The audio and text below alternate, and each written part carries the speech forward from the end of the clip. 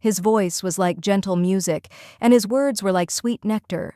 The mysterious stranger noticed her sadness, and with a smile handed her a small pink bottle with a potion, assuring that the lady had a chance to change forever and become what she wanted to see herself in the mirror. The heroine looked at the bottle. Conflicting feelings fought in her soul. Fear, hope, and mistrust mixed in her mind.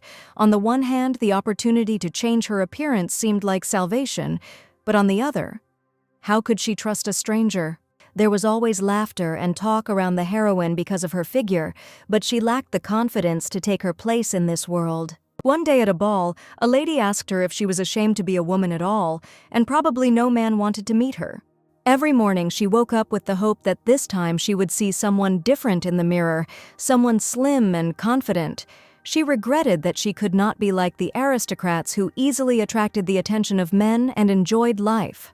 One evening, when the moonlight streamed into her bedroom, she opened the bottle and sniffed the potion. Its smell was sweet and enveloping, and with each passing minute the desire to drink it only grew. Realizing her inner fears, she realized that she would hardly be able to accept herself, and clutching the bottle in her hand, she took a deep breath and decisively drank the potion. She often dreamed of being different, and in the end, the heroine decided to take a step that could change her life.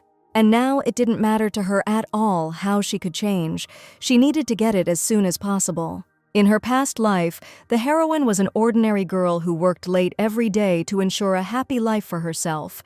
The workday had been long and exhausting, but now she could allow herself to let go of the tension that had built up during the day. She paused for a moment, allowing the fresh, cold air to envelop her like an invisible scarf. She walked a few steps, and each step revealed a world that often went unnoticed in the hustle and bustle of everyday life. People were rushing about their business because Christmas was coming soon, but she was in no hurry. Each year flew by for the girl as if it were just one moment, and in the hustle and bustle she again did not notice that Christmas was coming soon. Some of the girls she knew envied the heroine's beautiful face and toned body, but there were also those who laughed at her because she was an orphan and had been trying to get a scholarship her whole life. Others laughed at Yuna, calling her a poor thing who never had any luck in her life. The cold air heightened her senses, awakening in her courage and a thirst for adventure. With each breath she freed herself from fatigue and paved the way for new dreams and goals. Looking at the moon, her mood improved a little, and without looking around, the lady stepped onto the pedestrian crossing on the night city street. Suddenly, when she had already taken a step forward, the world around her changed dramatically. The bright light of headlights blinded her. It was a car rushing at high speed which did not have time to stop. In an instant, she felt how time stopped. All the sounds around her disappeared, and the only thing that remained was a bright light tearing apart the darkness.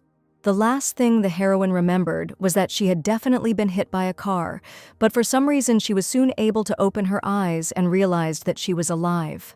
There was a man standing next to the heroine who called her Lady Diana, and upon seeing him, the heroine realized that she was not destined to die that night. As soon as she woke up, the man immediately ran up to the girl and in an excited voice rejoiced that she had finally come to her senses. He came running as soon as he found out about everything, and looking at Diana, he tried to find out if anything hurt her. The heroine looked at the unfamiliar man with frightened eyes and could not understand where she was and what language he was speaking to her in. When she came to, she remembered that she had definitely been hit by a truck and died, and she didn't even have time to think about anything except the bright light of the headlights. And she could not believe that she had died such a senseless death, but the worst was yet to come for Diana, and looking at her hands, which seemed incredibly plump to her, she screamed for a doctor to be called immediately. The heroine asked the man to bring a mirror to see what happened to her face, because her hands were definitely not like those the heroine had in her past life. The man gave orders to the maids to bring a mirror immediately, and everyone was very excited after the lady finally woke up. One of the maids finally found a mirror and handed it to the miss, whose hands were shaking violently, and she was clearly afraid to look at her reflection. But Diana had to look in the mirror, and as soon as she saw her face, she couldn't believe her eyes, because this definitely couldn't happen to her. Her heart started beating faster when she saw herself. She ran her hand over her cheeks, which had become plump, and raised her eyebrows in surprise. This was not just another version of herself, this was a fat girl, which she never dreamed of. In the mirror stood a girl she couldn't recognize, her body full and round, with soft lines and shapes.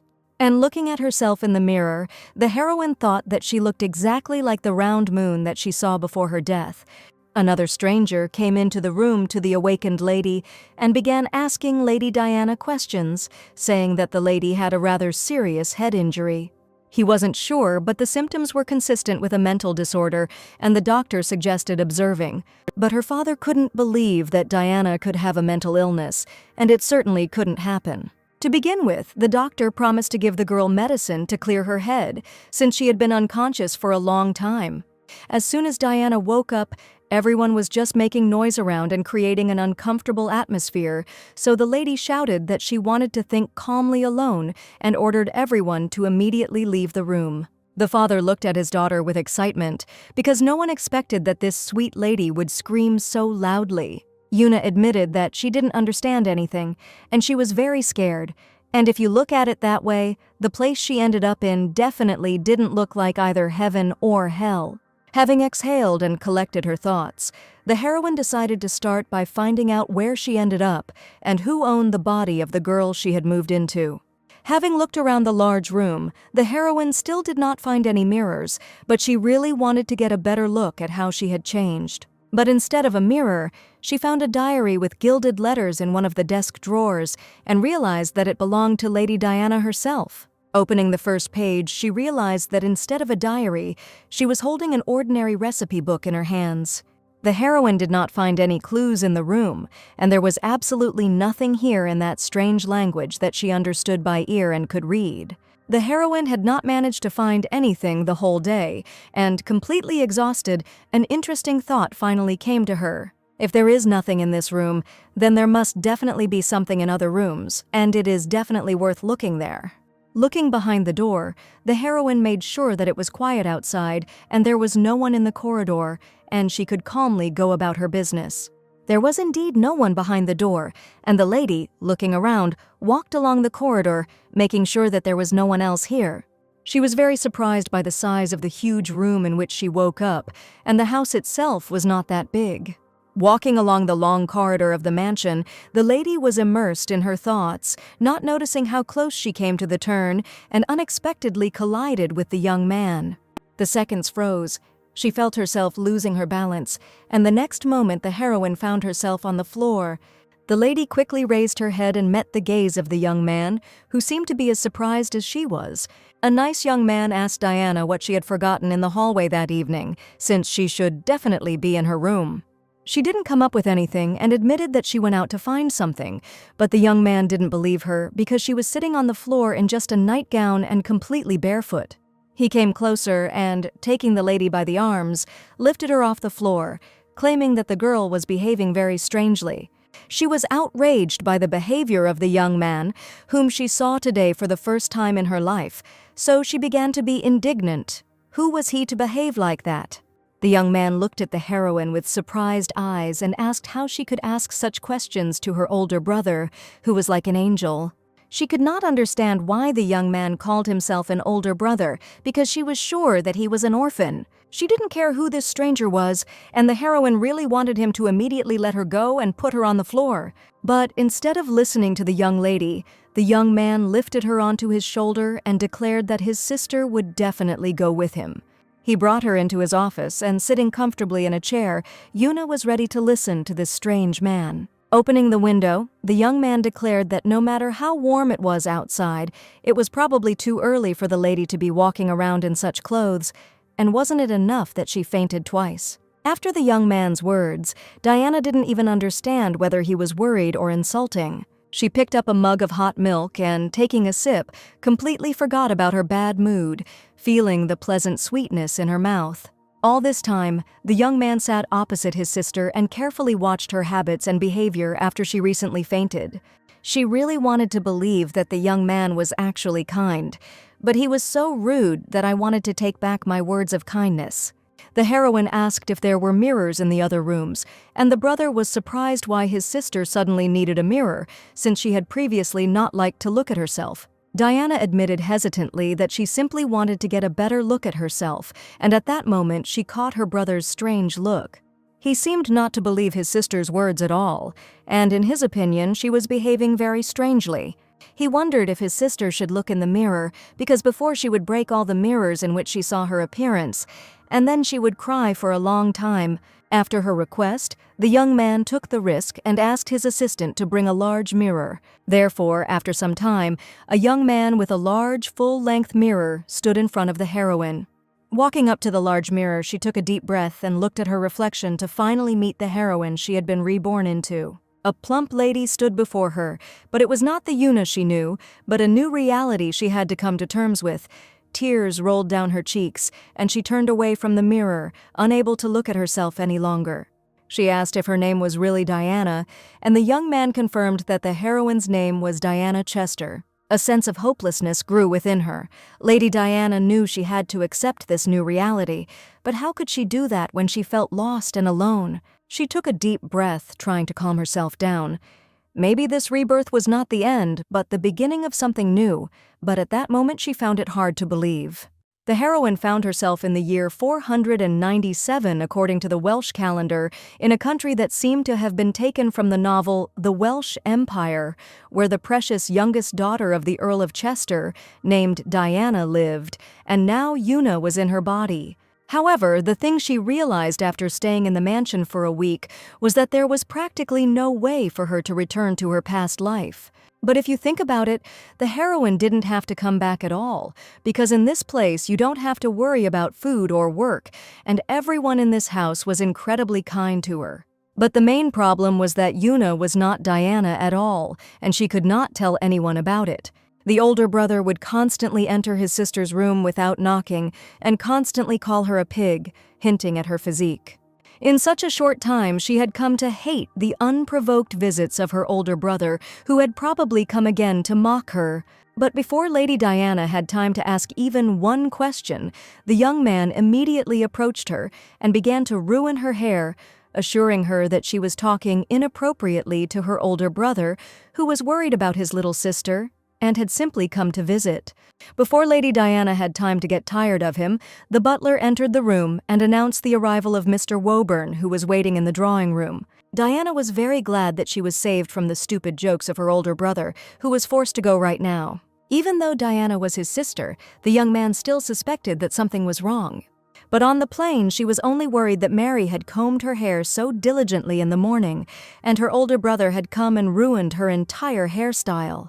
Heading towards the exit, the young man was indignant that he didn't even have time to drink tea at his younger sister's, but she didn't want to sing tea with him at all. After leaving the room, the brother reminded his sister to drink the medicine the doctor had given her and to sit quietly in the room because Mr. Woburn had arrived, with whom he was to have an important meeting. But Diana was not the type to sit idly in her room at the behest of her older brother, so she was only slightly curious to follow him and spy on him. After her brother left, she immediately went out the door to see which way he was heading. The young man noticed that Diana had left the room, and not even 5 minutes had passed since he told her not to leave, and this incredibly irritated the young man. He went out to the guest and said that it would be better for him to wait in the living room, but the young man insisted that he had only arrived for a short time. Diana watched her brother's meeting with the guest from the top floor, and for the first time saw that same Woburn. Woburn wore an elegant suit that emphasized his slender lines and gave him an aristocratic appearance. Having seen him, Diana did not believe that such a handsome man could even exist in the world, and now she was interested in why he came to visit his older brother. The young man joked that he had no urgent business at all, and he simply came to visit his good friend. But it was just a joke, and he handed the letter personally to Diana's brother, and apparently it was something particularly secret. She noticed that the boys clearly had a long-standing friendly relationship, since Woburn could say such things to Aiden. At this moment, the guest noticed that someone was watching their conversation, and he clearly felt a close gaze in his direction.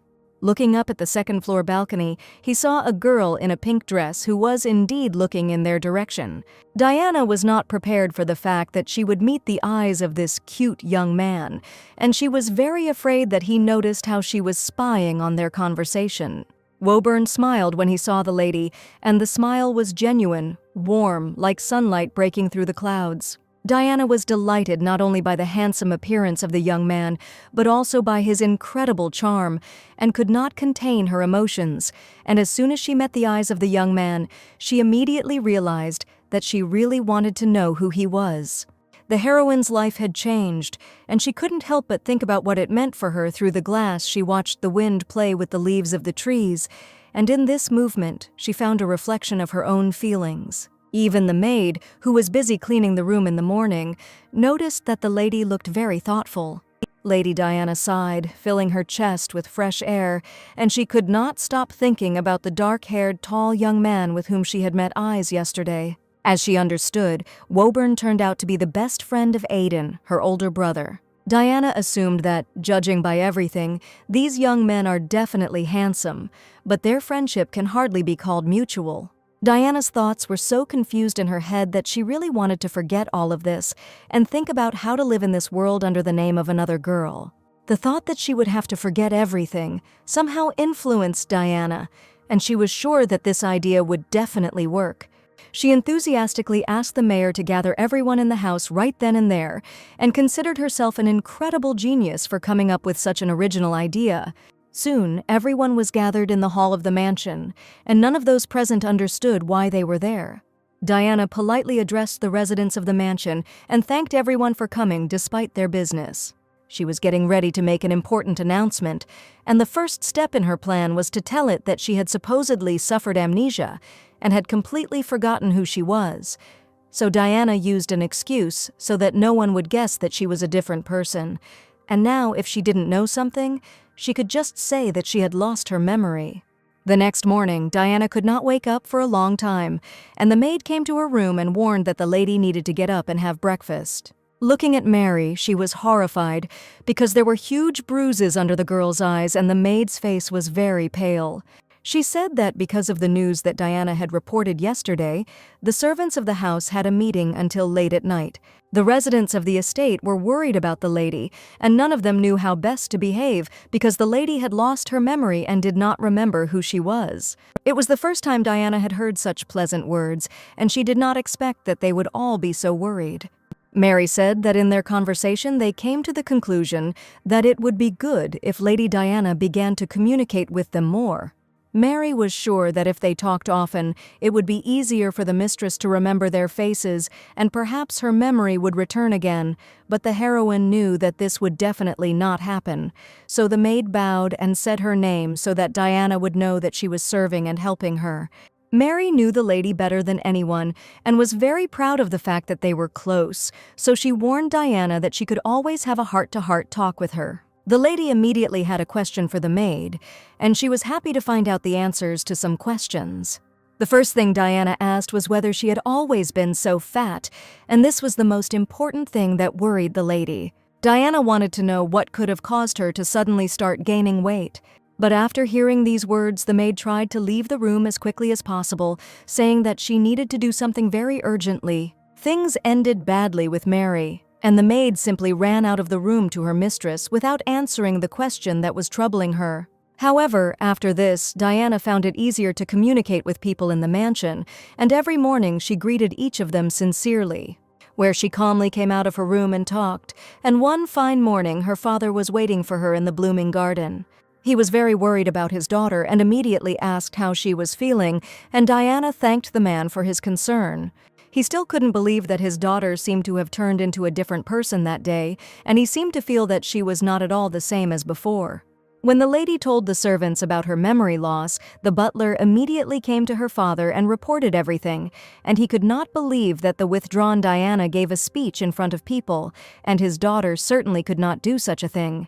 No one else was supposed to know about Diana's condition, and her father was not going to watch his daughter suffer a second time. So the father decided to talk about everything with Diana herself, asking in more detail about her amnesia. Diana asked the man not to worry and assured him that she was completely healthy, and if this was really the case, he would only be happy. She noticed that her father was very worried, but she could not understand how one could be unhappy in the mansion, because there were such incredibly delicious desserts in this house. The father met with Diana to talk and said that he would have to leave his daughter in such a state. He needed to go to the imperial palace, and he was very worried that Diana would be left alone in the mansion. She asked her father not to worry, Mary and other servants would be in the mansion, but in reality, Diana couldn't wait for her father to leave the house so she could finally check the other rooms. As soon as her father left, Diana immediately went outside and was glad that she could finally go out for a walk in peace, and this was her first normal walk since she remained Diana Chester. Taking a deep breath, the heroine felt incredibly fresh air, but suddenly heard a voice behind her. Diana really wanted to be alone, but even now she was unable to do so, and there really was someone standing behind the girl. It was Mary who insisted that the lady must not strain herself, and wherever she went, she was obliged to go with her. She must also be accompanied by a guard, Evan, who promised that he would not interfere with the mistress's walk under any circumstances, but would always be nearby. Diana happily thanked him, because what girl wouldn't want to be accompanied by such a sunny guy? This was the heroine's first walk in her new body, and she was very impatient to see the new world. Going for a walk, she was sure that a very cool day awaited her and believed that it would bring a lot of joy.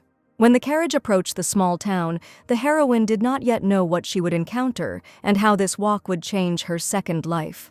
On the street, she was met by an aristocratic acquaintance who turned to Miss Chester and stated that the girl could not behave like a worthy lady. For some unknown reason, Lady Diana was sitting in the middle of the street, and probably the people standing around thought that the lady was making fun of her. Indeed, something strange was happening, and this young stranger had the audacity to insult Madame Diana in front of the locals. Everything happened very unexpectedly, and if you go into details, the situation turned against Diana. To understand how this happened, we need to go back a few hours, when Lady Diana became ill on the way from being very sick in the carriage. In Yuna's body, the heroine never suffered from motion sickness. Now she wondered if in Tiana's body the task was only the soul. Yuna and her servant stopped in the forest, and she went out to get some fresh air, but was soon ready to continue on her way again. She ran into the carriage and shouted that whoever sits down last would have to walk to the village. The maid was not sure that the mistress was in a condition to continue the journey, but they could not go against her will and obediently agreed to continue the journey. Stopping at one of the local taverns, the young man brought a rather large dish for Diana, and she was surprised because it was definitely Ivan who ordered it. Diana told the waiter that she had not ordered this dish, but the young man probably thought so because of her build. After this incident, Diana and the servants quickly left the tavern, and the young man apologized to the lady because he put the dish in front of her only because she looked like she ate a lot. While walking around the city, Diana decided to buy some delicious cotton candy to take her mind off the incident at the tavern. But when she took it in her hands, she was surprised again because she had definitely ordered a small size, but the seller assured her that the small cotton wool would probably not be enough for Diana, so he simply made it bigger. And Diana was again sure that the big cotton candy was sold only because it looked fat. A girl with her little brother was just passing by, and Diana approached the children with care, sharing some cotton candy. The girl asked if the lady had bought it for someone else and was very happy, taking the large cotton candy with her. Diana didn't remember Yuna ever buying anything like that for herself, and she had never even held the cotton candy that made little children happy. The maid asked if the girl's nausea had passed, and Diana felt fine, preparing to go on with her shopping. She was even given gold coins for pocket money, and today the heroine wanted to spend absolutely everything. She approached every shop inquiring about expensive fabrics, hats, and other interesting goods. Suddenly, Diana's attention was drawn to the luxurious dresses, and she could not take her eyes off the luxurious sky blue outfit, deciding to take a last look here. Evan understood that he would probably have to walk with two girls for a long time, but they had already walked around almost all the shopping rows. Evan already looked tired, and Diana suggested that the young man go to the carriage and rest, but he could not leave his mistress. The girls were irritated when they chose clothes in the presence of a man, so Evan remained outside anyway, guarding the bags with things. Entering one of the expensive luxury boutiques, Diana looked at the festive dresses with pleasure and wanted to choose the right one for herself. Not far from Diana stood two girls, and seeing the lady, they recognized the daughter of an aristocrat, about whom rumors were spreading about her plumpness. Diana politely asked to show one of the dresses that she liked, but the lady said that at the moment the store does not have her size. Mary was indignant, because in this store you could have clothes made to order, and she was incredibly irritated by the rude attitude of the girls. Diana also leaked this, but she was so tired of gossip that she no longer had the strength to worry, and she suffered from such treatment every time. The ladies continued to laugh at Diana, insisting that her servants had bad manners and that she had the audacity to shout at an aristocrat in an expensive clothing store. Diana didn't want to quarrel with anyone, and silently turned around to leave this place forever and never appear in this store again. But one of the girls clearly wanted to continue the conversation, and chuckled at the fact that Diana decided to simply leave silently. But this time the heroine was no longer going to tolerate ridicule, and approaching the lady, she said that if she had any complaints, then she probably had complaints against the entire Chester house. The ladies insisted that the maid had shamelessly butted into the conversation of the noble ladies and had behaved indecently. Diana stood up for Mary and confidently declared that in the Chester house, thoughtlessly and shamelessly is the family motto, and the maid only obediently follows it. The small size range and the fact that the store can only make clothes of specific sizes only speaks of unprofessionalism, so she wished the girls to work harder. Just as Lady Diana was about to leave with Mary, another lady entered the shop and recognized Diana Chester. As she left the store, the lady waved her hands and was dissatisfied, declaring that she would rather return to the carriage. Mary asked if the lady was okay, and she must have been very upset after what happened. In fact, Diana was in a terrible mood because this was the first time in her life that she had been treated like this because of her appearance. Mary looked at her mistress with admiration and admitted that Diana's speech was simply incredible. Evan was probably already tired of waiting for the girls, so the lady suggested going to him as soon as possible. But before she had time to walk down the street, the aristocrat appeared before her again and immediately recognized Miss Chester. Diana was surprised to see the girl and asked who she was, since she did not recognize the stranger at all. The indignant aristocrat rudely replied, how could Lady Diana not remember her, because it was impossible not to recognize Lady Marian. The lady came even closer to Diana and assured her that something had happened, while the lady was walking around the shops as if nothing had happened. Diana said so because she really didn't recognize the girl's face, and when she took a step back, she accidentally tripped and fell on the road right in front of everyone. The aristocrat laughed, saying that the lady probably couldn't stand on her feet because of her heavy body, and people might think she was making fun of her. Suddenly, a fair-haired lady came out of the crowd and asked everyone to be quiet because the situation was quite unpleasant, and she could no longer listen to what Lady Marian was saying. The lady asked why the aristocrat insulted her aristocratic status with such actions and seemed to allow frivolous behavior. Seeing the unfamiliar girl, Diana considered her incredibly beautiful, but she didn't know her either. This nice girl turned out to be Lady Camden, and she was just walking nearby and accidentally saw one of the aristocrats talking rudely. Suddenly she heard a disgusting voice and couldn't pass by, and she meant Marian's voice. Mary helped the lady to get up, and she really scared the maid with her sudden fall. Lady Camden was of the same status as Diana, but the lady admired her. This girl looked like a princess. Mary insisted that Diana herself had started to speak rudely, and why should she be so kind to her person? She confessed that she felt very sorry for Lady Chester because the Marquise had rejected her, so she spoke to her only out of pity. But Diana had absolutely no idea who they were talking about, or which Marquis the lady had in mind. She claimed that Diana confessed her feelings to the Marquis, but he publicly rejected her, and she declared that she no longer wanted to have any dealings with ungrateful ladies, and decided to take her leave first. The heroine could not understand what Diana had done, because she did not have a single friend. She wanted to thank the noble lady who helped her deal with the aristocrat. Lady Camden turned around and looked at Diana with a welcoming gaze, and the heroine was surprised at how beautiful and luxurious this girl looked. It was Sienna from the Camden family, and recently at a meeting the maid in the house said, If Diana sees a beautiful girl walking alone, then she is definitely their lady. In this, the heroine was very similar to Miss Sienna, and she also often liked to spend time alone. That evening, Diana lay down in her soft bed and was overcome with many unfamiliar emotions. She told Mary that she had been thinking about something for a long time and had finally made a decision. Diana said that she wanted to befriend Lady Sienna and was not even afraid of the fact that this girl was constantly alone. Diana already had a special plan for this, and they agreed to talk to Mary about it tomorrow, so that now the lady could quickly fall asleep and gain strength.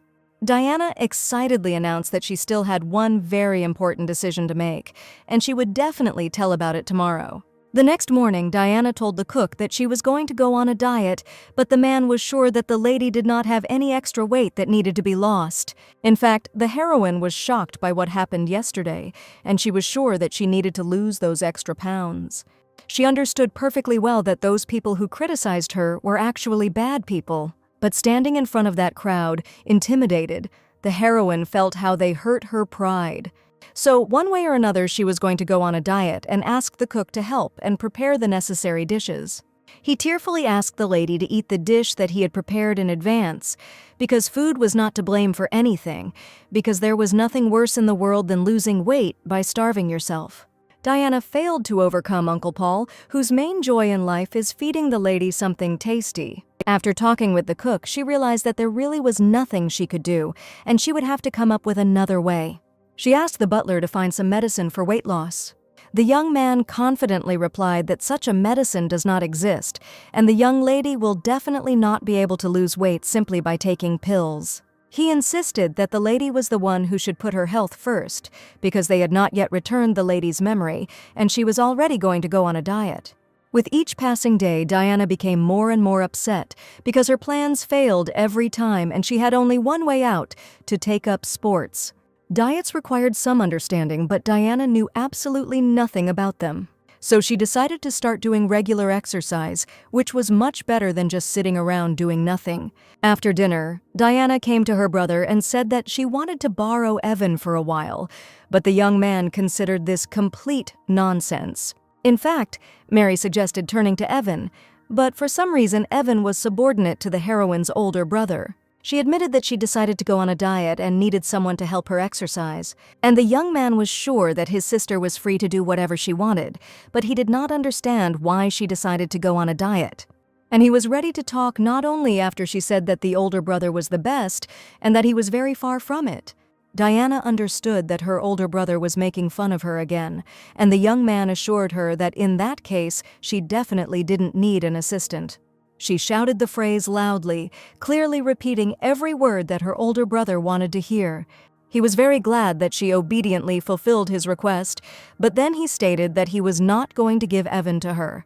And everything he said was just words, and his sister definitely won't be able to get his knight. The young man really couldn't give up his knight, because he occupied an important place in his squad. Diana's brother was about to leave for the north with the family's nightly company soon, and warned that they would be gone for some time.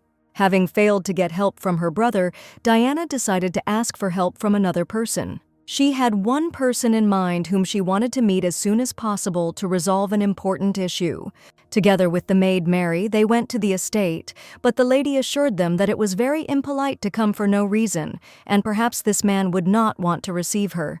But Diana had already sent a message in advance, and now she stood in front of the gates of the mansion, holding a box with a red bow in her hands. She was sure that this lady had absolutely no choice but to chat pleasantly, because she brought a tempting gift. The guards let Diana into the mansion, and she politely gave her name to the butler. But the young man insisted that they had not received any news that the ladies were going to visit them, and that there must have been some mistake. Here, the heroine herself made a mistake, sending the letter just 2 hours before the official arrival. The basics of noble manners dictate that if you are from an out-of-town family, you should obtain permission to visit in advance by exchanging letters a month before the meeting. The butler has already sent a man and promised that the lady will come down soon. However, since this is a sudden visit, it may take some time. Diana asked not to pay attention to her, because she understood perfectly well that she had arrived almost without warning. Spending the tedious time waiting, the heroine was surprised at how people occupy themselves in times without smartphones, and she just wanted to fall asleep. So Diana couldn't resist and lay down on the sofa in the living room because she had been waiting for many hours. Finally, a familiar female voice was heard in the living room, and the lady apologized for the long wait. Diana immediately jumped up from the sofa, insisting that she had not been sleeping at all, but the lady asked her to first get rid of the marks on her cheeks and then talk. She asked to get to the main point, and she was interested in the reason for Lady Chester's unexpected visit. After all, no one could do that, and everyone knew the rules of communication with aristocrats, but Diana managed to distinguish herself. She was sure it would be too burdensome if she told him that she had come here only to make friends with the noble lady. So Diana put the box with the red bow on the table and moved it closer to the lady. She asked her to take a look and then start talking. She was sure that there would not be a person in the world who would not like this present. Sienna smiled, clearly enjoying the attention that Ms. Chester was giving her. She assumed the gift might be a precious stone, but the surprised Diana knew that the box contained something completely different. She stated that even if it wasn't a gem or a statue, Diana was still doing something stupid. The lady decided to open the box and show what was inside, and the gift turned out to be ordinary sweet puddings. This vanilla pudding was made by the chef, and Diana thought it was very tasty, so she brought it to Sienna. She did not expect at all that the gift would be a dessert, because she was sure that the aristocrat had to bribe her with jewelry. Sienna asked if Diana was trying to show herself off by giving such a gift, but the lady insisted that she had not known that it was necessary to give jewelry. Surprised, Sienna walked up to Ms. Diana and loudly asked if she really wanted to please her so much, and that was why she had unexpectedly arrived at her house. Diana replied that Sienna also had no friends, and she would really like them to become friends. And she wasn't at all sure that Sienna should agree, because she was seeing this girl for the second time in her life. Sienna admitted that she deliberately didn't make friends and that they were like annoying flies to her. Diana smiled and replied, "People who don't have friends usually walk alone," and after these words she caught the lady's puzzled look. Sienna admitted that Ms. Diana had changed a lot since their last meeting, and the heroine was surprised because they had met before. As it turns out, Sienna had seen Diana earlier in the swamp there last year, and then the heroine looked completely different. Diana said that she had recently lost her memory, and that was why she did not remember their last meeting. She asked if the ladies had been friends before, since she had absolutely no memory of what their relationship had been like. After a long conversation, Sienna entered her room, slamming the doors loudly, and the lady seemed to be in a bad mood.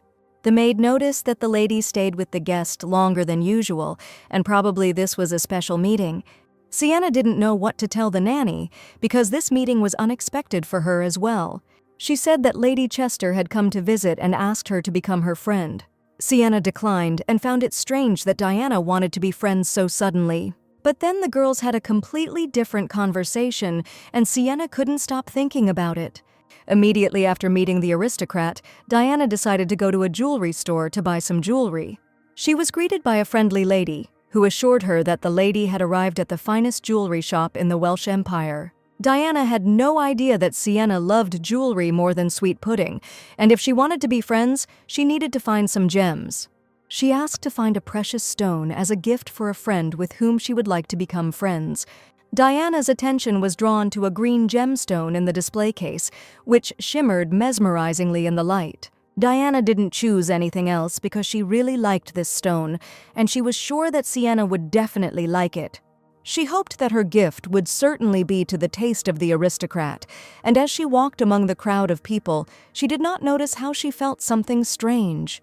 A young man from the crowd with short blonde hair and incredible sky-blue eyes looked at Diana. For some reason, he turned specifically to Diana, and among a large number of people, he paid attention to her. She thought that the young man was clearly mistaken, but he insisted that he wanted to ask the stranger something. He asked the lady to spare him a little time and was clearly about to ask him something. The young man assured that the conversation would not take much time, and he was simply attracted by an unusual girl from the crowd. His face was shining with kindness, and his smile was so sincere that it could melt any heart. He made his way through the crowd, and every step of his was full of confidence and lightness. He approached her, and at that moment everything around seemed to freeze. The young man stopped in front of her, and his gaze was full of warmth and interest. He introduced himself and called himself a Knight of the Order of St. Eliot, and was just busy with an investigation, so he wanted to check with the lady whether she had accidentally bought precious stones in one of the nearby shops. Diana wondered what this young man could be investigating, and she had indeed just left a jewelry store. She stated that she had never bought gemstones and was probably afraid that she might face some kind of punishment. She had no intention of telling the stranger about her purchase, and he thanked the lady for her help, deciding to move on. Diana watched the departing silhouette for some time, and this meeting seemed to have made an impression on her. She had just lied to the Imperial Knight, and there was absolutely nothing she could do about the situation when she met the young man. He left with the thought that the lady would regret what she had done, because he could clearly see the paper bag with precious stones in her hands. Back at the mansion, Diana looked closely at the gem and asked Mary if there was a law that would put someone in jail for buying stones. There was no such law in the Empire, and Mary asked the lady why she had decided to lie at all, and was now suffering. Diana was afraid that it might be some kind of trap, but Mary asked the lady not to worry too much and to go to bed so that she could get up with new strength tomorrow. The young gentleman had to go on a nightly expedition, and Diana had to be left alone for a while.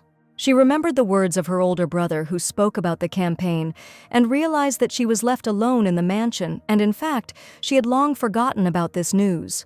The next day, Diana said goodbye to her older brother and wished him success on his expedition. Diana had absolutely no idea what to say goodbye to and could only wish that her older brother would not get into trouble in the forest. The young man found his sister's concern incredibly sweet and even smiled in response. But since he was too confident in himself, he patted his little sister on the cheeks and warned her not to wander around just anywhere and to better guard the house. Just recently, an urgent message came in that strange signals were coming from the forest in the Northern Territory, and that is why Aiden went to investigate. Diana asked her father how dangerous it was, since it could probably have negative consequences. The father assured that monsters might appear, and he could not say for sure that it was safe, but it was true that everything would be fine with his son. He also warned Diana that he might also soon leave on land matters and would also be absent from the mansion. Since his daughter was getting better, he decided that he could go and finish the work and that Diana should stay and look after the house. When everyone left, going out into the courtyard of the mansion, the heroine experienced a new strange feeling, as if emptiness had settled inside her too. A lot had happened lately, and Diana felt as if she had become even more melancholy than when she was a young heroine. After her morning walk, she returned to the mansion, since the absence of the young man was only to her advantage, and finally she was alone and could take advantage of the moment. A few hours later, she returned to Lady Sienna with a new gift and handed Lara a small box containing a green gemstone. She wondered if Diana had bought the gift especially for her, and she really hoped that Sienna would like it. Diana said that she had indeed purchased a gift for her personally, but to her surprise, the lady was interested in its price. Diana insisted that it was impolite to ask about the price of a gift, but persistent Sienna wanted to hear an answer to her question.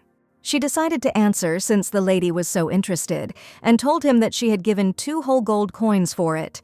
Sienna admitted that when Diana came and showed her the stone, she first thought she had been deceived, but now she was sure that for such a sum there could be no deception. And this stone is actually a fake, and it turns out that Lady Diana was probably deceived by someone. Sienna examined the gem closely, assuring that it looked real but that its color would become cloudy over time.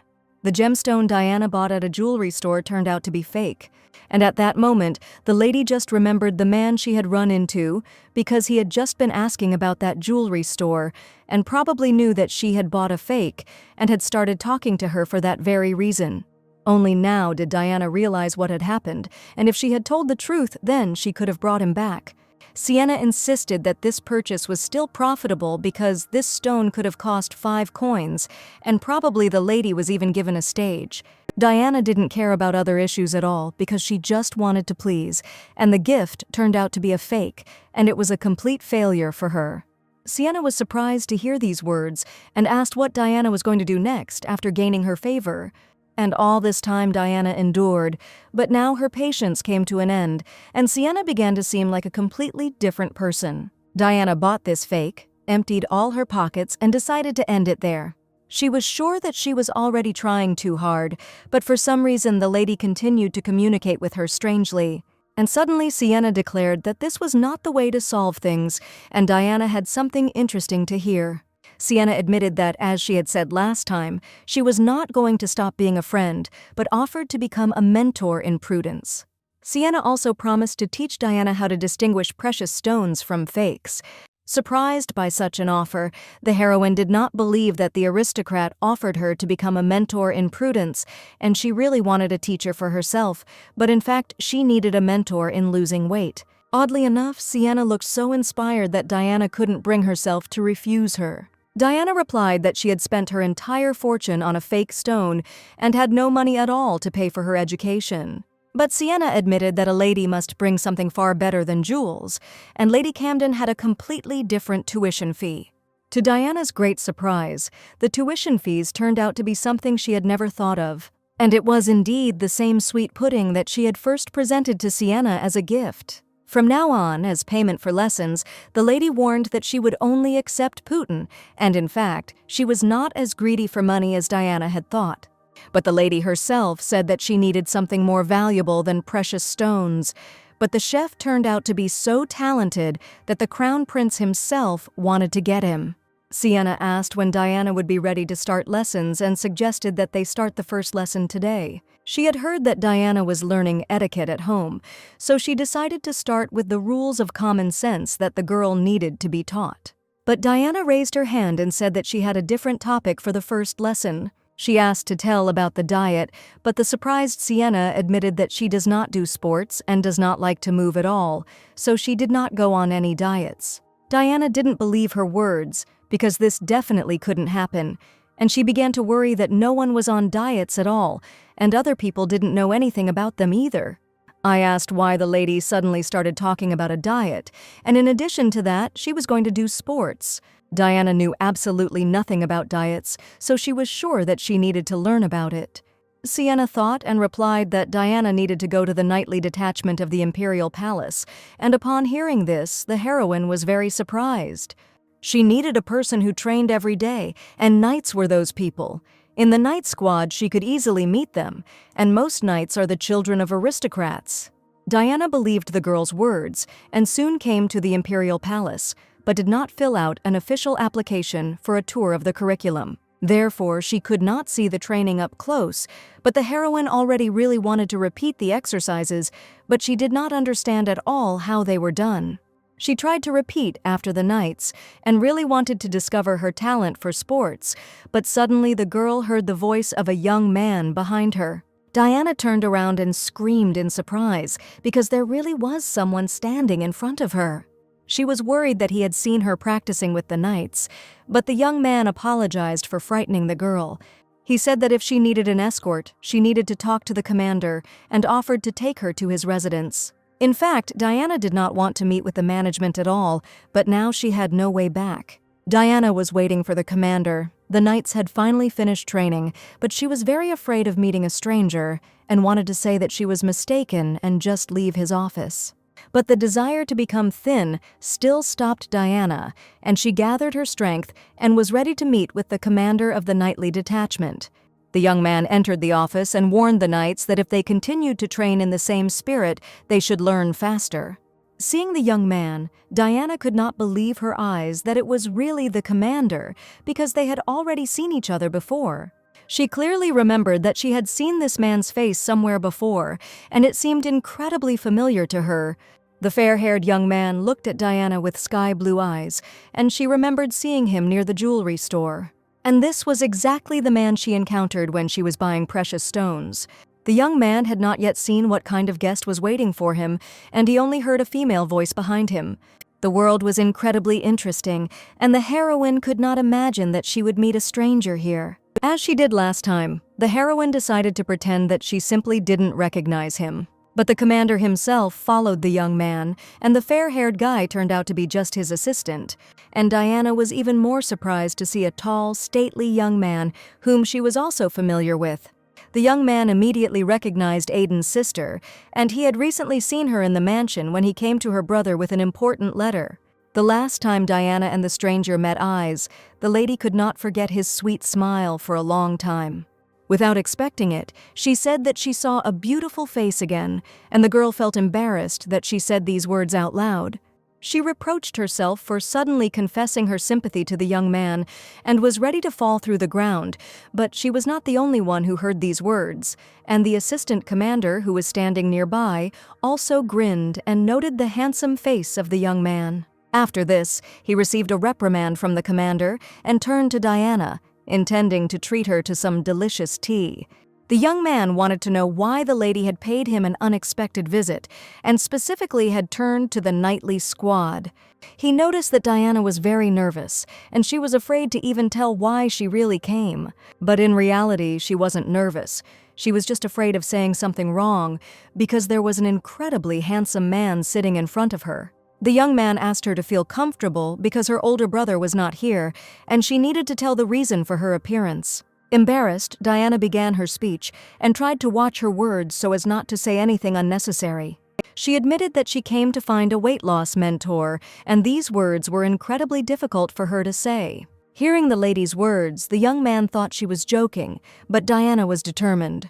Probably Diana expressed herself too bluntly and didn't explain much, but the girl needed someone who could help, but she understood that the commander could easily refuse her. Diana had absolutely no idea who could help her with the issue of losing weight, and she believed that the commander could help her. The young man promised to find the girl a weight loss mentor, and she was very grateful to him. He smiled and replied that he knew the perfect teacher who would definitely help Diana lose weight, and this person would definitely teach her without any pity. Diana was sinking into the sweet embrace of sleep when suddenly her world was filled with an anxious feeling. She had a bright and colorful dream in which she was in her favorite room, full of exquisite desserts. Even in her sleep, she was afraid to take a bite because she was afraid of gaining weight. But she knew that Paul had put a lot of effort into making the cakes, so she really wanted to try them. But suddenly, as if by magic, everything around began to change. The cakes, which had just looked delicious and tempting, began to slowly transform. Her heart sank with bitterness and disappointment. All those sweets that brought her joy now became a symbol of loss. Diana watched in horror as her favorite sweets lost their shape and turned into heavy gray lumps. Diana rushed around the room, trying to find at least one treat that would remain the same, but everything around was just lifeless stone forms. Hearing the screams, the maid tried to wake up her mistress because Diana was screaming too loudly in her sleep. She was shouting something about cakes and pastries, and Mary didn't understand anything at all and couldn't make out a single word. At that moment, Diana woke up and realized with relief that it was all just a dream.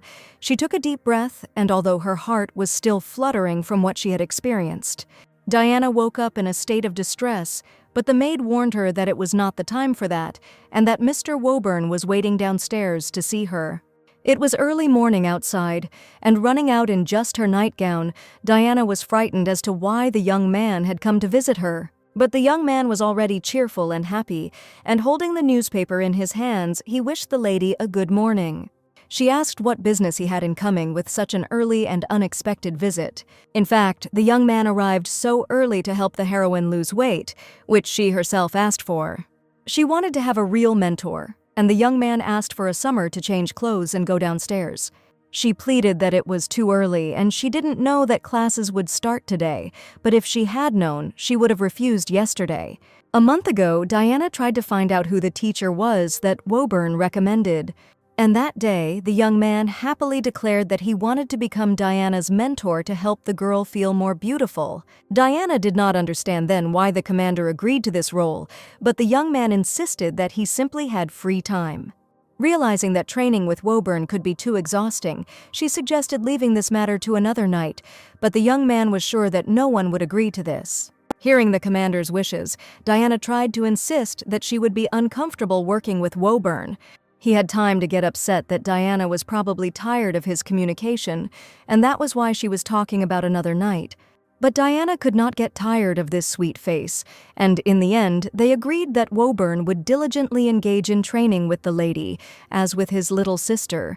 Diana understood that now she had no way out at all, and she would have to do all the exercises that the commander would provide her with. That's why this early morning she also couldn't refuse the cute young man who made her quickly change her clothes and go out to practice. Because the girl was still standing in front of the young man in just the nightgown she had managed to run out in. Leo smiled and asked who comes down to the guests in their pajamas, and the lady surprised him once again. After the morning meeting, Diana was excited because no one had warned her about the meeting with the gentleman, and she could not imagine that he would show up at such a time. The maid provided the lady with the most comfortable clothes, and today Diana even refused to wear makeup because she knew that she had a grueling workout ahead of her, where makeup was not needed at all, but she was still ashamed that Woburn had seen her like this in the morning. Finally, she was ready and went out into the court garden to the young man, who was already waiting for the lesson to begin. Diana was worried that the commander had been waiting for her for too long, so she ran out to his classes. The look of this sweet young man did not leave her indifferent, and she could not disobey his words in order to see this sweet face again. When the commander saw Diana's tracksuit, he was very surprised, because no one had ever done sports in clothes like that. Female knights train in riding uniforms or clothes, but Diana's clothes were not at all like sportswear. The commander suggested going together to buy a tracksuit, and decided to give Diana a gift through connections. She was ready to train with all her might, but the young man first decided to find out what level of endurance the girl had. He asked her to run 50 meters, and after completing this exercise, Diana simply fell on the grass, declaring that she had absolutely no strength left. Woburn wondered if the lady couldn't handle even that much of a load. Then what was she going to do next, since she couldn't even manage a simple jog? To begin with, she needed to increase her endurance, and suggested that the young men start walking every morning for 2 hours. Diana was glad that she had to do such an exercise. After all, she could walk with pleasure and decided that losing weight was even too easy. But after training, she saw her lunch, and now she also needed to control her nutrition. Woburn smiled and asked if the lady had not expected to see such a dish on her table. Diana was actually a little shocked because her plate only contained vegetables and lettuce leaves. Life had certainly not prepared her for this, and Diana even asked for a little time to adjust to the new diet, since now she had to eat only greens and salads for some time. Today was only the first day of losing weight. The ideal was already difficult to complete the tasks that the commander assured to carry out.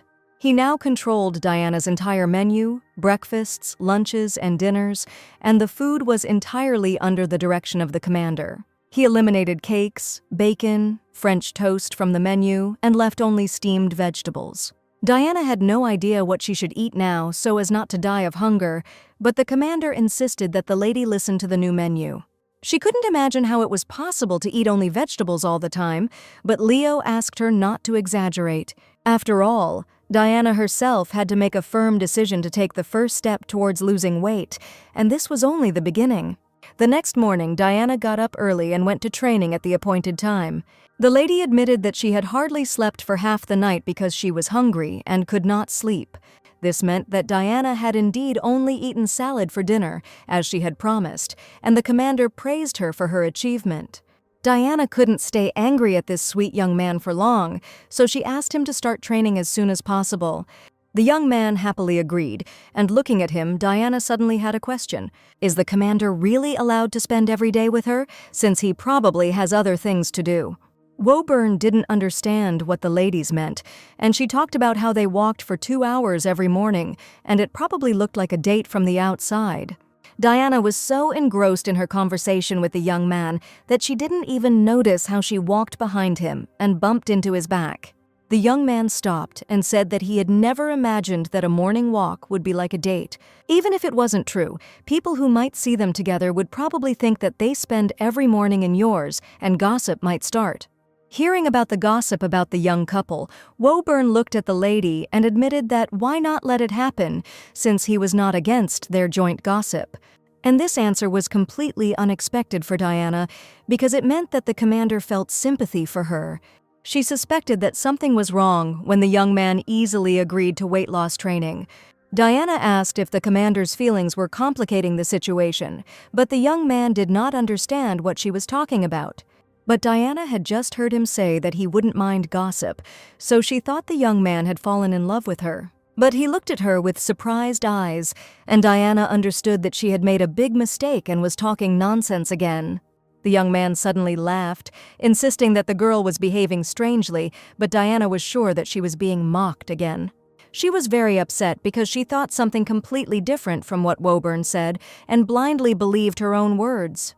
The young man confessed that he said so because he had a certain situation. The thing was that there were already some ridiculous rumors circulating about Leo, which he had only recently learned about. Since he constantly saw her older brother, many began to say that there was a close friendship between the young men. And as soon as Diana heard that such stupid rumors were circulating, she was so surprised that she couldn't even find what to answer and simply stood there dumbfounded. Woburn smiled and replied that it was because of the 3 brothers he was the only one still unmarried. A man who is of age to marry does not have a partner, and they are constantly together, and the reasons for gossip are quite obvious. But Diana herself recently thought that the friendship between the young men was too unexpected, and admitted this to the commander. In any case, if I gossip, then the young man it would only be to his advantage, because the first rumors would fade into the background. The heroine didn't want to become part of stupid rumors, but she really wanted to lose weight and train with the commander. He smiled and asked how Lady Chester's appointment this morning had gone, if that was what it could now be called. But unexpectedly, during the conversation, Diana covered her face with her hands, and the perplexed young man looked at the lady and remained silent. He asked what was happening to the girl, but Diana continued to stand with her eyes closed and asked the young man to stop. She begged him to stop using her face as a weapon of seduction, but he smiled because Diana was waving her hands too cutely. He assured her that he had never tried to seduce her and asked Diana to open her eyes and promised not to do it again. But as soon as she opened her eyes, he looked at her carefully, as if he was closely observing her very soul. And Diana shouted at her even more so that Woburn would not make that face again, and especially not come so close. But she reacted very funny, and Woburn wanted to tease her even more. The young man laughed and asked if Diana would still continue training if rumors spread. She pushed Woburn away to get him to move away and admitted that she had a couple of conditions. She was going to have a serious talk with the young man so that he would no longer dare to behave like a stupid boy. Where she admitted that she likes handsome men, so the commander should be careful in the future. If she falls under the commander's spell and confesses her love, then he will have to do something after that. After the threatening words, the young man only laughed loudly, and it was incredibly sweet for him to watch everything that was happening. For the young man, this was the most pleasant compliment he had ever heard, and he immediately confessed it to the girl. Diana asked not to make a cute look, not to smile a cute smile, and also not to flirt with her. The young man promised to be careful in the future, and wanted to know what the heroine had decided to put forward as the second condition. Diana asked to reschedule the training because she didn't want the commander to come to her every day at dawn.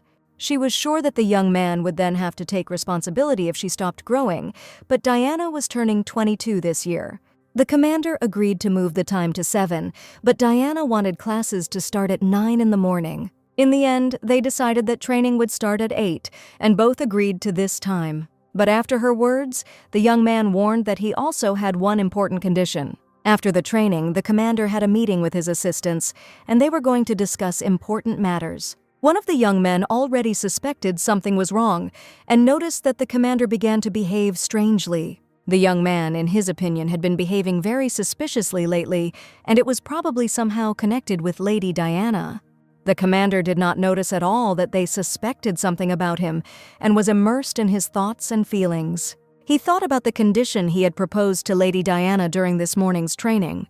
Today, he asked Diana to stop calling him Commander and to call him simply Leo. The main thing is that the lady never calls him Commander again, because there is no official relationship between them. Leo even suggested that the girl call him older brother, but Diana was worried that calling the commander by his first name would not be very polite. She suggested another name for him, and at the meeting, Leo laughed out loud, not expecting him to do it out loud.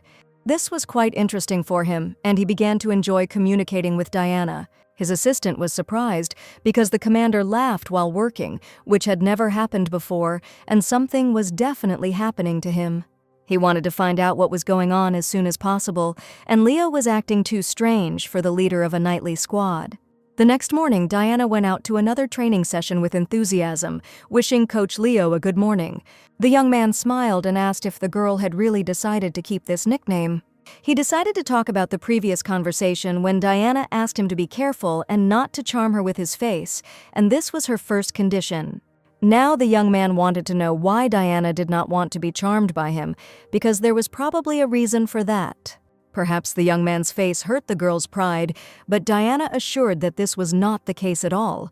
There were many reasons for this, and the lady was not quite ready for such a conversation, so she suggested not to waste precious training time on empty chatter. I wasn't at all sure that I could date someone in someone else's body, and I just wanted to end this conversation as quickly as possible. Diana assured that if she was charmed, she would not perform the exercises in good faith and would simply look at the commander's sweet face all day long. Also, thinking about him, she will not be able to lose weight because she will constantly think about him.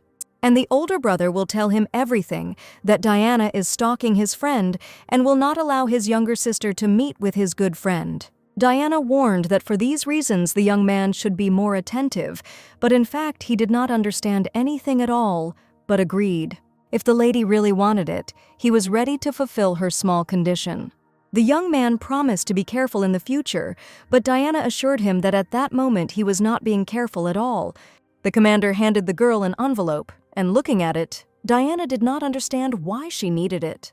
It turned out to be a small gift. And after these words, the lady happily took the letter in her hands. In anticipation, she opened the envelope to look inside and see what gift the commander had prepared. But in the envelope there was a sheet of paper with dishes, and it was a menu that had to be followed during training. Seeing the piece of paper, Diana boldly held it in her hands and asked the commander if he really decided to make a joke on her. But the young man asked her not to throw away the piece of paper because he had been diligently preparing a special menu for her. Diana was incredibly angry at Leo, considering him a real villain and not a weight loss teacher. After training, Diana felt tired, but Mary praised the girl every morning for her efforts because she did not miss a single day. Suddenly, Diana noticed that her clothes had become a little big for her, and she had probably managed to lose weight during the few days of training.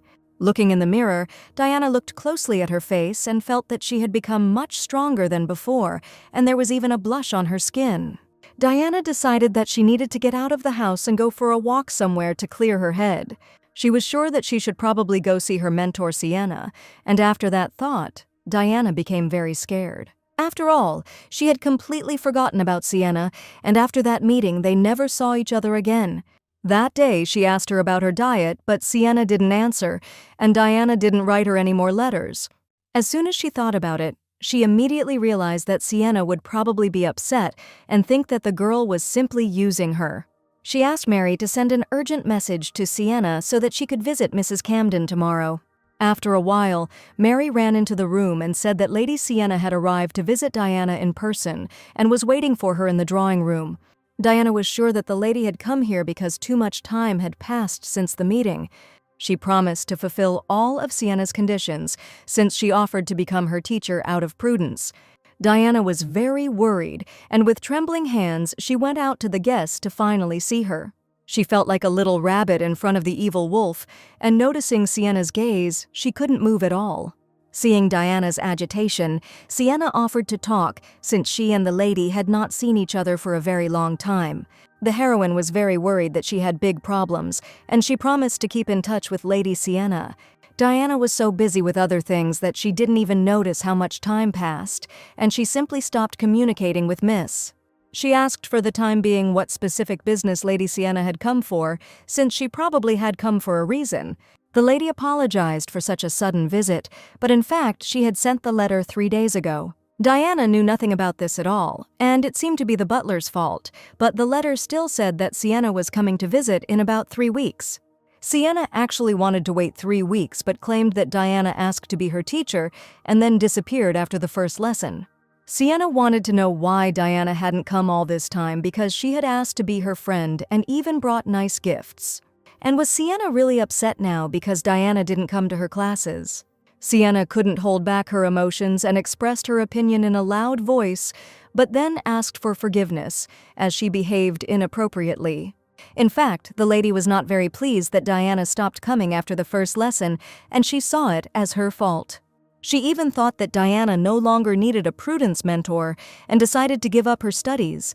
Diana insisted that she needed to explain everything from the very beginning, and everything was not at all as Lady Sienna assumed. She asked Diana to wait a little, and first she wanted to find out something important for herself. She asked if Mr. Leonard really became her trainer, and Diana confirmed that she and Leo were indeed training. Sienna was surprised when Diana called the boy by his first name, since it was an informal form of address. Sienna was now curious about what Leonard called the girl, and Diana needed to tell the truth.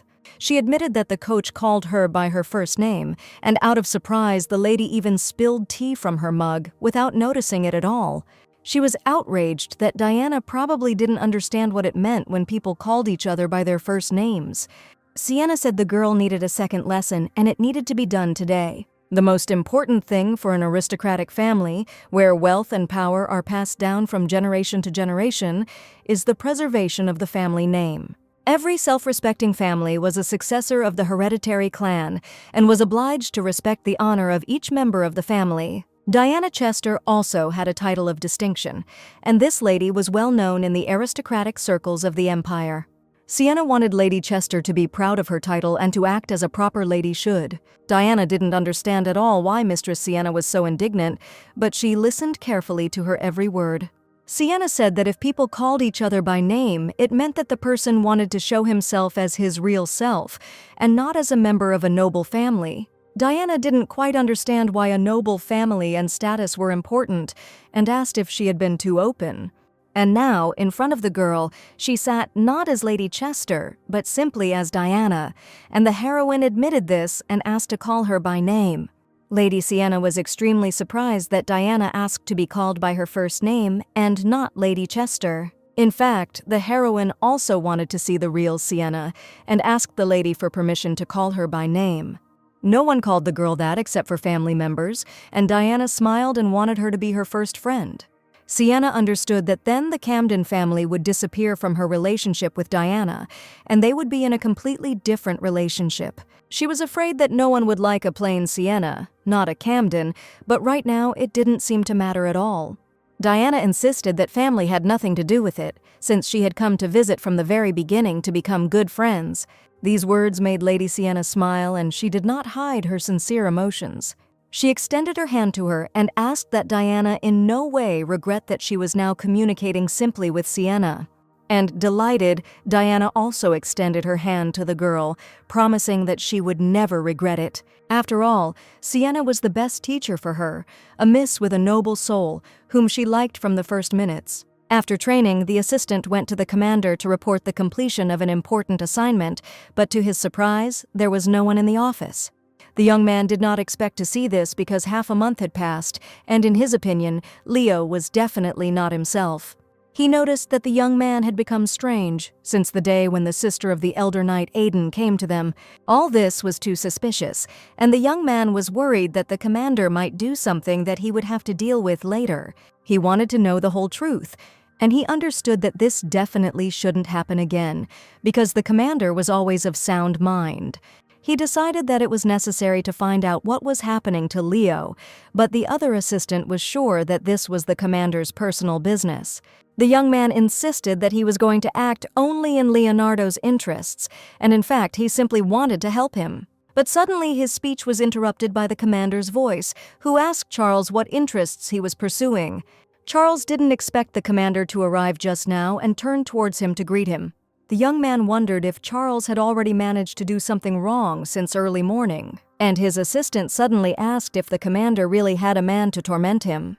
Charles also looked rather strange, and the commander asked if the young man had too much free time for stupid thoughts. But the young man insisted that the commander had been very strange lately, constantly laughing suspiciously and looking too cheerful. He also noted that it all started when that girl came here, and he was not going to hide his opinion from the commander. Assuming that the person the young man is tormenting is definitely Aidan's older sister. And now Woburn learned that ridiculous rumors had started circulating about him and Diana. That evening the commander felt very tired and did not notice how he fell asleep on the sofa, forgetting about the morning meeting. His assistant was sure that there was no need to suffer so much and that they could simply reschedule the meeting without holding it in the morning. The commander usually liked to sleep until lunch, and early rises made him incredibly nervous.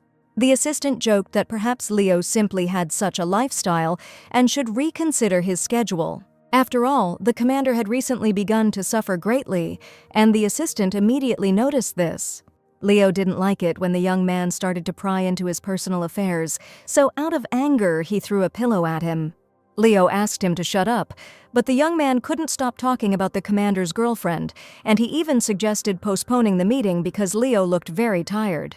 The young man insisted that in any case the meetings could not be postponed, even despite extreme fatigue. Today Leo was also going to go to the Chesters and was probably tired because of the morning training. He said that Diana was complaining about being fed only grass, and the lady was seriously unhappy. Every day, Diana fought her desire to eat something sweet, but she was only allowed to eat greens and vegetables. The cook couldn't believe his eyes that the lady who always talked about sweets as the only joy in life was now eating salads every morning. Paul had been preparing only desserts for the lady for over 10 years and was ready to sacrifice himself for her. Since the lady started her diet, she has not eaten a single dessert and has been responsible for her health. So Uncle Paul asked the coach to reward people for such efforts and allow Diana to at least taste something tasty today. Leo said it was a bad idea and didn't even want to listen to the chef's persuasion, who had already brought the cake. But everyone felt sorry to throw away the freshly baked desserts, so Leo reluctantly agreed to eat them. Diana saw how eagerly the young man ate the sweets and suddenly felt a strange sense of déjà vu, as if she had already seen this scene. And indeed, these cakes were already in her past life, and it was called mukbang. Diana even got up from her chair and asked the coach to eat more than 10 cakes, and shouted this word loudly. But unfortunately, Leo did not understand at all what she was saying, and the heroine began to realize that in this world, such a word does not exist at all. Leo ate the delicious profiteroles instead of Diana, but she seemed to feel the sweet taste in her mouth, while the young man was exhausted from the sweetness. After a few pieces of the left one, he admitted that he could no longer eat the cake and that he didn't like them at all. Diana couldn't believe that he ate only 2 cakes, because if she were him, she would have eaten all 10 pieces. In ancient times, mukbang was considered to be eating tasteless grass, and while eating, people would also say out loud how fresh the vegetables were and how delicious the sauce was. Leo insisted that Diana was clearly better at eating the cakes, but she really wanted him to eat more of them. After all, Diana was sure that for the sake of her diet, the trainer had to master the art of mukbang. After this dinner, Leo thought about what happened for a long time and even asked his assistants what they thought about someone sitting opposite and simply watching another person eat. After thinking for a while, the boys said that this was very strange. And why should a person get pleasure from how another person eats? Leo couldn't stop thinking about it, and he also thought Diana's behavior was very strange. The assistant asked, judging by the fact that the commander was constantly asking strange questions, he was probably just lonely. And Leo laughed. Since he was so lonely, surely the assistant would be happy if he offered to go and live with him. At the last words, a pen flew at the assistant because he really thought that the commander was talking about this seriously. He was sure that this was all a waste of time, and Leo probably needed to think about what was happening. Looking at the time, Leo realized that it was time for him to go and ordered his assistant to stay and do the necessary work. He asked if the commander was going to meet the elder knight's sister again, since he goes there every day, and if this wasn't true love. Leo was sure that there was no place for love here, and the assistant was simply talking nonsense. The commander would never have done such an annoying job, much less taken payment, but the young man didn't want to listen to it anymore and simply left the office. He turned to his assistant, stating that if it turned out to be love, then in the future he would be able to address him as a younger brother. The assistant was glad that his opinion was entirely valid, but he did not understand at all that the commander was simply making fun of him. As he left the office, the commander suggested that Charles would probably spread stupid rumors about him or Lady Diana. The commander's carriage was already waiting at the main gate, and one of the knights informed him of this. But Leo, jumping on his horse, declared that he wanted to go on horseback today, and there was no need for a carriage. It all started with the young man simply starting to help Diana because she was his friend's younger sister, but he himself never had any sisters. He was sure that the reason was only help, but now the young man was overcome by strange excitement. Today, he rode up to the gates of the mansion on horseback, and Lady Diana had been waiting for the coach's arrival since early morning. Diana asked why the coach arrived on a horse, since it was much more comfortable to travel by carriage. The young man came closer and admitted that he simply wanted to see the lady sooner, and so he decided to go on a horse so that it would be faster. Leo wished Diana good morning, and his voice was incredibly gentle today. Diana felt a little awkward and embarrassed because she didn't expect Leo to say nice words to her. That he arrived somewhere early only because he really wanted to meet Lady Diana as soon as possible. Diana was indignant. Was the young man really making fun of her again and deigning to make jokes right from early morning? She stepped forward and sternly declared that she would no longer fall for his tricks, suggesting that they should go to training faster. The young man smiled, but in fact he was not joking at all, and he really enjoyed communicating with Diana. Diana was indignant that Leo dared to worry her in vain, and she smiled a sweet smile on purpose. After the training, Mary praised Diana for her diligence, and today it was necessary to attend a lesson in prudence at Lady Sienna's house. The maid asked how the classes were going, and Diana found them a little boring, but at the same time she understood that they were very useful. The most important thing was that she had finally become friends with Sienna after that situation, and now the ladies were communicating well with each other. She arrived at her home early in the morning for classes, and Sienna immediately provided Diana with books to study with. Sienna insisted that there was a lot of reading to do, and that her studies were no match for her sports activities. Sienna stated that last time she listened to Diana and made a decision, but the lady seemed not to understand what was being discussed. Sienna stated that she was going to train Diana better than Master Leonard, and it was her responsibility. Diana didn't understand why they couldn't just be friends, and Sienna asked the girl to open the book to the first page. Because she wanted to become better than Leo, and she was going to become the best teacher for Diana at any cost. It seemed things were getting serious, and Diana would really have to take lessons. After regular exercise, Diana became much more resilient and felt that she was getting tired much less. Leo was sure that Diana was very lucky to have a coach who was not at all modest. Diana said that she had a friend who was eager to compete with him, and the young man was excited to find out who she was. When he heard about Sienna, he didn't even understand who they were talking about because it was the first time he heard her last name. Sienna wanted to become a better teacher, so that training with Leo would fade into the background, but the boy did not understand the reason for her actions. He didn't understand why he was trying to do something impossible, because he was sure that it was impossible to become better than him. And Lady Sienna would hardly have been able to develop Diana's endurance, and the young man was more confident than ever. Diana admitted that it wouldn't really be difficult for her to develop endurance, but she would be fine with simple walks. The young man insisted that the fragile lady could not cope with what he was doing, and that few people could cope with his workload. The commander wanted to gradually move on to another activity, since Diana had been making progress recently, but now he realized that it would be unlikely to be possible to move on gradually. Leo warned that they would teach the girl more than just exercises that anyone could learn. After all, a coach is the person who is always nearby, and he must teach her something that she definitely couldn't handle. He asked Diana to prepare for tomorrow, and Diana did not understand that she had gotten herself into this whole thing for nothing. Leo supposed that Lady Sienna must have liked Lady Diana so much that she had even entered into a senseless rivalry with him, where she was sure that Sienna didn't want to become friends, but they seemed to have a pleasant conversation.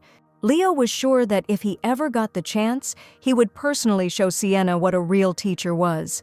He considered himself a great coach, and now Diana clearly realized that there was a struggle between these two people, and there was no way they could meet. Until, at the end of the training, Diana admitted that, compared to the lessons in prudence, this was much more important. Diana enthusiastically admitted that she was very hungry and also wanted to try some delicious salads as soon as possible. In fact, Diana just wanted to spend more time with Leo because she enjoyed talking to him. But suddenly an agitated maid approached her, and Diana realized that something must have happened. She said that a guest was waiting for her, and the lady had no idea who could come to see her at such an early hour. To the great surprise of many, Mary said that the Earl of Camden's daughter, Lady Sienna, had arrived. Leo laughed and said that they had a lot to discuss and could have lunch together, but Diana prayed that Sienna would just leave. Diana wanted to enjoy her dinner so much, but now, sitting at the table with Sienna and Leo, who had already become rivals, the girl felt completely awkward. She tried to diffuse the situation and turned to Sienna, asking why she had decided to visit her. The lady exercised every day, so Sienna decided that prudence classes should also be held every day. But Leo was against it and wasn't sure that this subject was so important that it should be taught every day. Diana knew that if the two ever met, there would be no avoiding a fight between them, but she didn't want to be the cause of it all. Sienna insisted that if the young man really wanted what was best for Miss Diana, he needed to give her this knowledge so she could apply it in life. Leo did not understand how it was possible to have such a lack of faith in his student, because a teacher should be happy to watch his student grow, and with these words he deliberately provoked the guest. And the heroine had absolutely no idea how to calm these two down so that they could communicate calmly with each other. Diana smiled and said loudly that if the guests were finished with dinner, then they should probably start on desserts, but in reality, she just wanted them to stop arguing. But it turned out that the guests did not want to calm down and looked angrily at Diana when she asked them to calm down. They asked her to choose what was more important, sports or a lesson in prudence, but Diana didn't want to choose at all. Having risen from the table, the guests insisted that Diana finally make a choice because it was important for them to know which lesson was more necessary. Leo didn't understand how lessons in prudence could be more important than sports because your health depends on your physical fitness. But Sienna didn't think so, and was sure that lessons in prudence would help the lady achieve greater heights in life than ordinary sports. That's why these two still demanded that Diana choose what comes first for her. Diana knew she needed to say something, but she also didn't want to choose between Leo and Sienna. So she dragged out the time for a long time and tried to think of something to finally put an end to this quarrel. She replied that she loved delicious desserts the most, because it would be nice if the guests could now eat something sweet and finally calm down. Diana understood that if she chose one of them, they would still continue to quarrel, so it was better not to choose anything at all. And if the lady decided so, then there was nothing they could do, and the guests could only come to terms with Lady Diana's choice. Sienna asked. Perhaps Leo didn't know, but the Chester chef had extraordinary skills in making desserts. But the young man replied that he could not help but know this, since he ate desserts every day. He also told about the sweet profiteroles that the chef had recently prepared, but Sienna had probably never even tried anything like that. But the lady insisted that the chef's crown dessert was pudding, and it was surprising that the coach had not tried it yet, visiting the Chester's house every day. Uncle Paul waited until the guests finished talking, and with their permission, asked permission to place the desserts on the table. But today's dessert was completely unusual, and it was definitely not profiteroles or pudding. These were the crispy macaroons that Lady Diana was incredibly fond of. Diana found this very touching, but assumed that the cook should be monitoring the mistress's menu, but he decided to cook something that she really liked. Leo turned to Lady Sienna with the question first, and probably wanted to try to establish communication. He picked up one of the cakes and asked how much Lady Sienna knew about mukbang, because as an aristocrat she obviously should know about it. The girl was surprised because she heard this word for the first time, and did not know at all that one could observe how I am a person and get pleasure. Leo stated that Lady Diana had been crazy about mukbang lately, and was planning to eat one of the sweet, delicious cakes. Sienna was sure that it was not difficult at all, because the main thing was to eat with pleasure and not through force. Sienna picked up one of the cakes and was about to eat it, but Diana quickly turned to her. The lady was outraged that it was indecent to attract people's attention while eating desserts. The heroine was completely fed up with the communication between these two people, and she screamed at how one could be so insincere about a mukbang. Diana asked the coach to lift the ban on eating desserts and wanted to show the most high-class mukbang, and Leo even thought about this proposal. Diana assumed that if the coach liked it, he would probably let her eat a few more, and that way she could eat even more cakes. Taking a chocolate cake in her hands, Diana began to talk in a pleasant voice about the taste of salted caramel. She told how the sticky filling combines with the sweetness of the caramel, and this dessert can be eaten endlessly, and you definitely won't get tired of it. Where she ate one cake, and the guests, looking at her with surprised eyes, saw a real mukbang for the first time. She wanted to scold the lady for not observing etiquette, but she couldn't even get angry because Diana really did eat very appetizingly. Suddenly, Leo hit the table and said that he would soon go crazy, and it seemed that the young man's emotions could not stand it. He admitted with admiration that Diana really showed high-class food eating, and he saw such a show for the first time. Sienna didn't even believe that Leonardo was capable of smiling like that, because previously this man had always been modest and serious. Diana was glad that the coach liked it. And then she reached for the next cake, but Leo stopped her hand. After eating just 2 cakes, the lady realized that it was not enough for her, and she was not allowed to eat desserts at all anyway. The trainer patted the lady on the head, claiming that all this was being done only for her to lose weight. Diana herself understood perfectly well that she shouldn't eat a lot of sweets now, but she knew that Leo was probably making fun of her again. He asked her to promise that Diana would not eat the cakes elsewhere, and in that case he would be happy to consider changes to the menu. The young man allowed the girl to eat one more cake, and Diana decided to stop there today because she was worried about her figure. All this time, Lady Sienna was watching Diana and Leo's sweet conversation, and it seemed to her that there was something more between these people than just a connection due to joint training. After lunch, the coach finally left, and Diana was left alone with Lady Sienna. She suggested going into the living room to chat a little, and she was very eager to talk to the girl. But for some reason, Sienna looked very tense and angry, while Diana smiled kindly and tried to talk to her. Sienna had been acting rather strange after dinner, and Diana assumed she was angry. But even when she and Leo were arguing, she hadn't seemed that angry. And is she still under the impression from her mukbang, and in fact where she just hasn't eaten desserts for a long time, so she couldn't resist? But since Sienna's people had taught her prudence, her mood could well have worsened. Settling comfortably in the living room, Diana offered to give a lesson or talk about Sienna's favorite gemstone. But the lady refused to talk calmly, claiming that the stones were far from the most important thing now. Diana was worried that she had just broken the rules of etiquette and apologized that she had simply not eaten sweet desserts for a long time. That was not the case at all, and Mistress Sienna suddenly asked if Lady Diana was dating Leonard. Diana choked on her tea in surprise, and since she had not expected such a question at all, she now had to find out why Ms. Sienna had decided to think of her that way and how it would affect their studies and communication. As Diana headed to training on a sunny morning, she couldn't stop thinking about what Sienna was implying about her close relationship with her trainer. The heroine called the coach as soon as she saw him, and she was already eager to start training. Diana was sure that they simply had a very good relationship as a student and teacher, and they were comfortable being with each other.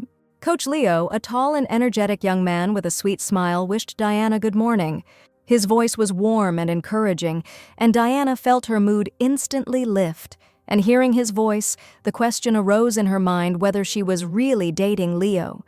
Looking at him, she couldn't believe that such rumors had actually started, and only now did Diana wonder if she felt sympathy for him. A day ago, when Sienna asked that unexpected question about Diana and Leo's relationship, she convinced the girl that everything was not like that at all. But Sienna was sure that Diana and the coach were having an affair, and it was definitely not one-sided courtship and sympathy. She tried to find out what kind of relationship Diana and Leo had, but the heroine insisted that there was absolutely nothing between them. She probably thought so because of the morning meeting, but Diana insisted that morning walks were weight loss exercises. Sienna was very indignant because her question did not arise at all because of morning walks, and she was trying to get the truth. The Camden and Woburn families have always been very close, so Sienna had crossed paths with Leo since they were children, and their fathers were good friends.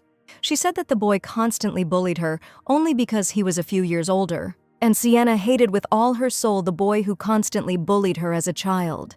But seeing their communication with Diana, and how this man, known for his rude character, stroked her head, she thought about it.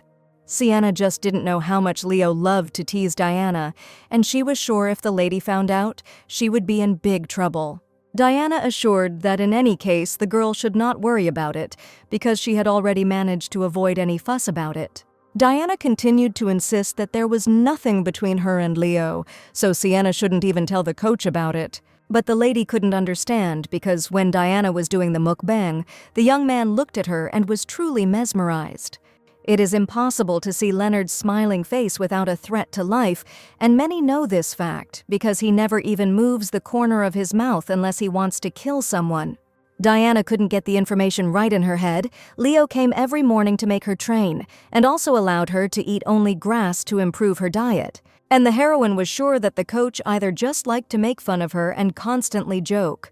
Sienna listened carefully to Diana's words, but she didn't seem to believe what she was saying. Diana said that the misunderstanding only happened because the coach wanted to appear friendly, so he stroked the girl's head and smiled, but in her opinion there was no feeling of love in such behavior. On the contrary, she insisted that the young man treated her like a pet and stroked her head like a dog. But then she changed her mind about Diana, deciding that most likely the trainer treated her like a younger sister, and she realized that the comparison with a dog was not very acceptable. Sienna admitted that since Diana didn't feel anything unusual, there was nothing she could do about the situation, but she was sure that Diana was saying all this because she had not actually seen the real essence of this man. She had seen everything up to that dirty room in the barracks, and she did not understand what other real essence this young man could hide. Sienna believed that Diana was too good for the left and asked the girl not to follow the lead of a man with an evil heart and a bad character. She was sure that if she looked, she could find a good man, and asked Diana what type she was interested in. Diana enthusiastically responded that the most important thing in a man for her is a cute and handsome face, and honestly, judging by appearance, Leo's trainer was perfect for her. Sienna was starting to get really angry because she had just explained to Diana that she shouldn't get involved with this man. And she declared menacingly that the topic of today's lesson on prudence would be relevant, and she wanted to tell Mrs. Chester about the dangers of men with pretty faces. The lesson lasted until sunset, and after the lesson, Diana got the impression that Sienna was not a teacher, but a real tormentor. She sternly warned Diana that Leo was not the kind of man who would smile sweetly at everyone. But every morning the heroine saw Leo's warm and sweet smile with which he greeted her before training. Diana was incredibly excited that the coach would only smile at her, and it was completely unclear why he felt that way. The heroine assumed that Leo might have feelings of sympathy for her, but on the other hand, she was sure that such a prominent man definitely did not need her. She could not know what was on the man's mind, and could only rely on his actions and deeds towards her. The next day, the coach arrived first and waited for his student in the garden from early morning. To her great surprise, she saw Leo standing with her older brother, and they were having a tense conversation about something. Aiden wondered if the coach was really smiling at his sister, since he had already heard strange rumors. She couldn't understand why Aiden was here when he had managed to return, and why he was standing next to the coach since early morning. The young man was sure that everything was not like that at all, and that Diana was just a student for him, whom he was helping to lose weight. But the elder brother suddenly asked if he really liked Diana much more than he did. Leo admitted that he only smiled a couple of times and patted her on the head because she was Aiden's younger sister. Leo admitted that from the very beginning he was not interested in anyone except Aiden, and Diana is just a cover for the meeting for him. And as soon as the girl heard about this, she could not believe that this could really happen, and at that moment, Diana wanted it to be just a bad dream. Diana woke up with great fear and anxiety, and indeed, she had just dreamed of Leo confessing his love to her older brother. She couldn't stop thinking about her affair with Leonard, about which there were already many rumors circulating in the Empire. The heroine considered all this complete nonsense, and she definitely could not have any relationship with Leonard, and this would never happen. When Mary came into the mistress's room, she immediately noticed that the girl's face looked very upset, and there were dark circles under her eyes. The maid thought that perhaps the lady was having trouble sleeping or had a terrible nightmare, and she really wanted to know what was bothering young Diana. Unexpectedly, she asked Mary to bring a special outfit, and today Diana wanted to look charming. Mary gave the lady a beautiful hairdo, and looking in the mirror, Diana even considered herself very cute. The maid smiled and suggested that if the commander saw Diana today, he would probably lose his head. Diana asked if she was acting strange and if she looked like she had tried too hard for her morning workout. Mary smiled and replied that there are days when you want to feel more special than usual. Because of Sienna's words, Diana's attention shifted to Leo. The girl's heart had been beating wildly since the morning, and she was very afraid that even Leo would be able to hear this loud knock. When Diana entered the training ground, her confident stride and shining smile immediately attracted attention. Coach Leo, who was already preparing for the class, couldn't contain his admiration when he saw her. Diana blushed slightly from the compliment, but sparks of joy played in her eyes. But even despite her festive appearance, Leo confidently declared that today she would have to sweat at training. Today, Diana seemed not at all ready for physical activity and thought that Leo would arrange a light workout. But for some reason, on this very day, he decided that it was time for Diana to move on to more serious exercises. The training was hard, and Diana pleaded that she was very tired, but the young man assured her that instead of talking, she should lift her knees properly. The coach forbade sitting or lying down, and resting during training was only allowed while standing. And only today Diana realized that everything they had done in class before was just a small part of the story, and now she was ready to give up everything. Next, Leo suggested moving on to push-ups, and since the heroine was doing this exercise for the first time, he allowed her to do push-ups from her knees. Push-ups turned out to be real torture for the heroine, but that was not all, and the next exercise was abdominal training. Diana looked at the trainer and asked him to be human and at least hold her ankles while she did crunches. The coach said it was inappropriate to touch a girl's body like that, but Diana insisted that he never treated her like a girl. He asked her to try doing the exercise herself first, and Diana lay down on the soft green grass. Putting her hands behind her head, she tried to lift herself up, but the heroine couldn't do anything at all, and after this exercise, she begged us that she really couldn't do anything herself. Leo agreed to hold the girl's ankles, and it really did make it easier for her to do the exercises. The coach asked Diana to concentrate, because if she didn't try hard enough, she would have to do the exercise 10 more times. Looking at Leo, Diana was sure that Sienna was completely wrong, and there was definitely no love between them. At the end of the training, Leo brought a bottle of cold water for Diana and admitted that she was still alive, even after such exercises, although she doubted her strength. Leo praised the girl, and she even did much better than he expected, and despite the grumbling exclamations, she did everything as the coach ordered. The heroine was pleased to hear praise in her direction, and she was very glad that she asked Leo and agreed to the training. He devoted his time to her every day, and Diana understood that for this, she had to try every day. Leo liked the girl's statement and felt that she was truly grateful. He admitted that he was very pleased, so he was ready to forget that Diana called him the devil during training, but the girl herself did not even remember this and apparently simply forgot. At the end of the training, the left one suggested walking a little, and Diana was happy to do the last exercise. They walked slowly through the garden, and Leo decided to ask Diana one question that interested him. The young man had been thinking about this for a long time, and now he dared to ask why Diana decided to lose weight. She realized that she hadn't told the coach anything, and he didn't even know the heroine's true intentions. Diana didn't consider it a secret, but the young man also didn't insist if she didn't want to name the real reason. After some thought, she decided that she wanted to be honest with Leonard and tell him the truth. The heroine admitted that the whole thing was that she had recently lost her memory, and Coach Leo had heard about it. But for some reason, he wasn't even surprised, although Diana thought he should be surprised by this information. In fact, Aiden had already told Leo that his little sister was in a bad mood, which is why she decided to lose weight. He asked about Sienna's lessons, and the heroine admitted that an interesting story happened to her when she went for a walk. She noticed the looks people gave her as she passed by, and the aristocrats were quite rude to her, and the girl found it quite unpleasant. But the most unpleasant thing was that Diana was very scared, and after this situation she began to think about her appearance. So she wanted to lose weight to be confident and never again hear the ridicule of others or see the contemptuous looks. She asked if Leo had agreed to help her and didn't think she needed to lose weight.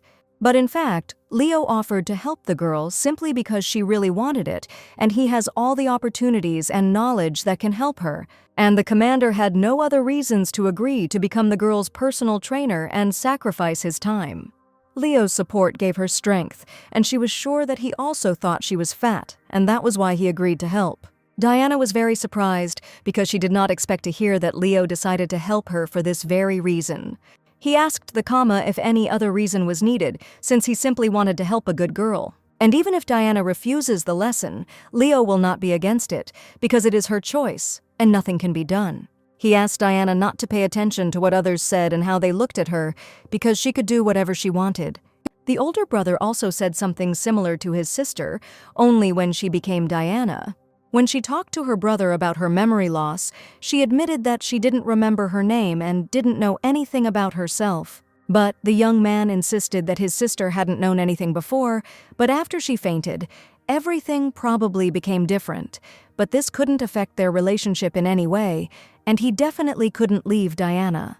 She was a full-fledged member of the family, Diana Chester, and no one could take the title away from the heroine. Aiden once admitted that his sister always worried so much about what others thought, and if someone ever said she was crazy, he advised her to put that person in their place. Whatever Diana did, the Chester family had enough resources to take care of it, so the brother was sure that the lady had no reason to pay attention to others and should act only as she wanted. Then the girl thought, it's not surprising that her brother is friends with Leo, because on this matter their opinions definitely coincided. Diana was determined to continue losing weight and thanked Leo for his diligence. The training was over for today, so Leo suggested that Diana go back and smiled an attractive smile. She really wanted to know why Leo treated her differently, and surely the reasons for this were her older brother and their good relationship. But as soon as Diana asked this question, she saw excitement on Leo's face, and he even seemed embarrassed. He probably didn't expect to hear it and was very afraid to confess sincerely. And even after several minutes, the young man was still unable to answer anything, and Diana then said goodbye and left, because she thought that Leo considered it unnecessary to answer this question. In fact, Diana was very hungry after the workout and happily called her trainer to hurry up and go to lunch. Leo's heart was pounding wildly in his chest, and he was unable to answer Diana's unexpected question. The heroine was very upset because she thought that Leo was kind to her only because she looked like his younger sister. After the workout, a delicious meal awaited Diana, and it was a salmon salad prepared according to a special recipe. Diana eagerly picked up her fork and took her first bite. The taste of the fresh ingredients and tender fish was so delicious that she couldn't help but smile. With each bite, Diana felt the fatigue from the workout go away and her strength return. For dessert, the chef served walnuts with honey, and this dish was featured on the menu for the first time. After tasting this new flavor, Leo admitted that the nuts did not look sweet at all, and that it was very tasty. Apparently, this dessert was to the coach's taste, and Diana couldn't take her eyes off how Leo ate. Chef Paul continued to worry about the lady and asked Leo to allow him to sometimes cook something tasty for Diana. He was planning to make crème brûlée for dessert the next day, generously drizzled with caramel syrup, and when he heard about this dessert, Diana was incredibly eager to try it. And the cook asked once again that Leo allow the girl to eat dessert and respectfully left the dining room. Leo assumed there was a conspiracy going on, and Diana probably asked the cook to ask Leo for permission. The young man did not like this at all, but he also noticed that everyone treated Diana just fine, from Lady Camden to the chef. Surprised, Diana cried out that the coach was probably jealous that he dared to say such words. And is he really jealous that Teacher Sienna and the chef only like Lady Diana? The lady admitted that it was no wonder that no one liked Leo, because he really could be mean at times. Sometimes Leo thought Diana was smart, but when she started chatting, for some reason he doubted her words and didn't know what was going on in her head. Diana suggested that the coach tell her how to win Uncle Paul's heart, so that he would also treat it with special attention. She whispered to Leo to share his dessert with her tomorrow, and if he did, he would definitely know that he was a good person. He grabbed the girl by the cheek and declared that he knew it, and that there was clearly a real conspiracy here. Although he couldn't share the dessert, he did learn that he had something else that Diana would like. It wasn't a gift at all, but whatever it was, the gesture would still be special to Diana. He presented Diana with a pink box, and the lady excitedly opened the lid to see what was inside. And opening the box, Diana couldn't believe her eyes, admiring the thing given to her by Leo. It was a white shirt, the kind of shirt knights wear when they train, and Leo gave it to Diana specifically for training.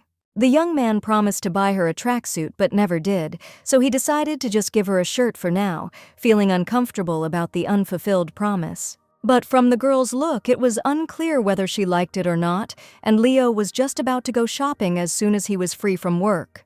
The next second, Diana enthusiastically grabbed the shirt and admitted that she really liked it and had always wanted to try on something like this. A smile appeared on the young man's face. He was really very happy, and even managed to get scared that Diana didn't like his gift. She asked the coach if he had ever seen a girl in a man's shirt, and she probably already knew the answer. Leo thought about it and realized that he had never really seen a girl in a man's shirt. Diana smiled seductively and thanked the young man once again, and was even afraid that Leo could fall in love with her when he saw her at the next training session. The next morning, Leo sat in his office with a pile of papers and realized that he and Diana probably wouldn't be going shopping anytime soon. There had been no news from the Northern Territories yet, and the Knights had gone deep into the forest, so it would be some time before a messenger arrived. Leo ordered his assistant to monitor the situation and tell the Knights not to relax because the matter was extremely important. The young man asked, "There was some strange rumor going around lately, and he just decided to ask Leonard about it personally. As it turns out, a prohibited drug, which only recently became known, is being secretly distributed in the Empire." Leo did not expect to hear this information, and had absolutely no idea what kind of illegal drug was being discussed. A new fashion emerged among the nobles, and all the aristocrats instantly wanted to buy this product. It became known that the potion was distributed only among the nobility, and this potion was a natural aphrodisiac. Leo ordered a thorough investigation, but none of the aristocrats were to be caught. His assistant wondered why they had to conduct a secret investigation, since they had never done that before. Leo was sure that it would be better to immediately identify everyone and arrest them all together in order to immediately find the guilty ones. The loyal assistants understood the commander's thoughts and were ready to carry out his order. The nobles were the kind of people who hated their own kind the most, so Leo decided to lie low and watch what was happening. To get to the head of the snake that is poisoning everyone and deal with these people properly. After hard work, Leo felt very hungry, and it was surprising to him.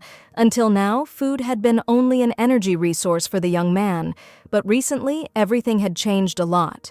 Communicating with Diana, Leo also began to enjoy this process, because the lady enjoyed every piece of food. He was still thinking about her question about why he had started to treat her so well, since they had only just met.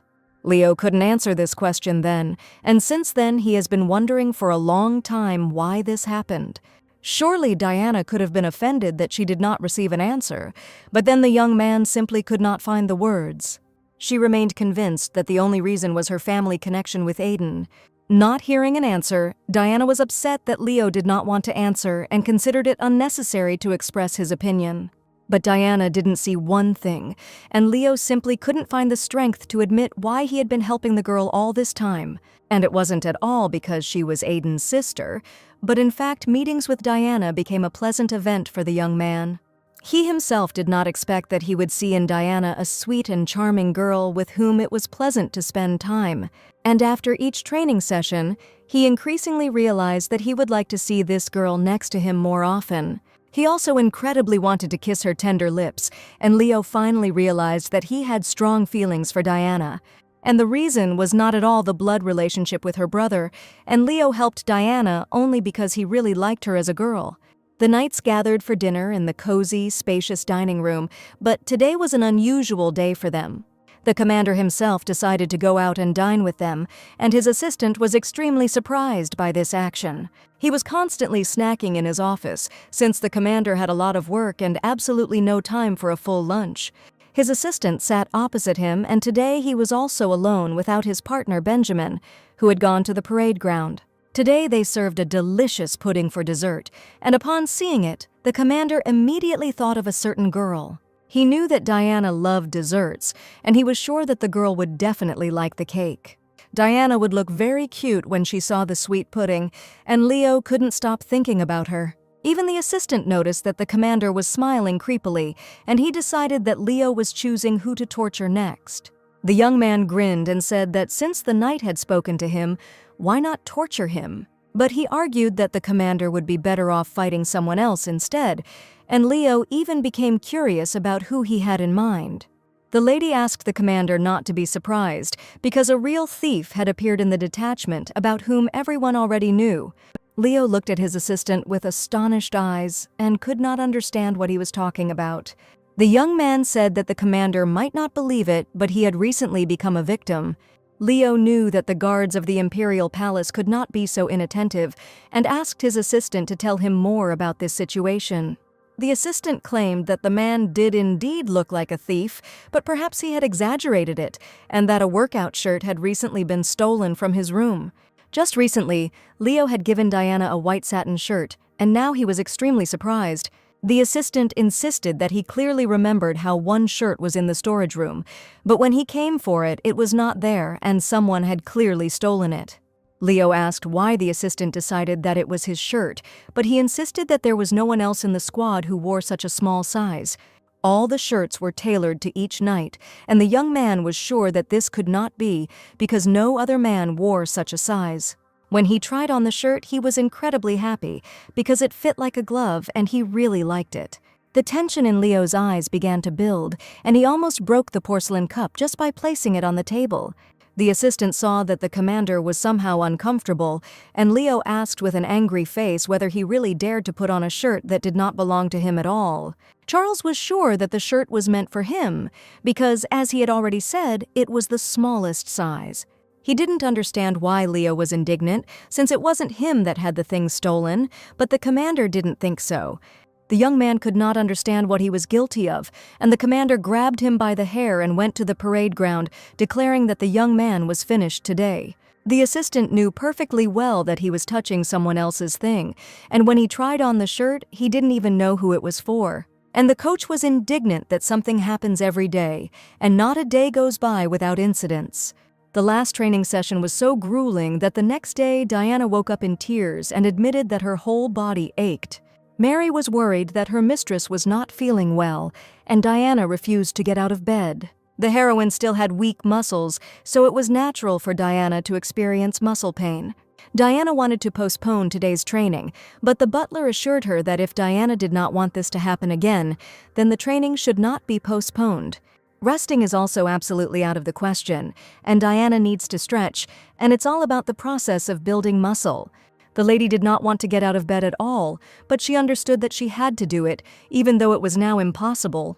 Mary helped the girl to stand up, and after walking a few steps, Diana began to complain of severe pain. She was going to prepare the shirt that she had received as a gift from the commander, and Diana knew that today she would have the same hard training.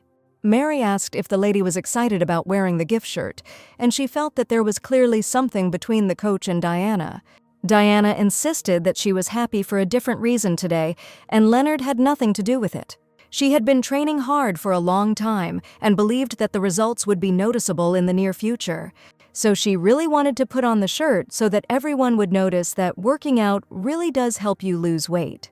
When Mary saw the lady in a new shirt, she could not contain her emotions and admired how beautiful the lady looked. Diana really did look absolutely gorgeous, and the shirt fit her very well.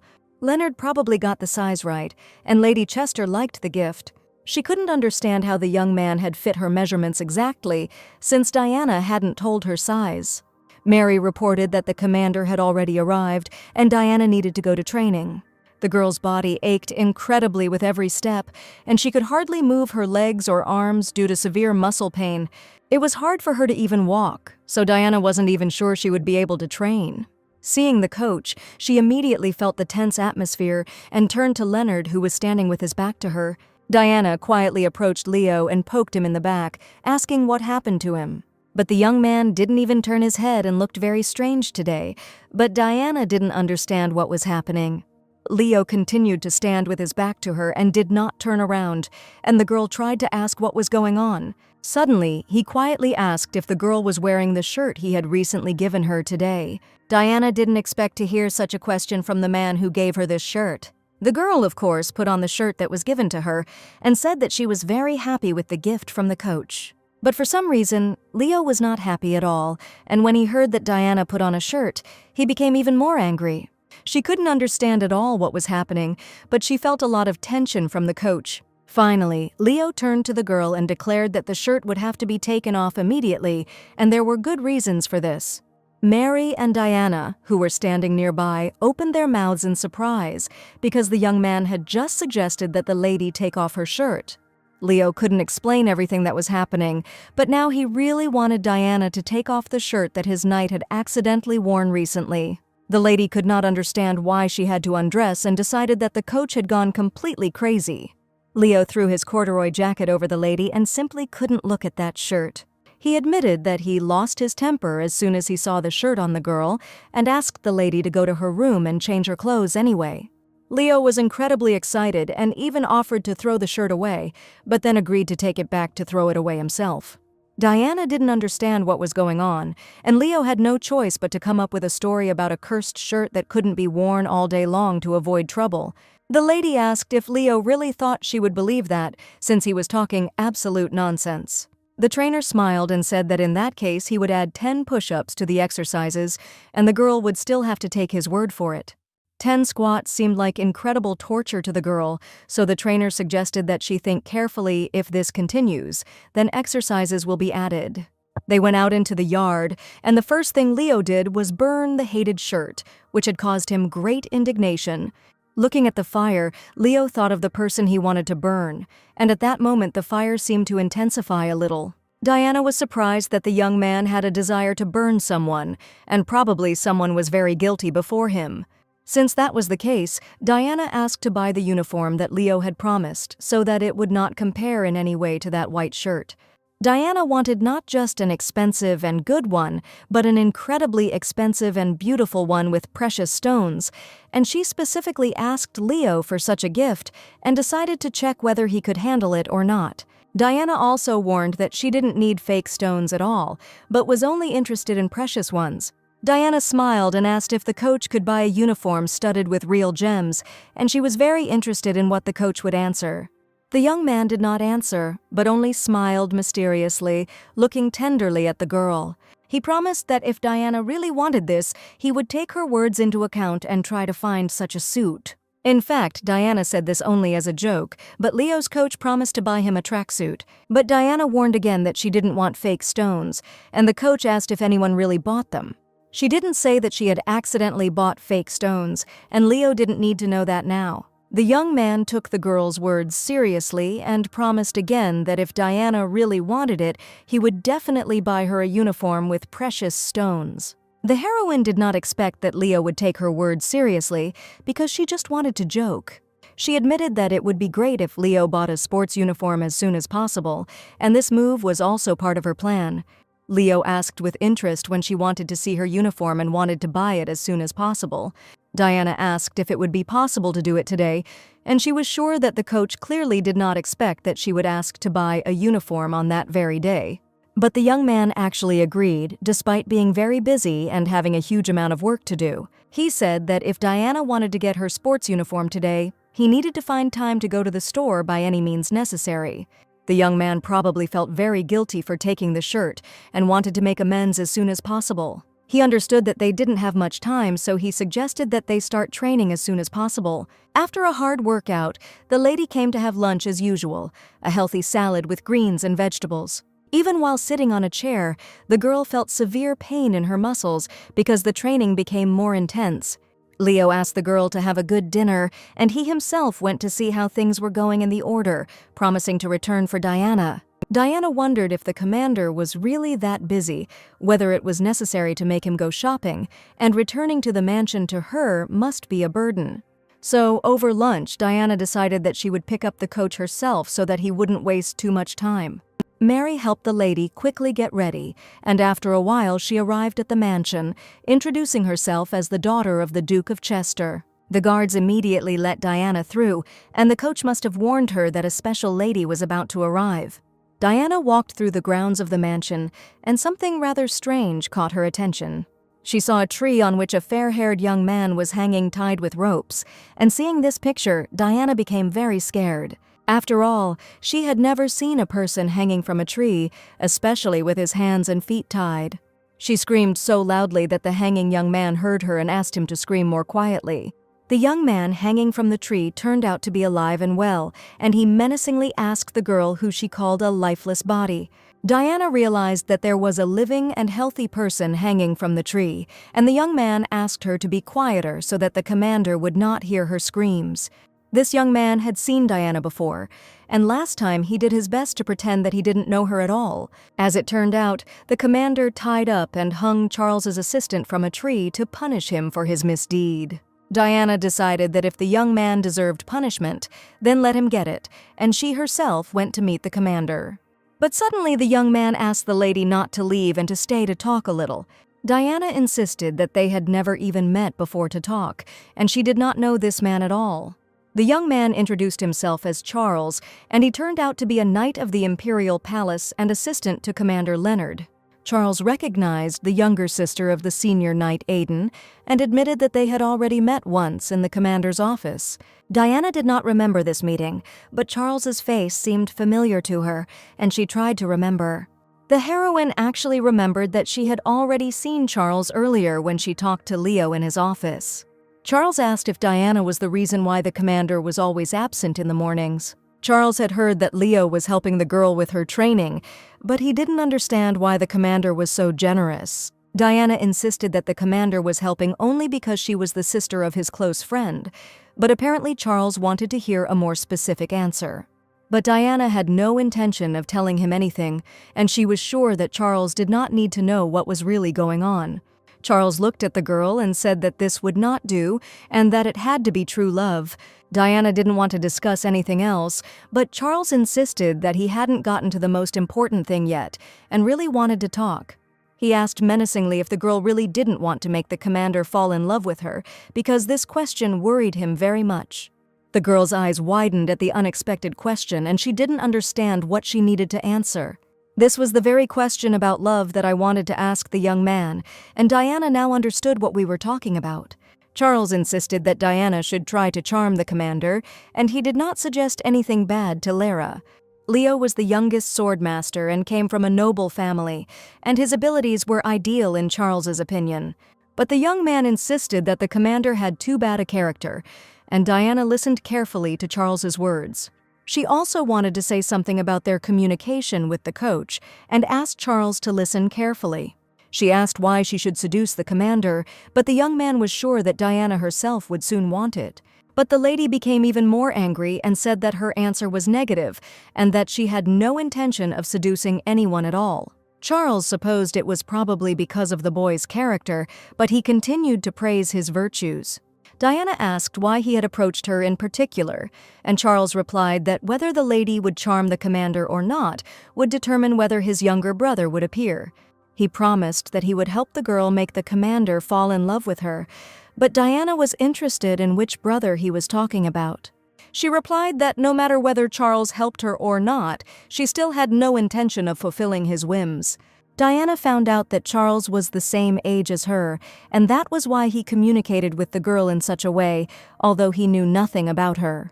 Charles revealed that Diana Chester is the older knight's younger sister, and the same age as him, and that she began training with the commander, and had lost a little weight compared to her previous appearance. Diana was surprised that Charles had some information about her, and she could see that he was ready to get down on his knees right now if she asked, despite the fact that he was acting damn impudent. One way or another, Diana heard Charles insult her and wished him to somehow achieve his goal himself, but everyone understood that this was unrealistic. Charles admitted that if he had spoiled the mood by speaking impolitely, Diana could also speak to him in the same way, and he even suggested addressing the lady formally. The heroine had never met such a type of person before in her life, but this impudent fellow continued to insist that Diana needed to communicate more closely with the commander. Suddenly Diana heard a familiar voice, and a coach was looking at her from a second-floor window and asking what the girl was doing there. Leo felt his heart beat faster. There was a spark of interest and infatuation in her eyes, and he couldn't take his eyes off her. Diana, hearing him, turned around and met his gaze. A smile played on her face, and she even became slightly embarrassed. Leo felt his spirits lift at the sight of Diana, and he always appreciated her sincerity. He laughed and asked Diana not to talk to Charles, but rather to go upstairs and wait. Looking out the window, Leo felt irritated to see Charles and Diana together like this. Diana pointed to the window and informed Charles that he had clearly heard the commander's words and that she needed to go upstairs to meet him in person. So the lady happily declared that she would not be able to fulfill Charles's request, and all this time he had only been trying in vain, but the young man was sure that he had a chance. But Diana seemed not to take his words in, and the young man remained hanging tied up on the tree, realizing that he had hardly achieved anything with this conversation. Diana went into Leo's office, and the first thing he asked about was her conversations with Charles, but the young man didn't say anything special. He just said hello and admitted that he knew her. Hearing these words, the commander was perplexed because Charles pretended to know Diana. He didn't like the assistant's brazen behavior at all, and Leo decided that he would have to be taught a lesson as soon as Lady Diana left the mansion. Now the heroine was lucky that Leo didn't ask for details, and she was incredibly happy about that because she didn't want Leo to be angry at all. He asked Diana what her opinion was after talking to Charles, since she probably had something to say about him now. Charles seemed a little odd to the lady, and she had never in her life met a man of the same type as his assistant. She admitted that she was sure that she was the only one in this world who had no manners, but as it turned out, there was someone worse, because Charles did not know how to communicate politely at all. He just smirked in response, but in reality, he was very glad that Diana didn't like his assistant at all, who didn't communicate very politely. The coach finished his important business and apologized to Diana for keeping her waiting, and then stood up from the table and politely extended his hand to the girl, asking her to come with him. Looking at the coach's handsome face, Diana could not help but accept his apology, and happily extended her fragile hand to him. Leo smiled back, and even though they were at a distance, at that moment it seemed like there were no barriers between them. They went to a place that specialized in making uniforms and training clothes for the Knights of the Imperial Palace. Diana asked if she could visit this place, since she was not a knight at all, but since Leo was the commander, he promised that there would be no problems.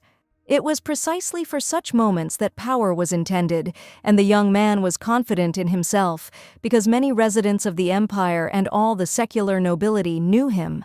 Viscount Hans and the Viscountess came out to meet the gentleman and lady and greeted the very important guests with respect. The Viscountess was delighted because today such a wonderful lady was with the gentleman, and everyone was eager to find out who this girl was because the commander always came alone. Diana bowed politely and smiled, wishing him good day and introducing herself as the daughter of the Earl of Chester. After a pleasant acquaintance, the commander asked to select comfortable clothes for Lecco, in which she could move freely, and the Viscountess happily turned to the lady. Diana immediately noticed that the reception here was completely different, not like in the place where she and Mary had gone together back then.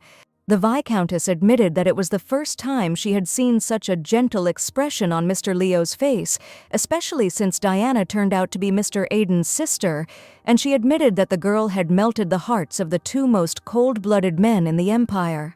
Remembering her interactions with these young men, Diana grinned and replied that she had not melted their hearts at all, and that it did not help at all, and if she knew how the young men treated her, she would probably be in shock. But even the fact that Diana was brought here speaks precisely of this. If this becomes known, many people of the Empire will certainly cry tears of blood, because what lady would choose a tracksuit for herself if this is the business of knights? The heroine smiled sweetly and understood that it was probably because she was the only lady in the Empire who needed sports and had a different figure than the aristocrats. The Viscountess thoughtfully offered to take the girl's measurements so that the suit could be tailored exactly to her measurements.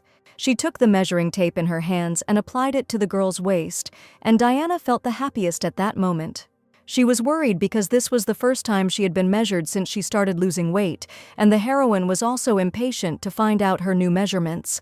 The Viscountess noticed that the girl had only recently started doing sports and promised that if she continued in the same spirit, her muscles would quickly become toned. Diana had very soft and tender muscles, so the Viscountess was sure that the girl would be able to lose weight quickly, and her figure would soon change beyond recognition. She spoke from experience, because the Viscountess has been working with knights for 20 years in a row, and she knows perfectly well what she is talking about. After taking all the measurements, Diana went out into the living room, where Leo was waiting for her, comfortably settled on the sofa and reading the latest issue of the newspaper. The trainer had been waiting for a long time and asked why the ladies were taking so long to get measured, and Diana told him how pleasantly they had talked with the Viscountess. The clothes are made to order, so it will take some time, and Diana asked if they were returning to the mansion after their measurements were taken. Leo admitted that they needed to go somewhere else, and Diana asked in surprise where they were going next.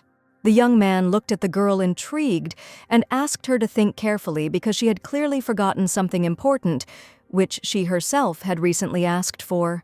She didn't know where they were going, and in complete uncertainty she trusted Coach Leo, who politely offered her his hand to help her down from the carriage. Opening the door of the building they arrived in, Leo recalled the expensive, high-quality suit strewn with precious stones. Diana remembered her desires very well, and with particular zeal decided today to empty the jewelry store, which she did not visit so often. The jeweler greeted the guests politely and said that he had selected in advance only the most suitable for the beautiful lady, and the commander had long ago informed him of his visit. He opened the box, which contained a precious stone, jeremyvite, which would perfectly match the magnificent blonde hair, and its subtle blue color would make it even more dazzling. The jeweler also admitted that it is impossible to pass by a diamond because it is like a hardened drop of water, sparkling in the sun with all the colors of the rainbow. The young man turned to Diana. Since she was a girl, she would certainly know how much these precious stones would cost, but Lady Chester had no idea how much they were worth. She admitted to the coach that she didn't understand stones at all and suggested that he choose one to his taste, but Leo was surprised because she wanted to cover the entire uniform with precious stones. In that case, she suggested buying more, and Leo was probably ready to leave a tidy sum in the jewelry store. Leo confidently told the jeweler that he was buying all the stones he had just shown, and even the young man had not expected that. He wondered if these stones would be enough for a sports uniform, and Diana asked in surprise if the commander really had that much money.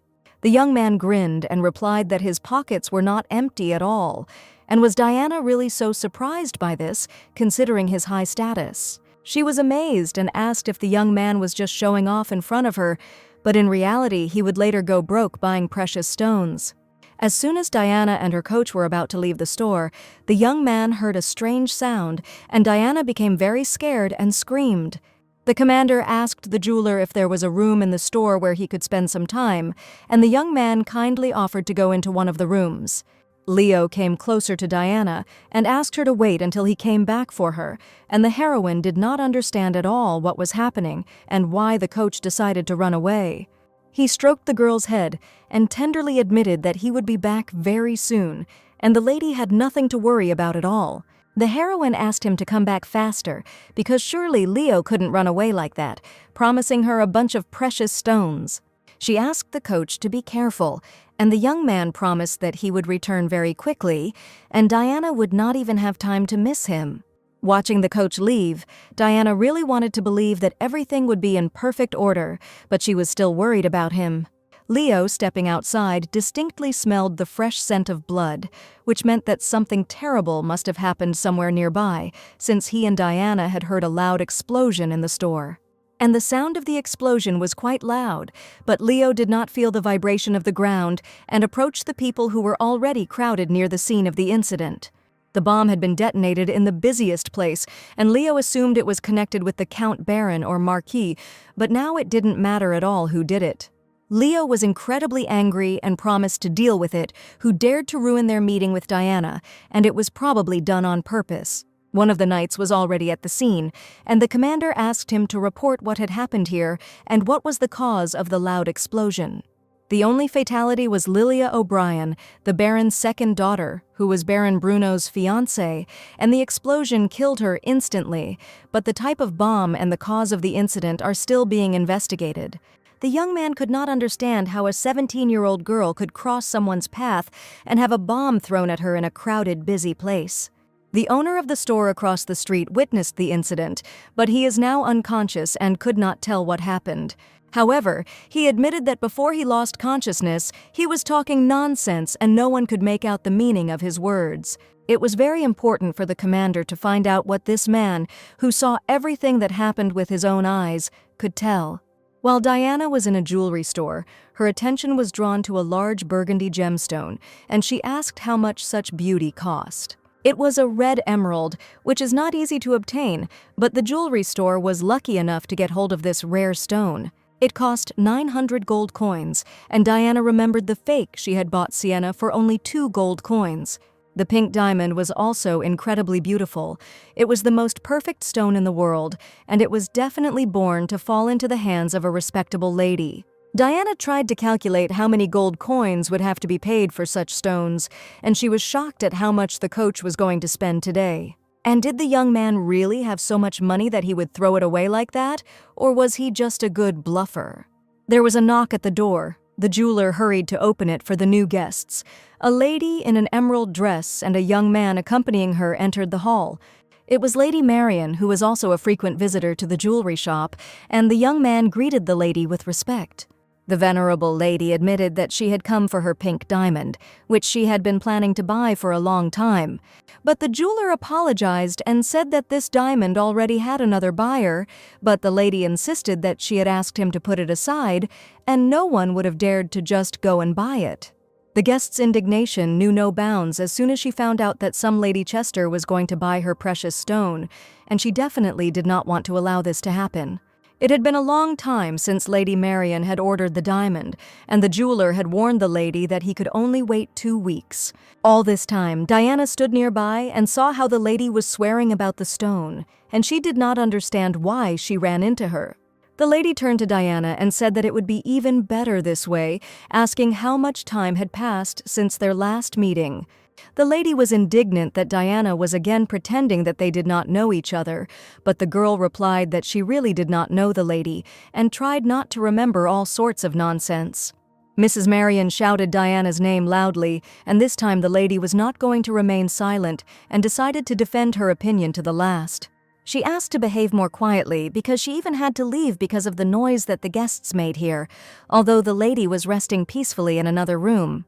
But Lady Marian shouted for Mrs. Chester to give her the pink diamond she was going to buy, but Diana insisted that she had to return for it faster, and, to her great regret, the lady was late. The enraged lady asked her not to buy the gem and shouted that it belonged to her, and at that moment the heroine realized that it was completely impossible to talk to Marian. Even the young man who came with her asked the lady to calm down, because Lady Marian was really crossing all acceptable boundaries now. The young man offered to sell the stone and end the dispute, and whatever the price, he promised to give twice as much, if only they would have the diamond. He turned to Lady Chester and asked if she could pay double or if they would be willing to give her the stone. Naturally, the heroine could have paid twice as much, and was extremely stunned by what was now happening in the jewelry store. The young man chuckled and said that the lady definitely didn't have that much money, and she shouldn't have been looking at Lady Marian's stone in the first place. The jeweler apologized to the guests, assuring them that he could only give the stone back if he was honest, since it was a gift to Miss from the third son of the Earl of Woburn. Mrs. Marian opened her mouth in surprise when she heard from the third son of the Count, because she understood that they were talking about Leonard, who was the commander of the Knightly Order of the Imperial Palace. She was interested in how Mrs. Chester knew the commander, and why this respectable man decided to buy precious stones for some girl. Diana replied that she was not at all aware of the real reason, and Leo simply said that he wanted to buy this very precious pink diamond for her. She also warned that the venerable commander said that he would buy all the stones in the box, but no matter how much she told him, he still insisted on his own. Looking at the precious stones, the lady was surprised that the young man had really decided to buy everything that was in this souvenir shop. Diana stated that Lady Marian would do well to speak personally with Commander Leo and sort out the dispute over the pink diamond. But as soon as she heard Diana call the commander by the name Leo, she was very surprised because it was clearly not an official address. Diana looked at her interlocutor and confidently stated that she had not misheard, and that she had called the commander by the name of Leo, and there was absolutely nothing wrong with that. Lady Marian was indignant at how Mrs. Chester could be connected with this man, and even suggested that the girl wanted to fool her. She didn't believe that Diana really came to the jewelry store with Leonard, and she was sure that it was absolutely not funny, and this man was buying a stone for her. She called him by name. Diana listened attentively to Lady Marian's rude speech, and she was very anxious to hear a speedy answer. She didn't hesitate to point her finger at the girl and ask what kind of relationship she had with the commander, because there was clearly a reason for everything here. Just at that moment, the commander came into the jewelry store, smiled at Lady Marian, and admitted that he and Diana just walked together in the mornings, and they also had breakfast together. Leo had no intention of hiding anything and told it like it really was, because Lady Marian had just wanted to know the truth about their relationship. He apologized for being very late and was completely unaware that Lady Diana and Mrs. Marian were having a tense conversation in the jewelry store. After listening to the commander's words, the lady could not believe that a respectable young man could lie so brazenly right to her face. He asked why the lady thought he was lying, since he had just confessed, and answered her question about his relationship with Diana. The commander also admitted that he was courting Diana, and in front of everyone, he stroked the girl's face to prove the truth of his words. The young man confidently declared that Lady Marian had no idea how hard he was trying to win the heart of Mrs. Chester. Diana felt like her heart was about to jump out of her chest, and looking at the coach, she did not understand why he was saying such tender words to her and confessing his sympathy. He asked Lady Marian if her words caused Diana to turn away from him. Was she ready to take responsibility for her actions and words? After this question, the lady felt very awkward because the commander himself was higher in status than her, and she had just dared to be rude to the girl he came with. Mrs. Marian crumpled her dress in her hands and decided to apologize, but Leo warned her that she should apologize not to him, but to Mrs. Diana, to whom she had dared to be rude. Diana began to feel awkward, but Leo was confident in his position and asked her to apologize because she had behaved very tactlessly. He turned to Diana and asked her to also express her opinion, and looking at Leo, the heroine felt confident, but the heroine did not understand at all what she should say. The commander was ready to punish the lady in any way, if Diana only wanted, because she had to pay for publicly mocking the girl.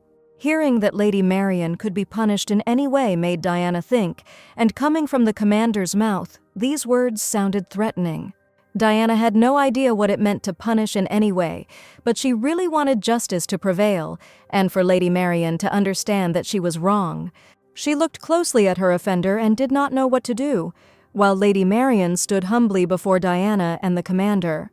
She stated that she had been through a lot and brought her fist to the lady's face, stating that she clearly needed to understand her behavior. Diana had no intention of threatening or punishing the offender, and the words the commander had said were enough to make her feel she was wrong. The heroine did not want to stoop to rudeness and behave the way the evil lady did, because she did not want to be like her. Leo considered Diana's act too kind, and the girl often suffered from her kindness, and there was no room for resentment and anger in her heart. But Leo declared that he was not as kind as Diana, and was not going to let Lady Marian get away with her unforgivable rude behavior. Of course, this is a common thing among some ladies, and men who want to show off in front of the ladies are often guilty of such behavior. And for Leo, as the commander of a knightly squad, punishing for something like this was too much, but now there was a special situation that he wanted to understand. But what hurt the commander most was that the person the lady dared to mock turned out to be Diana Chester, a girl for whom he had genuine sympathy. The heroine felt enormous protection and support from the commander, and for the first time in her life, someone stood up for her like that. The commander could act like a man who was courting Diana, and he was ready to make sure that Mrs. Marian would never dare to behave inappropriately again. The jeweler admitted that if Countess Marian and Count Albert try to buy stones in the future, they will receive special conditions from this very day. Leonard stated that whatever the stone was, he would buy it back for double the price, and this applies to any precious stone, regardless of its value. He asked that this be reported to all the owners of the Empire's jewelry stores, and that no one else should sell precious stones to the Countess, but only to the commander at double the price. This meant that the two would never be able to buy jewelry again, and Diana was quite happy with this punishment. Everyone knew what it meant when noble people could not buy jewelry, and realizing her plight, the Countess pleaded with Lady Chester. She tearfully begged the lady for the last time to have mercy, because she did not understand at all that the situation could turn out this way. The commander was about to leave, but Mrs. Marion was sitting on the floor in front of Diana and probably wanted to hear at least some words from her. Leo took the girl by the hand and they headed towards the exit, and turning around, Diana saw the lady still sobbing on the floor, and she didn't know if they could just leave like that. The point was that Mrs. Marion was the one who started behaving rudely, and she was indeed the main culprit in the situation. Mrs. Marion could not believe that now she would not be able to buy jewelry in jewelry stores, and trembling all over, she wished that this was a terrible dream. She couldn't believe that some Diana Chester was in close contact with such a respectable man, and for her it was simply incredibly funny. After the jewelry store, the commander escorted Diana to her mansion in a carriage, and as they parted, she thanked him for being so courteous and even giving her a ride. She admitted that Leo probably had too much to do, so she asked him to leave quickly, since their meeting had already taken too much time. It was time to say goodbye, but for some reason the commander continued to look at Diana and seemed not to be going to leave. He continued to look at her, feeling the warmth growing in his heart, and he realized that such moments somehow became the joy of his life. Diana covered the boy's eyes with her hands and asked the coach not to shoot her eyes, because she felt very awkward when he started doing it on purpose. The young man admitted that he would use all the charm he had to win Lady Diana's favor. The heroine turned away and embarrassedly declared that the coach was talking complete nonsense and tried not to look into his eyes burning with interest. Leo still couldn't part with Diana, and when they parted, he admitted that everything he said today was only the truth. At that moment, Diana felt a warm feeling of sympathy flare up in her chest, her thoughts filled with memories of how he always supported her when she doubted her abilities, and how his faith in her helped her overcome difficulties. With these thoughts, Diana smiled, and at that moment Leo accidentally met her gaze. He smiled back, and in his eyes she saw a spark of sympathy. The commander was about to leave, and Diana could not believe her ears, because just now Coach Leo admitted that he felt real sympathy for her. Lady Diana woke up early in the morning when the first rays of the sun broke through the curtains of the bedroom. She opened her eyes, but instead of the usual feeling of freshness and vigor, she was overcome by a feeling of exhaustion. At that moment, the maid Mary entered the bedroom to ask if her mistress had woken up. The echoes of recent events still sounded in her head, and she couldn't get rid of the heavy thoughts that haunted her. That night, Diana did not sleep at all, and Mary was worried whether everything was all right with her mistress, because she looked very tired. She decided to act as naturally as possible and ask the coach about yesterday's conversation as if nothing had happened. Nobody canceled the morning workout, because Diana was still trying to lose weight, and she didn't even sleep all night. But instead of Leo's coach, she saw Charles's assistant, who greeted the girl warmly and for some reason was waiting for her in the living room. He said that the commander couldn't come today because of yesterday's explosion on the street, and Diana was of course glad that she wouldn't have to see the coach right now, but she was tormented by doubts. The heroine assumed that Charles would train her today, but the young man said that Leo would kill him if he took up the training. Then she thought that Charles had come simply to convey the commander's words, but even to this question his answer was negative, and he had not come for this at all. Charles stated that he and Diana had not finished the conversation last time, and he would like to continue it in order to finally put an end to this issue. Diana was surprised by his answer because she had not expected Charles to show up at her mansion uninvited to continue that ridiculous conversation. He asked if anything strange had happened between Diana and the commander yesterday, and he meant the declaration of love. Hearing words about love, Diana was extremely indignant, and did Charles really think that everything could happen so easily and quickly? The girl started screaming loudly and blushed, saying that Charles was always talking nonsense, suggesting that he go into the living room since she needed to go to training.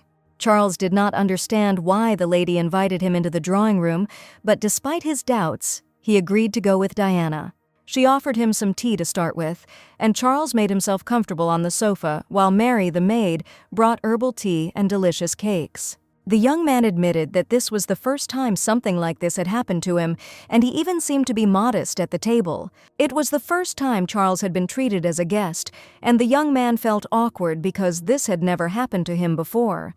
Charles's duties usually end at the door and then he leaves, and he has never been a guest. He had no friends, and Diana was surprised that Charles was never invited to visit anyone or to tea. Diana enthusiastically offered a delicious strawberry tart, admitting that she also had no friends and that their cook was simply a gift, so the young man should definitely try the delicious cake. He took the sweet treat in his hands and assumed that Diana probably didn't know that he was an ordinary commoner, and because of his last name, she thought that the young man was from a noble family. As it turned out, he had received this surname quite recently, and asked Diana if she was uncomfortable, he could finish his business and leave. The young man was surprised because even when Diana found out that he was from the common people, she treated him the same way, and on the contrary, asked him to eat a delicious cake. She felt no hostility at all, and the heroine was completely indifferent to what status Charles had. And for the heroine, it made no difference whether he was a commoner or an aristocrat, because they are people and all live under the same sky, and the title has no meaning. Charles was surprised and asked if the lady really believed that there was no difference between the common people and the nobility. Diana smiled and replied that unless a nobleman had more money, that was all the difference that could distinguish such people. Charles now understood why Diana had taken such a liking to the commander, and he had often been looked down upon because of his background. So he wanted to kill anyone who said they were from a noble family, except for the commander and the senior knights Aidan and Benjamin. Charles knew he couldn't handle them anyway, so he always dreamed of meeting someone who would say those words to him. He thought that this person would be his destiny and true love, but the person from whom he first heard these words turned out to be Lady Diana Chester. Diana didn't understand why he was talking about it as if he was the main character in a drama, and she already had the cunning fox Leo, and now Charles had appeared. However, Charles apologized, but he did not feel what he expected to experience, and a worried Diana closed her eyes and declared that they definitely would not work out. Charles was surprised that the girl had just refused him, and he was even confused for a moment because Diana Chester was standing in front of him. She insistently stated that she had to refuse because she already had one cunning fox, Leo, and he was quite enough. Now the main thing for the heroine was to defend her position so that Charles would never dare to approach her with such a proposal again. The young man asked if the girl really had someone, but Diana understood that she couldn't tell the whole truth about the commander, for whom she had feelings. Charles suggested that in that case they should just be good friends, and despite the fact that their communication began rather awkwardly, perhaps they would be able to find common interests. Diana's rejection of friendship had nothing to do with Charles's background, which turned out to be a commoner. She looked down and admitted that she simply didn't understand many things, and was afraid that if they became friends, the young man would also get into trouble with those around him. Diana was afraid that Charles liked her explanation too much, and a slight blush from embarrassment even appeared on the young man's cheeks. After a pleasant tea party and conversation, Charles was about to leave, but remembered something else important that he had not told Lady Chester. Taking an envelope out of his pocket, Charles said that the commander had asked him to pass on something else. Diana was indignant that the young man decided to give the letter only now, but for him this was not the main goal, so he simply forgot. Having unfolded the envelope and taken out a sheet of paper covered with writing, Diana couldn't even read it properly because the words looked like a code, but it was definitely written about exercises. Charles suggested that it must be a plan for a new exercise, and Diana replied that she could read and saw that the letter indicated an exercise. As he was leaving, Charles waved his hand and declared that Chester was a very strange girl, and she responded in kind, politely saying goodbye to Mr. Charles. The more Diana thought about the commander, the angrier she became and did not understand why he sent a letter with exercises, because he could have written something else instead. The maid Mary came out to her and asked if the lady had decided to skip training today. Diana really had such thoughts. She understood that she couldn't skip training under any circumstances because her dream was to have a perfect figure, so she decided to train and then grumble resentfully when they met the next day. 4 days had passed since the last training session, and Diana still couldn't find the strength to get up from the couch. They hadn't seen each other with Leo for only a few days, and Diana was already feeling sad and melancholy, and apparently it was because she couldn't play sports because of his handsome face. She even thought that Leo had disappeared forever, and decided that if he didn't come tomorrow, she would have to make serious conclusions about this man. The butler Filbert knocked on the door, and Madame Diana allowed him to enter. He brought an invitation to tea from the family of the Marquis of Devon, and Diana wondered if the invitation had come to her personally, and whether this was some kind of mistake. They were asking if Diana would be able to attend the tea party that was to take place the next few days, and the butler was to give them an answer as soon as possible. Diana assumed that she had definitely been called because of the rumors about her relationship with Leo, and that was definitely the real reason. Diana had never been to tea with aristocrats, and she couldn't resist something she had only seen in films.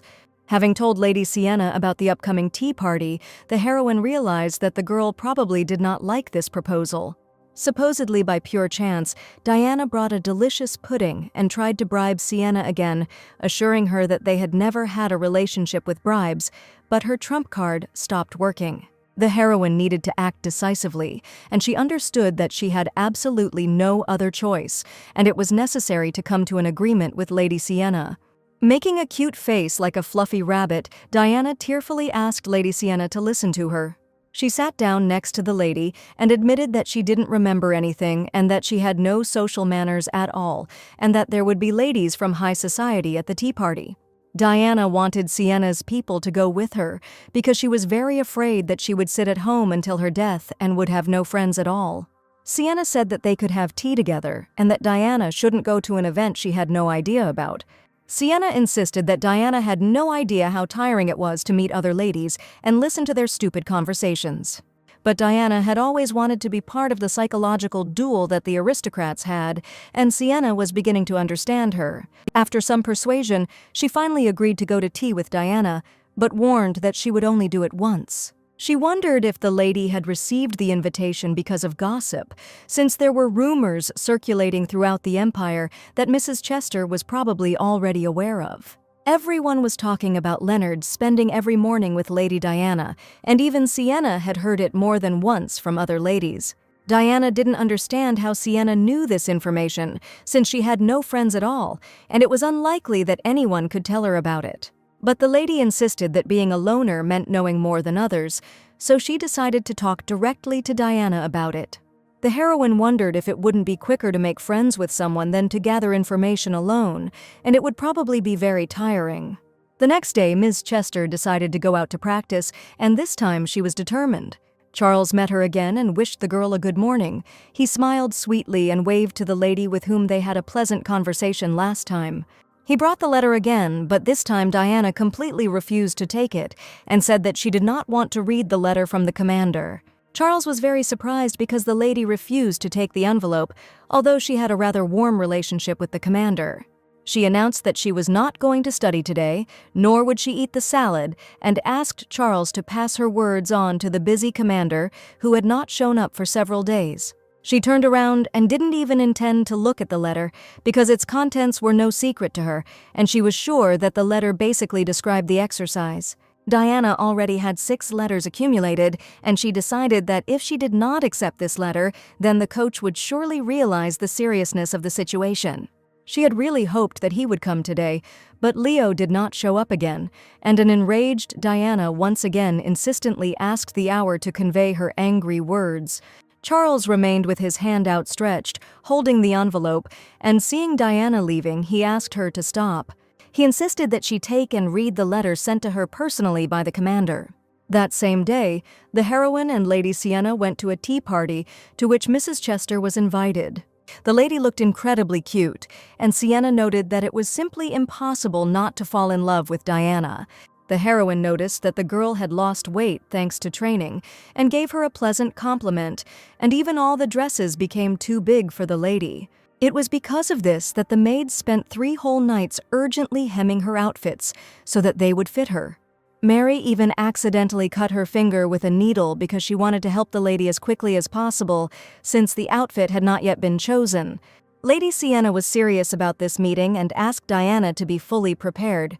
The lady completely trusted her mentor and, clenching her little fists, confidently declared that she was ready to conquer high society. Sienna warned Diana not to show her weaknesses to the women she met at the tea party, because any of them could take advantage of it later. Ladies who have mastered social contacts never throw words around, so Diana had to try to find out their true intentions. Diana didn't think it would be that difficult, and she just came to make good friends, but things weren't quite like that here. As soon as Diana appeared in sight, an unfamiliar lady immediately approached her and addressed the girl. It was the lady who had invited the heroine, and she thanked her for Mrs. Chester's sudden invitation and for finding time to attend the tea party. Diana thanked the hostess for the invitation in return, and since Sienna had already managed to scare the girl, she imagined that the organizer of the tea party would look like the devil. The lady confessed that she had recently heard a very interesting story, so she sent Diana an invitation, but she had no hopes, and the lady came anyway. The hostess reminded that they had once met Lady Diana and greeted each other as they passed by, but unfortunately the heroine remembered absolutely nothing. Sienna had been paying close attention to what Diana was saying, so she quickly corrected herself and admitted that she didn't remember the lady being that beautiful. The hostess of the tea party was embarrassed by the compliment, and Diana realized that she had hit the nail on the head with these words. She decided to play along since things couldn't get any worse, and sat quietly on the bench, but no one cared about Mrs. Chester. All the ladies surrounded Lady Camden, and the ladies wanted to talk to her first, and Diana did not understand why no one was interested in the gossip that had spread about her throughout the empire. Finally, one of the girls came up to her and greeted Lady Chester, and the heroine was incredibly happy. She asked how she managed to get close to the lady and asked to reveal the secret, and it became clear to Diana that everyone just wanted to get closer to the influential lady. She needed to respond in a friendly manner to start a conversation, and she confessed that if she wanted to befriend Lady Camden, she needed to give her real gems. Hearing this answer, the girl turned around and thought that she had shown an intrusive interest by deciding to leave Lady Diana's company. The heroine did not understand what her mistake was, because she told the truth, but for some reason the aristocrat instantly got angry and left. Here Diana remembered that she was offended by Leo and was going to eat her fill of delicious cakes, and she was just going to do this at the tea party. She was carrying a delicious cake, and since it happened with the coach, she wanted to eat a lot of sweets and just relax. The heroine lost her mind and almost ate a whole piece of cake, but suddenly heard a female voice behind her. It was a lady in a purple hat with long hair, and she seemed to already know Diana because she confidently walked up and asked how Mrs. Chester had been doing all this time. Having seen the stranger, the heroine decided to first pretend that she knew her as Lady Sienna had taught her, so she politely greeted the lady.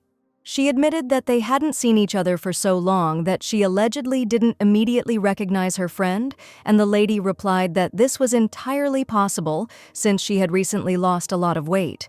She also noticed a change in Lady Chester's appearance since the last time they had seen each other. Coming closer to the lady asked if she also ate the green thing, and Diana at first thought that they were talking about salad. She smiled and replied that she was very tired of it, but if she decided to lose weight, then there was nothing she could do. The lady suddenly started talking about something purple, which has been more popular lately, and Diana thought she was talking about eggplants. At that moment, Diana decided that they were definitely talking about an eggplant, and she confessed to the girl that she didn't really like the purple thing, because she even hated salads, and she couldn't eat eggplants at all. The lady admitted that there was nothing more effective than something purple, something, and Diana was beginning to lose her train of thought. The lady assured that thanks to this, Mrs. Chester would lose weight much faster, and it was definitely worth trying. While Diana was having tea, the commander, sitting in his office, realized that he had not seen Diana for a whole week. At that time, he could not even imagine that everything would turn out like this, and that an unexpected meeting with Mrs. Chester would change his life so much. Leo finally admitted to himself that he missed this girl very much, and every moment with her turned out to be priceless. Diana's name kept ringing in his head more and more often, and the sweet girl's fair hair and soft skin never left his mind. But just a week ago, everything was completely different, and one day His Highness called for the commander at a late hour. The knight reported that His Majesty had warned that he wanted to personally ask a few questions about the explosion on the street, which is why he had called the commander of the Imperial detachment. That night, Leo could not appear before His Highness in such a state, and asked permission to leave in half an hour. It was just an excuse, and Leo spent his free time writing a letter to Diana about not being able to come. He carefully wrote in the letter that he had been called late at night and would definitely be delayed by the Emperor, and in the letter Leo apologized for his upcoming absence from class. But Leo understood that if he said that he couldn't come after yesterday's words, Diana would definitely be disappointed in him. After a while, Charles came into the office and reminded the commander of the time and that he already had to leave. Leo asked Chester to deliver the letter to Diana, and the young man was surprised that he would not conduct the training and offered his help. As soon as Leo heard that Charles wanted to help Diana, he angrily declared that the young man should under no circumstances train Diana. Leonard met the venerable gentleman, and he told him that the old man was becoming more and more talkative every day. This young man was the Crown Prince Perez Conrad Vig, who was already quite tired of one man's chatter and declared that he was very annoying. He thought the woman who was flirting with the old man was Baroness O'Brien. The commander thought, this means that the victim of the explosion incident is the daughter of the Baroness, the favorite of the Emperor himself, and it was on her that the assassination attempt was made. The owner of the shop across the street witnessed the incident but was now unconscious. However, before he lost consciousness, he was saying strange things. The victim's body, which was standing on the street, suddenly exploded as if she had self-destructed, but this could not have happened, and this version sounded like nonsense. The young man suggested that the devil might be involved in this matter because it all looked very suspicious. The very fact that a person dies in an explosion is already a serious matter, but here the devil himself has attacked a young girl, and for Leonard this was the only suitable version. He wanted to find the real devil, and he knew he had to sneak up on him carefully, so the next day he set about solving the problem. But even in spite of serious situations, Diana did not leave the commander's mind, and he felt that he missed this girl very much. The commander asked Charles if he had any news, but the young man looked to his left with surprised eyes and declared that Knight Benjamin had just told him everything. Leo handed the envelope to his assistant and said that the young man was obliged to report, and Charles said that he had passed everything on and had nothing more to report. The young man was interested in whether Diana had read the letter, and she must have passed something on to Charles, but unfortunately the lady did not pass anything on but was a little irritated. The commander thought that she would be upset that he didn't come or would grumble, but it turns out that where she was there was no reaction. But he didn't know the whole truth. He asked his assistant again if he had probably misheard or forgotten something, and Charles thought for a moment. He admitted that the cake Diana treated him to was very tasty, and that was all he wanted to share. The commander warned Charles not to eat anything at Chester Mansion, but the young man only tried dessert, insisting that it was something completely different. Charles deserved to be punished again, and Benjamin, looking at the situation, thought that the young man probably just liked to anger the commander. It was the second day that Leonard had not seen Diana. Charles came to receive an assignment and said that there was one person who was interested in the commander. The young man smiled and admitted that Leonard had no idea how hard he was trying for him. The commander really didn't want it to be Diana, and asked with interest who was interested in his identity. A pleased Charles told about a girl he had recently met, stated that he had quite a few connections, and Leonard really thought that it could be Lady Chester. The ideal girl for a boy was one who was good at mukbang, and he only knew one girl who could do that. The commander had not been training with Diana for 4 days, and looking out the window he wondered if someone was going to attack the Emperor. Charles was sure that if His Majesty was attacked, they would be busy catching the criminal, investigating, and so on, hinting that they did not need more work right now.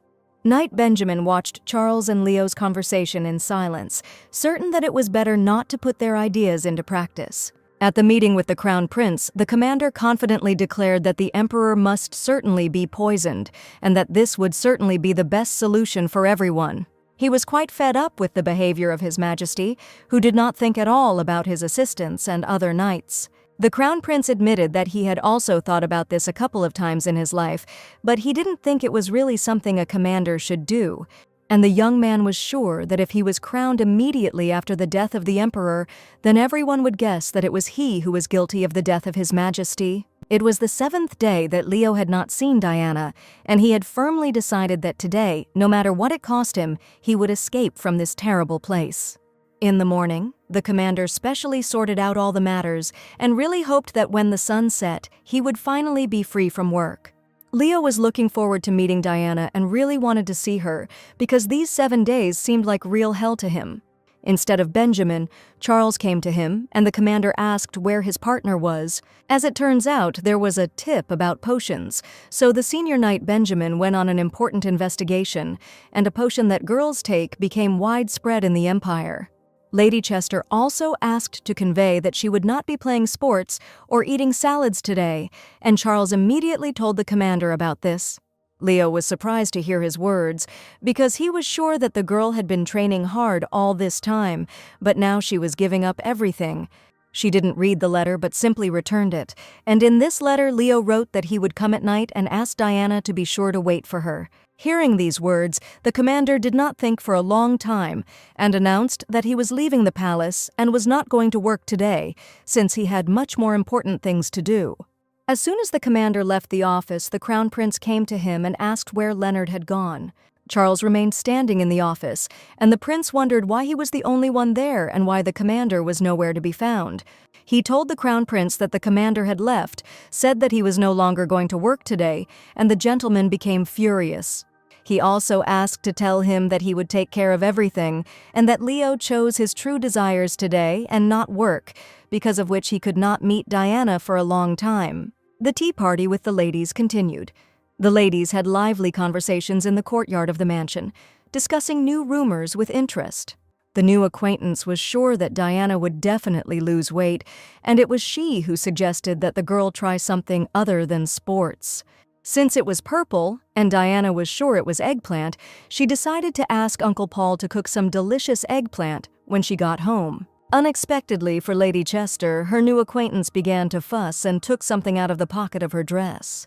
She put a bottle in the girl's hand, saying that if Diana had tried the green one, then she knew how to drink it.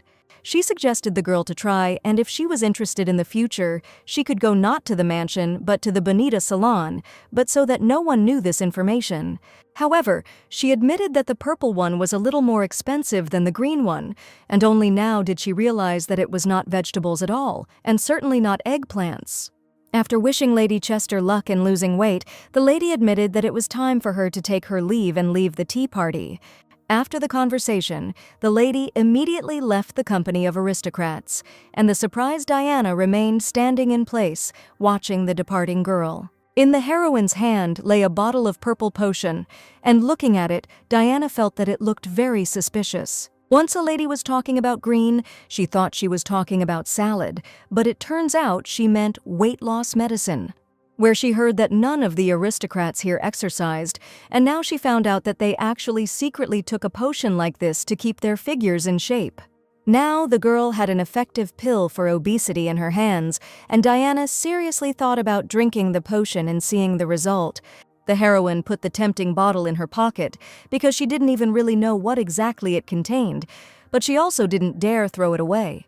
Previously, Dr. Chendal said that there were no weight loss drugs in the world, but now Diana had a magic potion that could probably help her. She decided to ask Lady Sienna first, and perhaps she could know something about a magic drug that helps you lose weight. Lady Sienna was still chatting with the ladies, and Diana, looking in her direction, signaled for the lady to come quickly to her. She knew Sienna must be very tired of dealing with girls, and seeing the situation firsthand, the heroine felt it again. There are many people who want to be friends with her, but no one wanted to communicate with Lady Chester, and at tea, she realized this. But the heroine had no intention of giving up, because she had already gone too far, so she couldn't just give up now, and first decided to try talking to someone. She approached the two ladies, telling them what a beautiful day it was, and hoping that they would notice her. As soon as Chester's men approached the aristocrats, they immediately pretended that they had urgent business, avoiding Diana's company. The heroine didn't even have time to say anything. The girl was quickly left without being talked to, but Diana still wasn't going to give up. She approached some more ladies, but they had the same reaction, and the aristocrats quickly moved away from the girl so as not to talk to her. Diana tried more than once to talk to at least one of the ladies present at the tea party, but everyone immediately left her. The lady did not understand why the ladies avoided communicating with her, and she just wanted to talk, but she was never able to communicate calmly with anyone. But Diana overheard the ladies talking about Leonard and the gem, and she also distinctly heard her last name. And instead of just talking to Diana in person, the ladies began to talk about her behind her back, but were never able to approach her and ask her directly. In any case, she could have answered directly so that the girls would have calmed down, and there would have been absolutely no psychological battle at tea that Sienna had spoken of. Most likely, Diana felt like she was a monkey in a cage at a zoo, while others looked at her with disdain. Since the heroine had done a lot of good, she decided to think of it as karma, and understood that everything happened not by her will. She was worried about where Yuna, who had always been great at surviving alone, had gone. And since when had the heroine begun to feel lonely without friends? Perhaps because Diana was lonely, she was constantly prone to depression, and at such moments what she needed most was sugar, or rather sweet treats. And since she hadn't managed to make friends today, she went to the table and decided to try some delicious cakes and allow herself to relax. It seemed to her that the voices discussing her had become louder and louder, and the heroine tried in every way not to pay any attention to the girls. She walked up to the table, looked at the delicious cakes and thought about which dessert to start with, but as soon as she brought the sweet treat to her mouth, she heard a man's voice. Diana thought she was hallucinating because she had just suddenly and clearly heard the coach's voice, as if he was nearby. Suddenly, all the ladies fell silent and stared in her direction, uttering the name of Commander Leonard Woburn. Then Diana clearly realized that this was not a hallucination at all, and turning around, she saw a man she had not seen for a long time. To her great surprise, the coach was indeed standing in front of her and tenderly said that he and Diana had not seen each other for a very long time. The young man was very happy to see Diana because it had really been difficult for them to see each other lately. Diana couldn't believe her eyes when she saw Leo coming to tea, and at some point it all seemed like a magical dream to her. Leo extended his hand to the girl in front of all the aristocrats and asked how the lady had wished for the whole week, and he came to admit that he had missed her very much. Where she even asked again if it was really the coach himself standing in front of her, because she couldn't believe her eyes that he was really here. The young man carefully stroked the girl's head and chuckled that Diana was asking such stupid questions, and it was really him standing in front of her. None of the aristocrats could understand what was happening and why the venerable gentleman was tenderly stroking this fat woman's head. Diana also couldn't believe it. The coach really appeared out of nowhere for tea and was standing in front of her right now. He immediately said that the girl clearly did not eat the salad today, but now she had a piece of cake in her hands, and this time Diana was caught red-handed. The young man asked her if she really wanted to jump and do push-ups for a long time tomorrow, and at that moment Diana realized that this was not a dream, but reality. After all, if the young man says such terrible things, then this is definitely the real Leonard who saw right through her. She wanted to know why the coach had come unexpectedly, whether he had also been invited to tea, but the young man had come just like that. As it turned out, Leo came without an invitation, and Diana understood that it was unethical to come like that, and did the gentleman really not know what ethics are for these people? At that moment, the hostess of the tea party came up and, seeing Sir Leonard, could not believe her eyes, because she had not sent him an invitation. The Marquise's daughter, Mayrin, asked why such a respectable gentleman had come to a primitive tea party. The commander apologized for the rudeness of his sudden appearance and politely greeted the hostess of the tea party. Diana looked indignantly at the coach, who clearly could have apologized in a simple way, but the young man put all his emotions into these words, as if he was crucifying himself in front of the girl. The tea party continued, and all the ladies were charmed by the appearance of Commander Leo, because the young man was incredibly handsome and elegant. The Marquis's daughter asked Leonard to stay a little longer, since he had decided to honor her with his presence. It was obvious from the girl that she was very embarrassed, and she incredibly wanted to communicate with such a respected person as the commander of the Imperial Night Squad. Diana saw the Marquise's daughter openly flirting with the commander, and she probably wanted to compete with her, but Diana definitely could not allow that.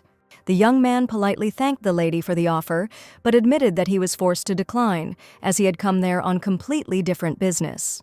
Leo told everyone that he had only come here to pick up the lady and Chester, and the surprised Diana had not expected this to happen at all. The Marquise's daughter was sure that the gentleman would stay and talk to her, but she was very surprised that the young man actually came for Diana. Leo extended his hand to Diana, and indeed, he had come to the tea party only to take the girl home. The trainer hinted that if the girl didn't go home, she would have to do 100 squats at her next lesson. All the coach's thoughts were written on his face, and looking to the left, Diana extended her hand to him, agreeing to go home. Suddenly, Diana began to look around, and the young man became worried that something had happened to the girl. But Diana asked to wait a little. She looked for Lady Sienna with her eyes, who was nowhere to be seen, but since they had arrived together, she could not just leave without warning her. And feeling a hand on her shoulder, Diana shuddered and turned around, who had just approached her. She couldn't understand what Commander Leo was doing here, who hadn't even been invited to tea, and Sienna hinted that Sir Woburn must have no manners at all. The young man grinned and declared that he was ready to learn proper manners with Lady Diana, and his words sounded with a hint of sarcasm. These people argued again, and every time they met, there was an overly tense conversation between them. Sienna was indignant that the commander immediately found himself a teacher and called Diana her only and most beautiful student. The young man replied that he was also thinking about finding a teacher from whom he could also learn something similar together with Diana, and suggested that for now they just have a good rest. Diana seemed to be torn apart as each side tried to get her attention. Diana felt like she was between two angry wolves and was very glad that she ate this cake, otherwise she would have definitely thrown up from the tension right now. She turned to the teachers, declaring that she really wanted to go home and did not want to listen to stupid arguments that were of no use. Sienna replied that if the lady was really tired, then they definitely needed to go, and the commander was outraged that the lady herself had delayed them because they were already about to leave. As everyone was about to leave, Diana saw a strange picture of Lady Sienna and Commander Leo holding out their hand to her so that she could choose who to go with. Diana felt that this was not some kind of survival game, but for some reason she was being forced to choose between these two people. To their surprise, Diana did not offer her hand to just one person, but took the hands of the commander and Lady Sienna together, each of whom was incredibly dear to her. But both sides were outraged, and Leo said that Diana definitely couldn't do that, and she should definitely choose one of them. The girl smiled as she didn't want to argue with anyone, claiming that she had two hands, so she decided to take both of them by the hand, suggesting that they just take a walk together. Of course, neither Sienna nor Leo wanted to share Diana with each other, but now they had absolutely no choice. Suddenly, Sienna heard words that the noblewomen had noticed that she and Commander Woburn had some disagreements, and this could become an excellent basis for more rumors. Sienna asked Diana to wait a bit, and suddenly she let go of her hand. The commander was surprised that the Russian teacher had really let go of Diana's hand only because of the looks she heard behind her back. She admitted that she was not very pleased when she was seen in the company of Sir Leo, and it probably hurt the girl's pride very much. Leo smiled and happily declared that he did not want to, and was not going to let go of that little hand under any circumstances, and Diana noticed that the young man was simply glowing with happiness. Lady Sienna had her own reasons for letting go of her hand, and Mistress Chester realized that there was nothing she could do about it, and she could only help to rectify the situation.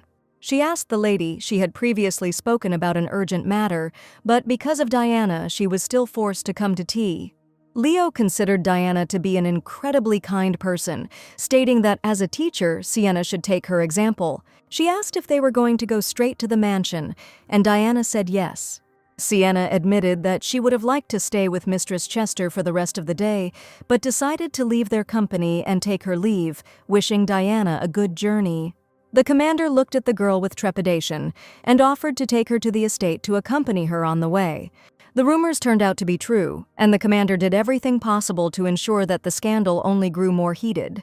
They walked out the gates of the Marquise's daughter's mansion. The young man was surprised because a carriage was supposed to be waiting for Diana.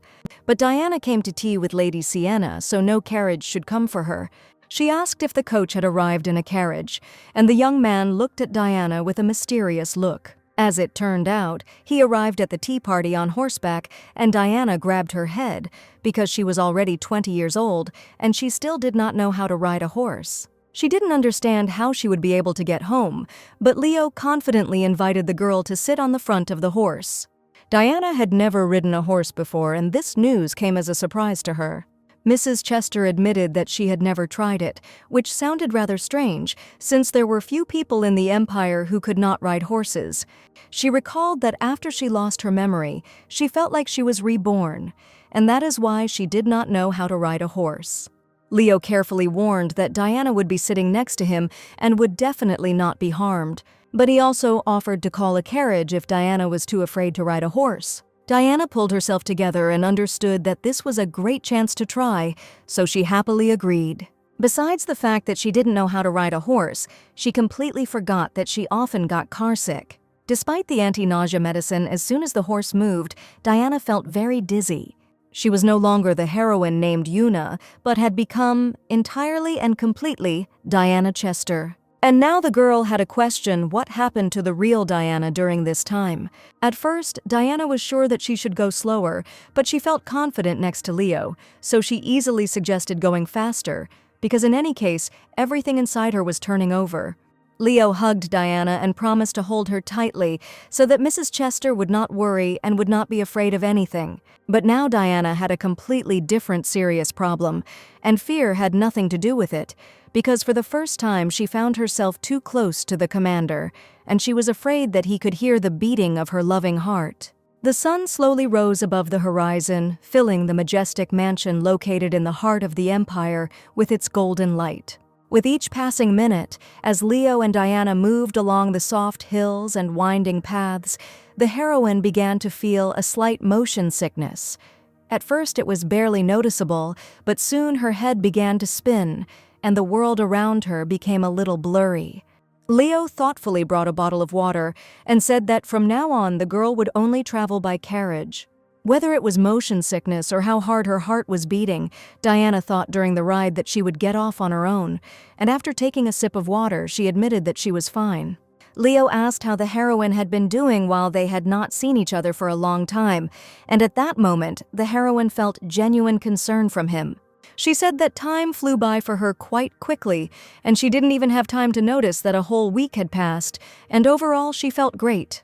Leo was surprised that a whole week had passed, but he didn't know that Diana seemed to be counting every day spent apart. Diana became nervous after the coach's words, saying that he probably continued to mock her, but Leo laughed and asked the girl for forgiveness. He was very glad that Diana was feeling well, but admitted that things were not going quite smoothly for him, and he could not boast of being in a good mood. Diana was surprised, assuming that the coach probably had a lot of work, which is why he felt unwell. But Leo had no problems with work at all, because he was already used to such a workload, and this was not the issue at all. All this time they could not meet, and Leo admitted that he could not see Diana, gently taking a strand of her golden hair in his hand. Diana felt a slight blush on her cheeks, and she was very surprised when she heard these warm and pleasant words. He admitted that not seeing Diana was harder than he thought, and every day he suddenly found himself thinking about her constantly. In fact, Diana also missed her very much, and she did not understand why the young man could not have simply come then, instead of telling her now about how he constantly thought about her. Leo felt guilty and apologized to the girl because she really had to wait a long time and he really wanted to come earlier. Diana felt like she was being torn apart by cats, and the girl was very sad because the letter that Leo had given her at the time contained only exercises instead of sincere words. She was outraged that Leo hadn't written anything else, and if he really missed her, she thought he could have admitted it in his emotions. What irritated her most was that, despite all this, Leo diligently wrote out ridiculous exercises in his beautiful handwriting in the letter, and this really infuriated her.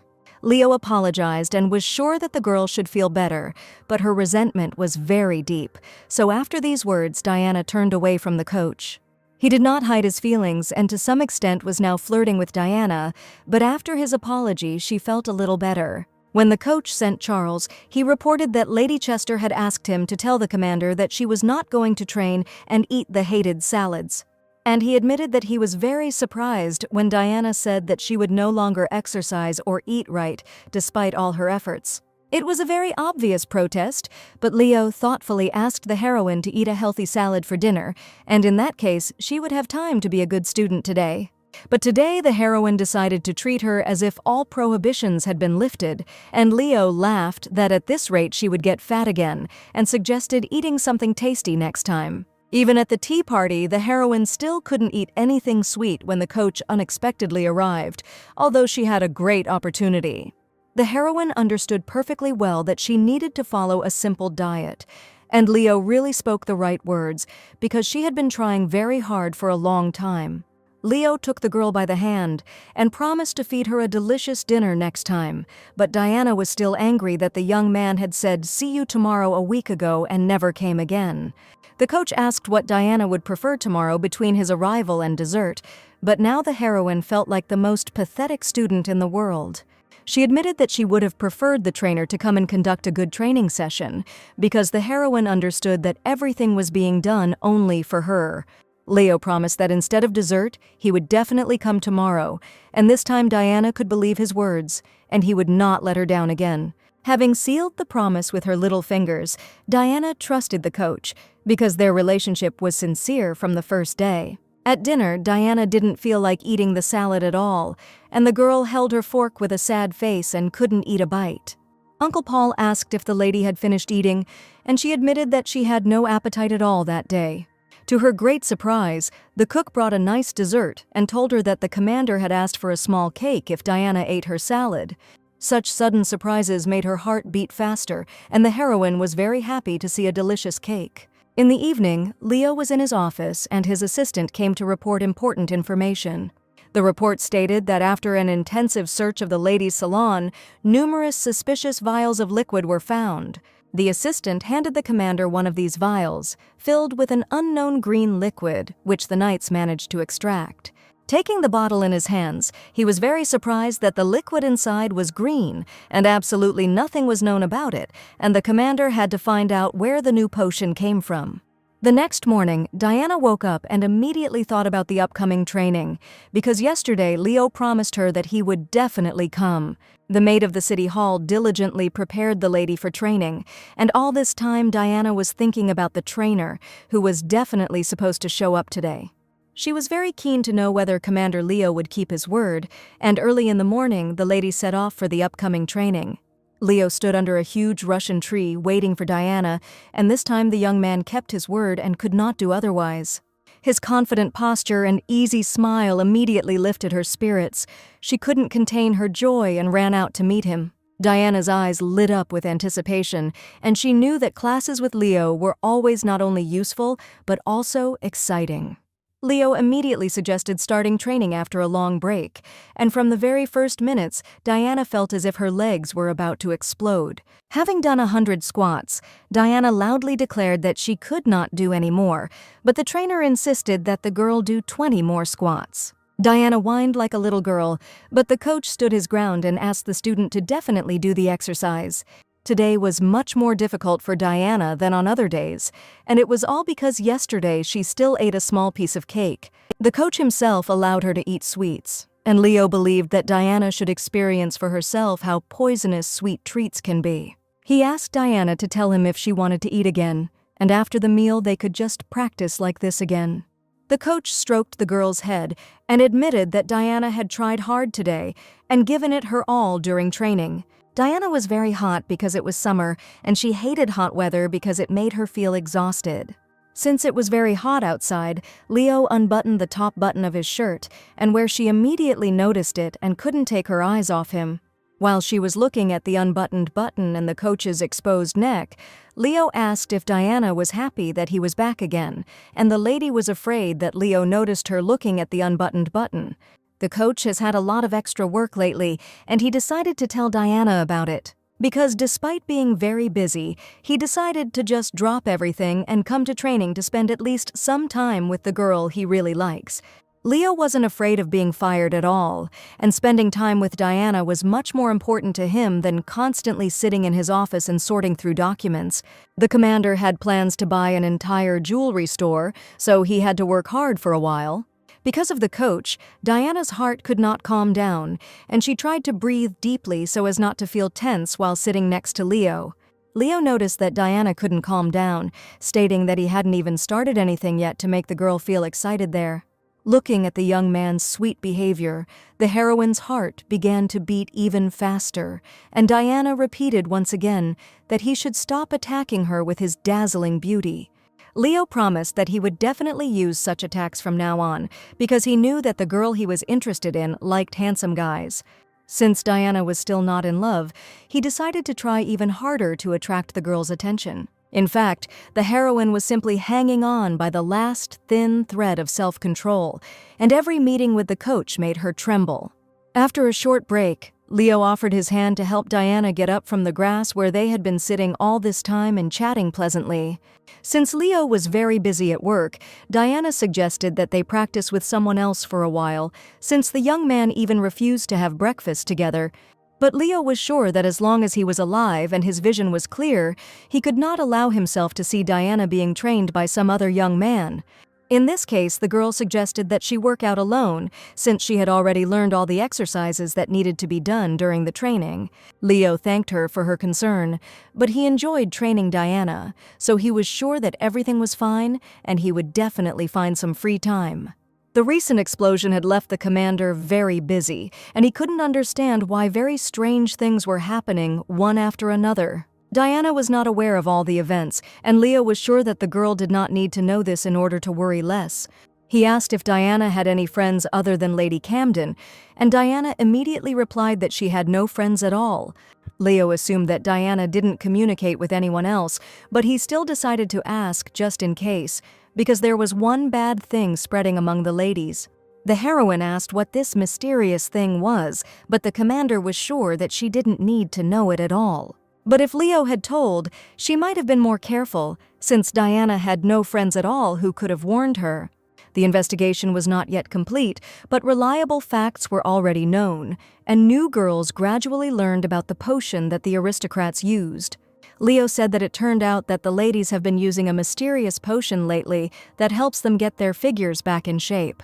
He asked Diana to keep this in mind and warned that if someone offered her a strange potion, she should under no circumstances take it. Diana said that she was not a child at all to take something from strangers, but she knew perfectly well that she was now brazenly lying to the coach.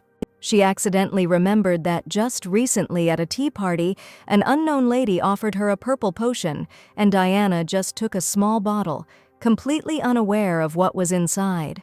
The heroine told about the purple elixir that she took from an unknown lady at a tea party, and Leo did not expect to hear this information from Lady Chester herself, who was always famous for her calm disposition. Diana didn't know who the girl was who gave her the elixir, and Leo now wanted to know as many details as possible. He asked if Diana had the bottle with her, and unfortunately, the girl did not have it with her. After her words, Leo was very scared that Diana had already managed to drink an unknown potion, but the heroine tried to quickly calm him down because she really did not touch him. She said that she gave him to the family doctor, and it was the first time she saw Leo so surprised and at the same time scared. The heroine didn't know what this unknown drug was, so she asked the doctor to find out if it could be used, and Leo breathed a sigh of relief. He decided to take the potion, so the result did not matter to him at all, and Diana was surprised why the coach decided to take the vial with an unknown liquid. Naturally, he wanted to take the potion because Diana had already almost drunk it, and she probably intended to do so in the future, where she didn't understand if there was a need to go so far, and she slightly regretted that she had told the coach the whole truth now. Together they went to see Dr. Chendal, and Diana asked if there were any results from that unknown potion. The doctor indignantly asked the lady where she got this drug, and probably he already knew the composition of the new drug, which was actively distributed among the nobility. The commander asked if the doctor had managed to discover any dangerous ingredients, but Chendal was extremely worried. He said that you don't even need to know the ingredients and the drug just burned up, and now Leo and Diana knew new important information. Of course, it sounded like complete nonsense, and no one could believe that such a thing was even possible. The drug that Diana brought was real green, but despite the fact that there were no problems with detecting the first ingredient, suddenly upon contact with acid, it instantly ignited and evaporated. Perhaps everything would have been fine with Diana right after the appointment, but the doctor was sure that something would definitely happen one day. Diana looked at the doctor with excitement because just recently she was going to try this drug, because the stranger then convinced her of its benefits. She told Leo that at a tea party, the drug was offered to her by an unknown lady whom she saw for the first time in her life. Diana admitted that she has problems with her memories, so she does not know who this girl was, and she absolutely cannot not say anything. But the stranger said that the green remedy was more effective, so the heroine admitted that she then thought about the salad altogether. The lady also recommended some purple stuff to her, said it had a stronger effect, and then gave her a bottle of purple liquid and left. Diana managed to find out that the unknown potion could be purchased by secretly coming to the Bonita salon, if she was interested in it in the future. It seems that Leo was very angry when he heard this information from Diana, that she really took an unknown potion from a stranger. He stated that it would be very good if they had some of the drug left, but unfortunately nothing could be done now, and the trainer asked Lady Chester to come to the Knight's Court tomorrow. He didn't want to involve Diana in this story, but since she had seen this lady, they needed to find the stranger. It turned out that the girl had called some dangerous thing a weight loss drug and given it to Lady Chester, and as someone desperate to lose weight, she couldn't just let it go. The next day, Diana was met in the commander's office by her assistant Charles, who asked with interest what Mrs. Chester was doing there. She said that she had become embroiled in a case and had come here as an important witness. Charles laughed, suggesting that Diana had done something wrong again, but she insisted that she had nothing to do with it and had just accidentally gotten herself involved in a dangerous matter. Charles even suggested that Mrs. Chester herself had secretly taken the potion, and the captain had caught her red-handed, which is why she ended up in his office, and the young man also suspected her of this. The young man confidently stated that recently all the ladies were using this potion, and it spread very quickly among the aristocrats. Leo didn't give any details, and Diana suggested that she could find out more about Charles by asking him a few questions. Sometime later, Charles revealed that they had found a lot of the green drug after Benjamin had searched the ladies' salons. Hearing this information, Diana wondered why they were talking about some green potion that she had never heard of before. And from the fact that the young man knew that after the green drug a person finds himself in a state of constant sleep and the appetite completely disappears, and this is what helps women lose weight, Diana could not believe her ears, because the potion that the stranger described as a medicine turned out to be a completely different remedy. Then the lady said that the drug was used for weight loss, but in fact this substance turned out to be very dangerous, and the woman clearly thought that Diana was addicted to such a drug.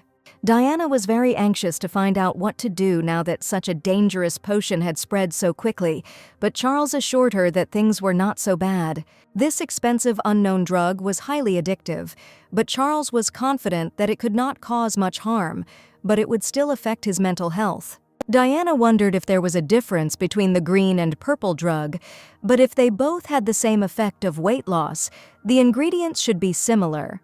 But now it was completely incomprehensible to her why that stranger had given Mrs. Chester the purple drug.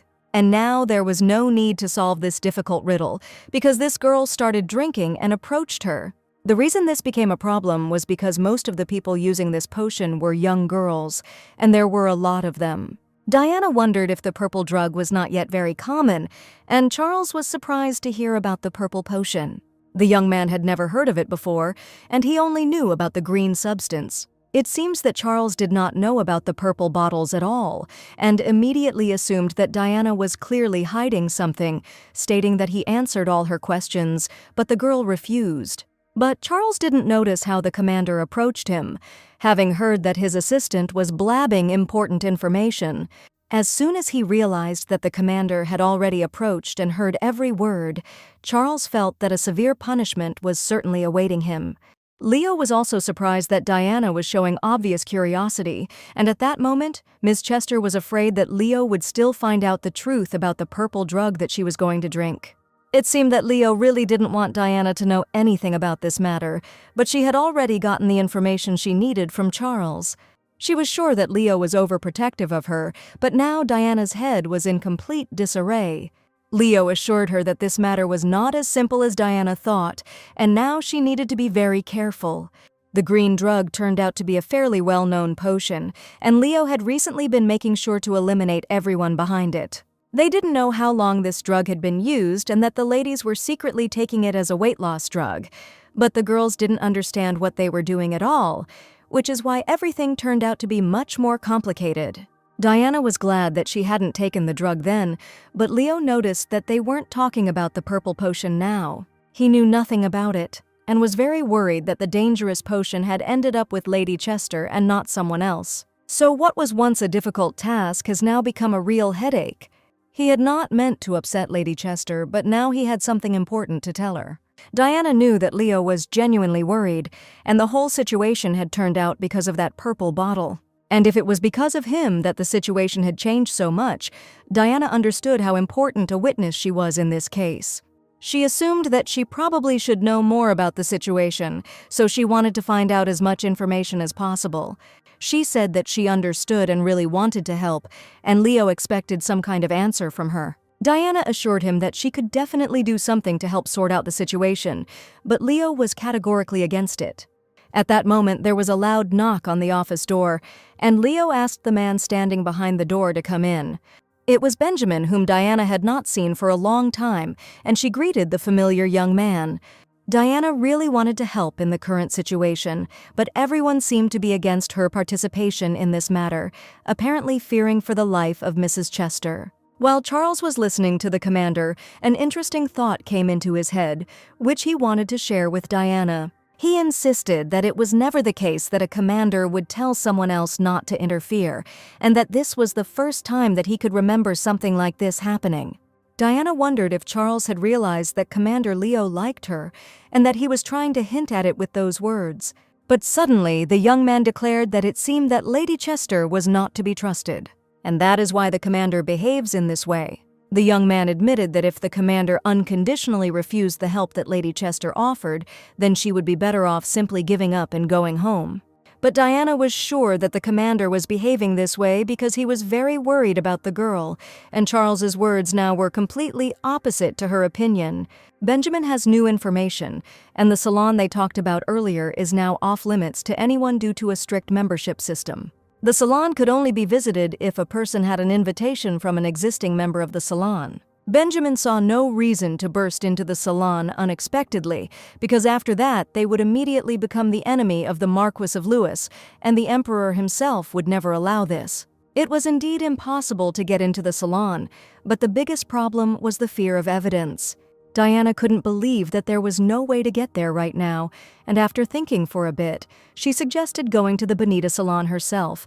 Of course, Leo was against such an act and immediately refused, but Diana assured that if she went to the salon, the problem would be solved immediately. She had an invitation and she could go right now.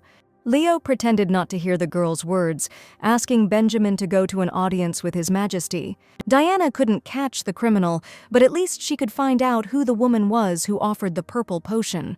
Trying to insist on her own, the heroine wanted to hear an answer to her question, because she really wanted to help. The commander had no idea of sending Diana to such a dangerous place, and he wanted to find another way, even if it might take some time. Diana knew that Leo already worked very hard to make it to her in the mornings, and she just hoped that she could help solve the case a little faster. And she declared that the commander would not be able to sleep peacefully and would only work while everything continued to happen among the aristocrats. Benjamin offered to accept Lady Chester's testimony as evidence, but Leo was sure that this could not be done in the same way.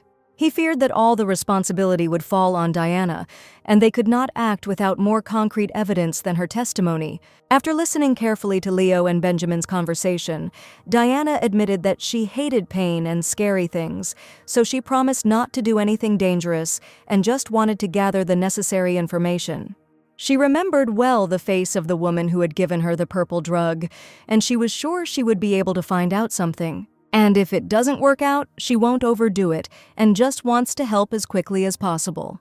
The heroine just wanted to start training comfortably with Leo and having breakfast together as soon as possible, so she really wanted to solve the dangerous case as soon as possible. With difficulty, Leo finally agreed, but did not allow the girl to go there alone. Finally, Diana heard the cherished consent and was very glad that she could finally help. She asked who she would need to go with, and Leo thought for a moment, but he already knew the specific answer. He confided in his assistant Charles, confidently stating that the young man would need to follow Mrs. Chester in order to obtain important information. 3 days later, Diana was finally ready to go to the salon, and Mary, the maid, noticed Mrs. Chester putting on a beautiful dress and probably decided to go to a luxurious place. But unfortunately, Diana couldn't tell anything even to Mary until the matter was over, so the lady didn't go into details. Today, Mrs. Chester looked simply wonderful, and the maid appreciated her magnificent appearance and wished the girl a good trip.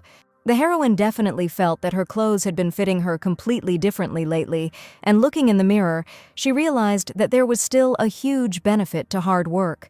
On the first floor, Mrs. Chester was already awaited by a guest, about whom the maid Mary had warned the girl. She was really eager to see what Charles and Coach Leo were up to, and the heroine hurried downstairs. As soon as Diana entered the living room, she was very surprised and asked the guest who was waiting for her who he was. There was a nice lady with blonde hair sitting in the living room, and she admitted that she felt very awkward. And at that moment, Diana realized that in front of her sat Assistant Charles, who was dressed as a girl. Charles tossed his long hair, declaring that he always looked great, even when dressed in women's clothes. Charles's attire was indeed very smart, and the young man declared that since they were going to do something, it was necessary to do everything wisely. Leo thought for a long time about how to make Charles go with Diana, and finally they decided that the young man would simply change into women's clothes. Then he became indignant that he did not want to change clothes and asked to find another person for this role, despite the commander's order. The young man shouted loudly that Leo was using his power in a vile way, but the young man said that if the assistant refused, they would change his clothes by force. Charles agreed only because he already had a deed to his credit when the commander helped him solve one serious problem, and he promised that if Charles still didn't agree, he would take payment from him for the store that the young man had once set on fire. After these words, Charles humbly agreed to put on women's clothes and stated that he simply wanted to show the commander his confidence and readiness to work. And that was why there was now a young man dressed in women's clothes standing in front of Mrs. Chester, and together they were trying to figure out what to call Charles. After thinking for a while, the young man asked to be called Sasha, and he was sure that this name suited him very well.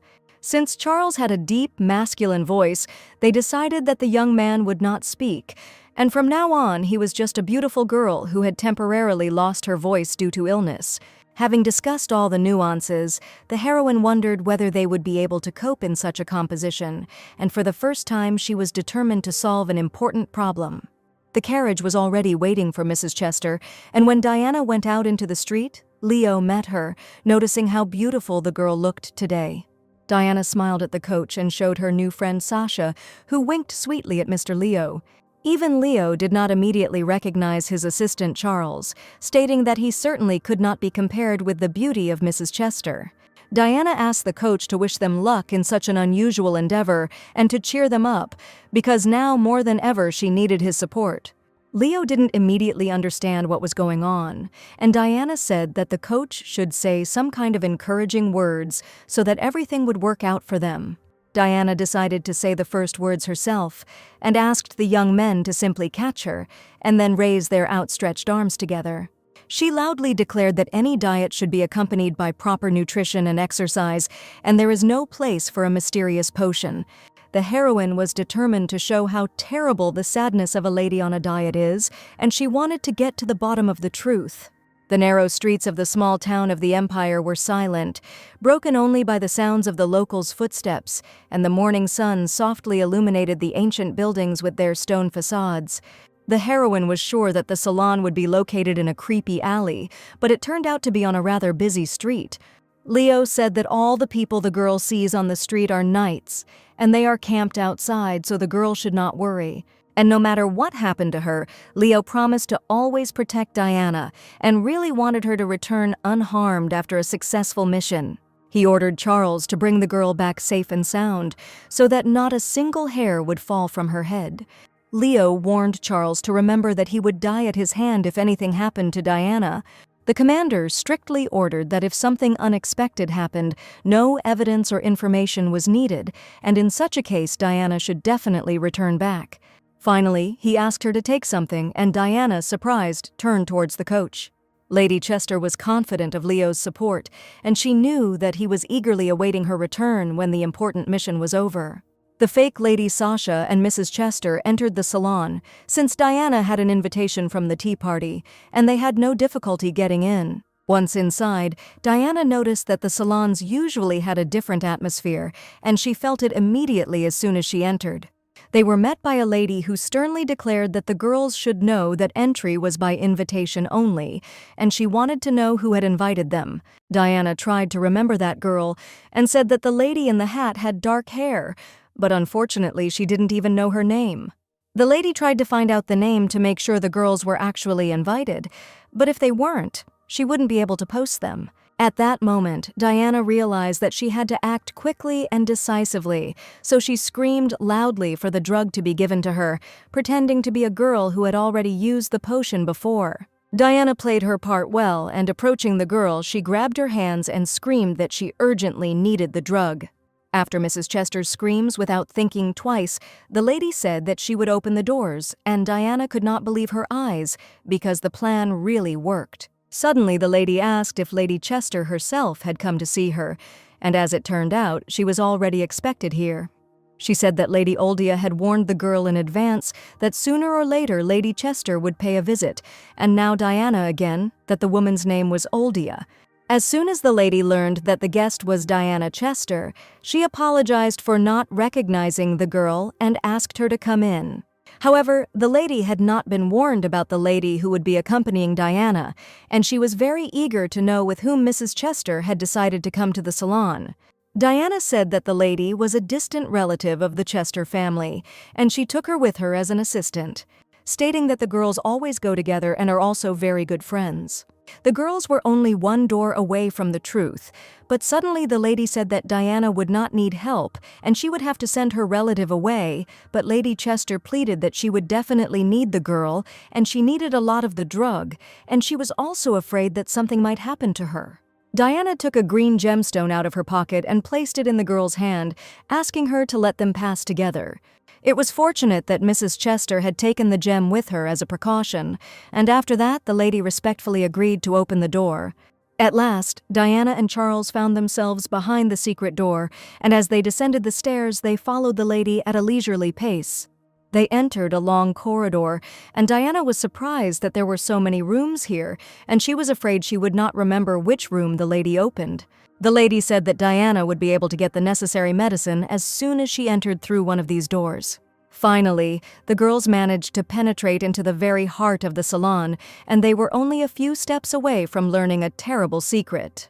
They were greeted politely by Baron Habelon, and no matter how you looked at it, the man looked like a real villain. He asked what kind of girl had come with Diana, considering that they had been let through the secret door together. Diana reported that Sasha was a potential client and a distant relative of the Chester family, and she also needed a magic potion. The Baron was sure that if there had been any problem, the girls would definitely not have been allowed through, and it seemed that he liked Charles dressed as a girl. The Baron told this information that Diana had lost a lot of weight, and the lady admitted that it was all thanks to the green drug. The Baron had once seen Lady Diana, and had once passed her, and he had confidently admitted that the girl had changed greatly since then, and the effect had been quite good. Diana began to tell a story about how the effect was becoming less and less noticeable, and recently she was given a purple potion to try. The Baron realized that Diana was already familiar with the new purple potion, and stated that the conversation would be much faster, because he heard that the girl urgently needed it. He reached into his jacket pocket, and Diana was sure that the Baron would now take out a bottle of purple liquid, and Charles also expected what would happen next. The man whispered that the purple potion had a different price than the green one, and not every rich woman would dare to pay such a price. Therefore, if the ladies who bought the drug 5 times brought in a new client, they were given the drug for free. Diana realized that she was just such a new client, and the Baron fell for her tricks. Mrs. Chester understood him correctly, and thanks to the fact that she came here after all, Lady Oldie can finally get the coveted free bottle. Now she knew that this was not just a deal, but a multi-level pyramid, where each client was incredibly important to the Baron. Recommendations are given only to those who have already been convinced of the effect of the green drug, and Diana tried to find out what would happen if the person who received the recommendation did not come. The Baron admitted that everyone needs the purple drug, and that means that once you start all this, you will hardly be able to get out. Since this was the girl's first purchase, the Baron declared that Mrs. Chester would have to pay the full amount for it, and the lady asked that the bill be sent to the Chester family, promising to take care of everything. But the man couldn't give the heroine the potion, as the purple bottle had to be paid for at the time of purchase, and he didn't want the deal to become known outside the salon. Mistress Chester had stated that she wanted the potion given to her immediately, claiming that she would pay right away, and the heroine could not give in and miss the evidence after seeing it right in front of her. The Baron mentioned that the price of the purple potion was on a different level compared to the green bottle, and the gems Diana brought were not enough to pay for it. She tried to pick up the drug right now and said that she would send someone to get the money right now. To make the Baron believe Diana, she decided to say that she was going to drink the potion right now because it had a very quick effect. The Baron agreed to give in to Mrs. Chester, and he really fell for Diana's sweet talk. The man said that in exchange, the girl had to drink the potion right in front of him, and Diana did not expect this at all. He assumed that the girl might be lying, so he wanted to make sure that her words were true. Diana was only a small step away from the purple potion, and looking at the treasured bottle, she wondered how to make the Baron believe her. Charles panicked when he saw a bottle of an unknown purple liquid in Diana's hands, realizing that Diana was going to drink it. Diana had been trying very hard all this time, and now she needed to pretend that she had actually drunk the purple potion. By winking at Charles, she gave the young man a sign to trust her actions, but he did not quite understand what Mrs. Chester meant by this. The heroine deliberately turned away from the Baron, claiming that she was going to drink the entire purple potion in one gulp. She opened the bottle and brought it to her mouth, and an agitated Charles grabbed the girl by the hand, frightening her with his impulsive actions. The Baron noticed the second girl's agitated behavior and asked if there were any problems. Diana had no intention of drinking the potion, and an interesting plan appeared in her head, and it was not without reason that she took another empty bottle with her. The heroine quietly opened the lid of the bottle with the purple potion, and at that moment in her hand was another empty bottle, which she took with her. Unbeknownst to the Baron, Diana switched the bottles and put the purple potion in her pocket. Even the man was surprised that the heroine decided to drink the entire bottle, and he asked if everything was okay with the girl. To make sure the Baron didn't suspect anything, Diana dipped her finger in the purple potion and applied it to her lips to make it look real. She turned around and admitted that her hands had merely started shaking, and seeing the purple spots on her face, the Baron believed that the lady had just really drunk the entire contents. The Baron saw a broken bottle on the floor which contained nothing, and Diana's acting was top-notch because the villain himself believed Mrs. Chester. During all this time, Diana did not feel a drop of excitement, and she was very glad that she managed to pull off such an interesting task. The empty bottle of the drug that Leo gave her before leaving the carriage helped the girl immensely to play her role perfectly. Thanks to this, she was able to switch them and pretend that she had drunk everything, and the Baron had no doubt that the girl had actually drunk the entire contents right in front of him.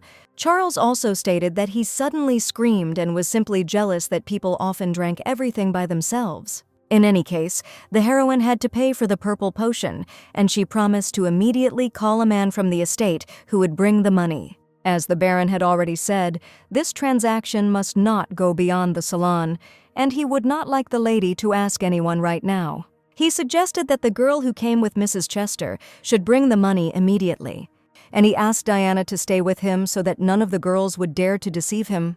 The Baron intended to remain with Mrs. Chester, but she admitted that this would be impossible to fulfill. The man saw the concern in the girl's eyes and asked if Ms. Chester was afraid that he could harm her in some way. He wanted to get a guaranteed payment, but Diana could not figure out how to return to carry out the plan. At last, it was Charles's turn, and he asked in a thin voice for Diana's permission to remain with the Baron. Charles, dressed in a woman's dress, asked the man which of them looked more reliable, and at that moment he deliberately flirted with the man. Lady Sasha said she didn't want to go up the stairs again, so she offered to stay with him and wait for Lady Diana. The Baron insisted that he knew Lady Chester, so it would be better for her to stay, and Charles chose an opportune moment, offering to stay with the Baron and get to know him better. Diana found it funny to watch Charles trying to get the villain's attention, but a slight blush of embarrassment had already appeared on his cheeks.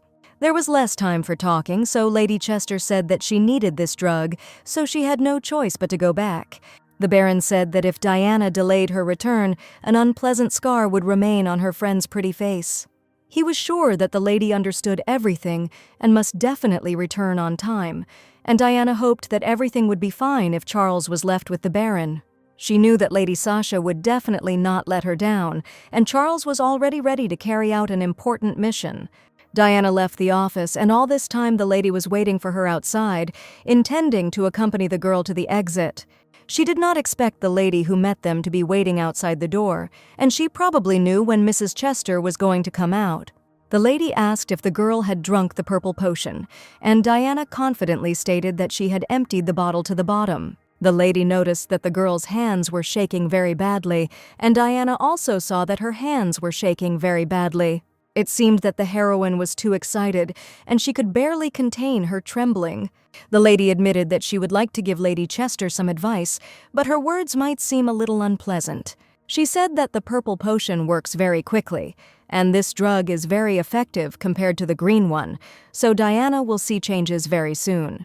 She escorted the guest to the exit, and as soon as Diana left, she was very happy that everything had worked out for her, and she was finally outside. The heroine was awaited by Mr. Leo, who, as soon as he saw that the girl had left, immediately headed in her direction. She walked with a slight tiredness on her face, but with pride in her eyes, and Leo rushed to meet her and hugged the girl tightly. At that moment, all his fears disappeared. She returned safe and sound. Leo felt a surge of pride for her and for the fact that together they could fight the injustices of this world. He realized that despite all the dangers ahead, they would always be there for each other, supporting and protecting each other in any trials. Diana managed to get her hands on the purple drug, but more importantly, Sir Charles remained in the salon in her place, and she needs to bring money to the Baron right now to pay for the purple potion. Suddenly, the young man saw something purple on the corners of the girl's lips, and Diana assured him that she was completely fine, but Charles needed help now. Leo immediately asked if Diana had taken an unknown drug, looking at the purple marks left on her face. Diana confidently admitted that she was perfectly fine and had not taken the purple potion, but Charles was still inside. Looking at the girl's face, Leo couldn't understand why there were purple spots on her lips that looked exactly like that very potion. Charles needed to be saved as soon as possible, and Diana tried to tell Mr. Leo this, but he seemed not to hear her. The only option left for Diana was to say that Charles was to blame, because only then would Leo go after him. One of the knights stood near the salon and warned the captain that he could not enter the salon now. But the commander was so furious that he wanted to destroy Charles Clark with his own hands. Before Leo could get there, they saw something strange, and it seemed that Charles no longer needed help. The door of the salon suddenly opened, and the silhouette of a girl who had just left the salon appeared on the street. It was Charles who shouted loudly that he had caught the bad man, holding the Baron by the collar. Charles was shouting loudly that this young man had tried to touch her, and he needed to be arrested as soon as possible, and there were still a few bad people left inside. Seeing the commander, Charles asked why Leo had come out, since he had already completed a difficult task. The first thing Charles did was to ask if Lady Chester was all right, and he did everything he could to keep the girl safe. He asked the commander for permission to report, as he had witnessed that illegal drugs were being sold in the salon, and now they had solid evidence. Charles was perfectly fine, and he asked Leo if the commander was worried that he could be beaten by such a small fry. Leo wanted to know what happened to Diana and why there were purple stains on her face from the forbidden potion. Charles also admitted that he was very surprised, but Lady Chester turned out to be more fearless than the commander thought, and very quickly found a way out of the critical situation. But it turned out that Leo was very angry, and he angrily declared that he ordered his assistant to make sure that not a single hair fell from Diana's head. He grabbed Charles, but the boy could not understand what had happened, and the mission was accomplished perfectly. Diana mentally asked Charles for forgiveness, and she was glad that the young man returned safe and sound, and it could be considered that they had coped. Finally, everything was over, and after some time, Diana admitted to the commander that she probably did the wrong thing. The salon was closed because the baron who ran it was arrested, and he was the main culprit in the distribution of the banned drug. Although there was not enough evidence to thoroughly investigate the activities of the salon associated with the marquis, the salon, tainted by this incident, has no choice but to close for a long time so that the noise around this place among the locals dies down. Charles still got it from the commander, and the boys still had to figure out what had happened. The rest of the investigation is now left to Leo and the Knights, and Diana has fulfilled her primary role in helping to catch the criminal. Leo was sure that in any case they would think that Diana was already addicted to the magic potion and might try to get close to her again. Just in case, he decided that the girl should remain in the mansion to rest for now, and after that, she really needed time to come to her senses. The coach did not mean a break in training, and Diana could only take a break from them today and return to action in the near future. The girl wanted to take this opportunity to rest her soul and body and relax a little after serious stress. The commander promised to send several men to the Chester estate to guard and escort Diana, and she would definitely be safe. Leo really didn't like that he had dragged Diana into a dangerous situation, but now he could use it as an excuse to see her all the time. He really wanted him and the girl to see each other as often as possible, and he implied that they would become a couple. Diana was a little scared that Leo suddenly came so close, and her heart was ready to jump out of her chest at that moment. Leo stole glances at Lady Diana. His heart filled with warmth every time he looked at her face. He felt that something special had arisen between them, and this feeling was growing stronger with each passing moment. The young man noticed that Diana closed her eyes so sweetly, assuming that she wanted him to kiss her, but Diana was so excited that she didn't even know what to say. Diana froze for a moment. Her heart started beating faster. She didn't expect such a confession and couldn't hide the smile that appeared on her face. She hung her head down and couldn't even look into the eyes of the coach she liked so much, and it was hard for her to accept it right now. The young man asked if anything would change in the future, because he really wanted him and this girl to be together. But now it didn't matter to him at all, even if she refused, and the commander still wasn't going to give up. And he was sure that in the future, he would definitely make Diana Chester change her mind, and this sweet girl would definitely be by his side.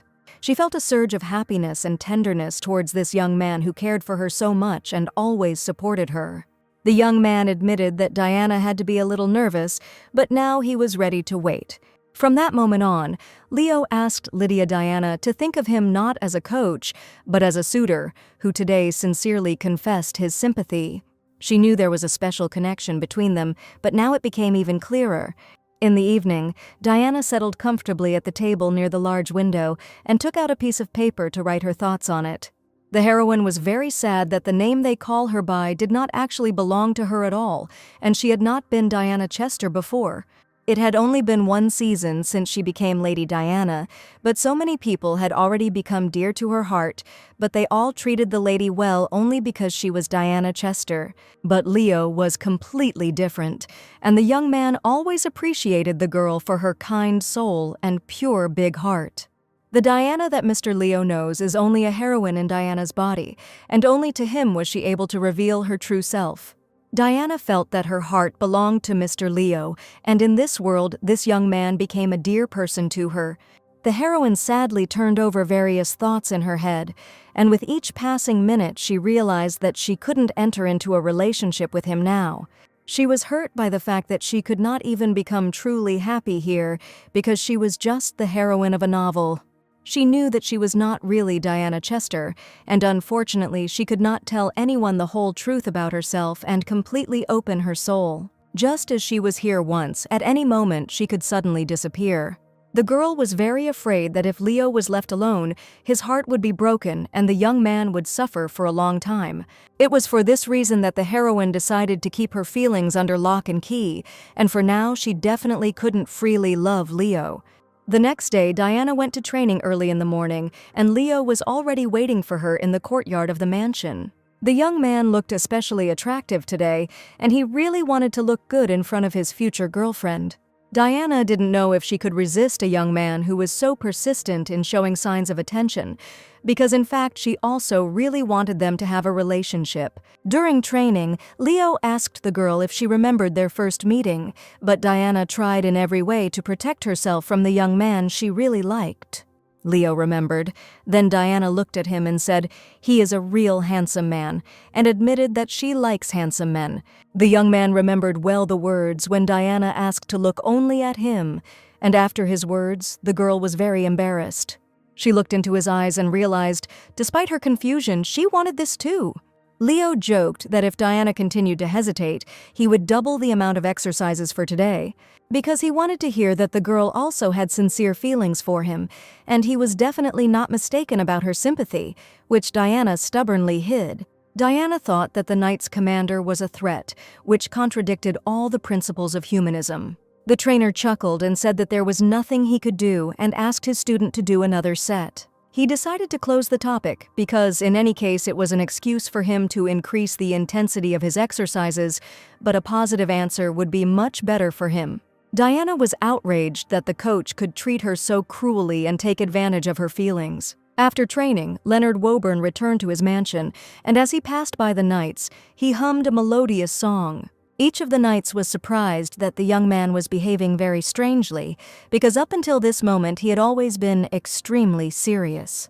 The young men began to whisper, noticing the captain's excellent mood, but just recently he had been running and was drowning in tears from the amount of work that had fallen on him. Sitting comfortably in his work chair, Leo couldn't stop thinking about Lady Diana, who had just refused him a training session. He noticed that the girl couldn't even refuse him coldly, and her hesitant attempts were incredibly cute. But Leo couldn't understand why Diana still told him no, and he had no intention of rushing her, but he was very curious why the girl was so stubborn. Quite recently, the commander was interrogated by the Baron, who was accused of distributing a prohibited potion. Looking at the interrogation report, the young man saw nothing there except stupid explanations that had no weight. The Baron categorically refused to answer questions, and there was no talk of his repentance. But since Diana was involved in this incident, the commander was determined that he would never let him get away with it. Although Bonita's saloon was thoroughly searched, no evidence of trade could be found. However, it could not be said that nothing had happened, and while the knights were watching the saloon, they managed to catch one girl who had been there. But due to the lack of solid evidence, the commander had no choice but to release her after confirming her identity. The dangerous potion, which burns and disappears in an instant, has now become a headache for the commander because the girl he likes was involved in it. But the case when an aristocratic lady suddenly exploded on a busy street like a real bomb still remained a mystery. There was nothing in common between the two cases, but the commander was extremely worried about it, and his thoughts were tormented by strong doubts. As Leo thought, he had no choice, and it was time to call Aiden from the forest in the Northern Territory. Surely Diana's older brother might not like the commander courting her, and whether Aiden was here or not, the commander didn't think anything could change much. Leo didn't know how to do better, and while the young man was deep in his thoughts, there was a loud knock on the door of his office. They were 3 knights from the Imperial Detachment, and they asked why the commander had called them at such an early hour. Leo kindly asked the knights not to stand in the doorway but to come in and sit down, and the young men were surprised that their captain was smiling sincerely. 3 young men sat in front of their commander, each of them afraid that he might find out how they ate the desserts or catch one of them skipping training. But suddenly the commander asked what the secret of success was and asked the knights to share their opinions.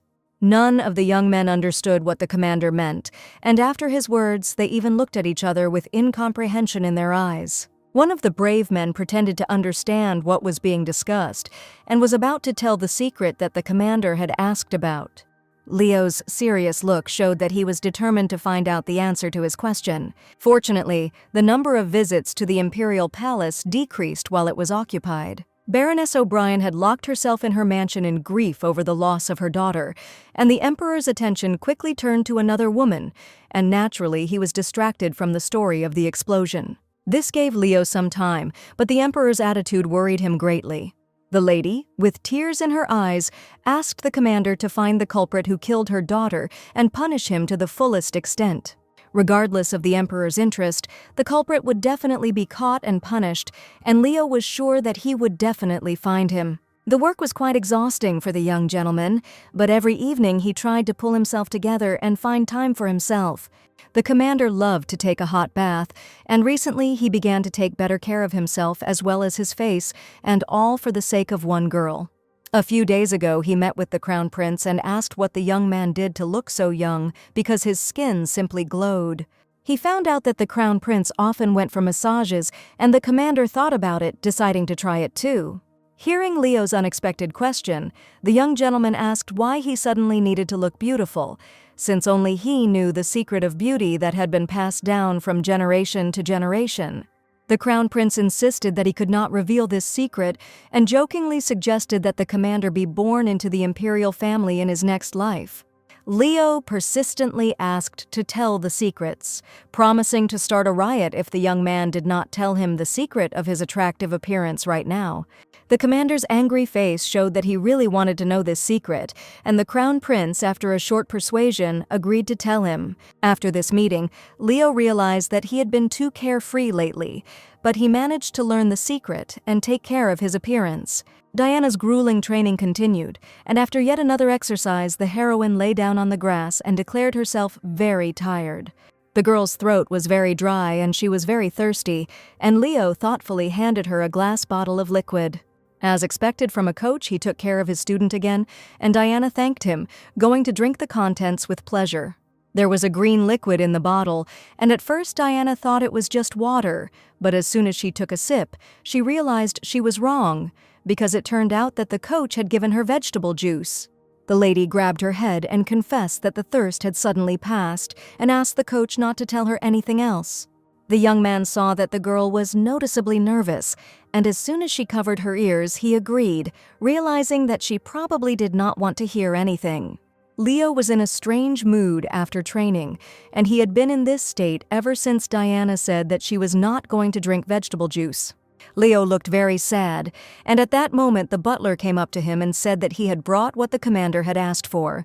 He put a box with a bow on the table, and after Diana asked what it was, the young man asked her not to pay attention and said that there was nothing special in the box. Chef Paul came to see if the master and mistress had enjoyed the meal and brought a special dessert today, a sweet berry sorbet with buttercream. He placed the ice cream in front of the gentleman, and looking at it, Mr. Leo's mood immediately improved. But suddenly the coach abruptly turned away from Diana. Diana did not understand why the young man turned his back to her. She tried to see what the coach was doing, but for some reason Leo didn't answer any of the questions Diana asked. Suddenly, he moved closer a glass with sweet ice cream balls and asked the girl to eat it. It was very suspicious, and Diana assumed that the coach was probably up to something again, because he was not the kind of person who could just suggest something like that. The box contained a vegetable sponge cake, and Leo specially ordered it for Diana, but he was very afraid that she would not like it. She was very happy to hear that the coach had specially ordered a special cake for her personally, and she really wanted to try it. Opening the box, she saw a green piece of cake inside, admitting that it looked very appetizing. The coach seemed to like the ice cream, so Diana was glad that he was going to eat it. As soon as the young man picked up the spoon, Diana saw sad disappointment on his face, and she did not understand how one could eat ice cream with such a face. After breakfast, the commander had to return to work, and Diana went to see him to the door. But Leo was in no hurry to leave, and it seemed he wanted to tell Diana one last thing. He asked if the girl was going to come to dinner in the building today, but the heroine had no plans for that. Leo admitted that there was something the girl needed to do when she arrived, so he asked her to go straight to the training ground instead of to his office. Today, Leo behaved very strangely, but Diana agreed to his proposal, and in the evening she was heading in a carriage towards his mansion. She didn't know why Mr. Leo had decided to invite her to his place, and it all seemed very strange to her. The heroine was worried that something bad might have happened, which she absolutely had to find out about tonight. All the way, she tormented herself with various thoughts that whirled around in her head and could not be stopped. She got out of the carriage. She couldn't believe her eyes, because she saw something she didn't expect to see at all. A silhouette appeared in front of her, and the girl loudly asked what this man was doing here, and what all this meant. When he called the knights to talk, they noticed that their commander was behaving rather strangely, and this had never been observed in him before. Leo's methods failed one after another, and he did not know how to properly handle this situation. Then he asked the young men to tell him the secret of their success, and the conversation was about relationships with girls. One of the young men said that his girlfriend really loves wine, and that day they were drinking together, and he poured her a whole glass and looked sincerely into her eyes. He said that if the girl drank the glass to the bottom, then they would definitely get married soon. She looked at the young man and immediately drank the glass in one gulp, and after which he immediately kissed her, and soon they got married. Leo thought, Diana may be alcohol, but vegetable juice was definitely healthier. The second young man said that he was having dinner with his girlfriend that day. She was eating ice cream, when suddenly she found something in it and spat it out. In fact, he put an engagement ring in a cup of ice cream, and the lady was very impressed by this action, so they immediately kissed and then got married. This option was also interesting, and the commander thought it would be better to prepare a healthy dessert. The third young man admitted that he differs from his friends in his sincerity and also wanted to share his story. After listening to the knight's opinion, Leo brought Diana vegetable juice, but the girl did not appreciate it and did not even drink it. She also refused ice cream, and all the methods the commander had counted on failed at once. The young man had one last plan, and he really hoped that it would definitely work. That is why he asked Diana to come to his mansion, and as soon as the lady got out of the carriage, she saw the silhouette of a young man.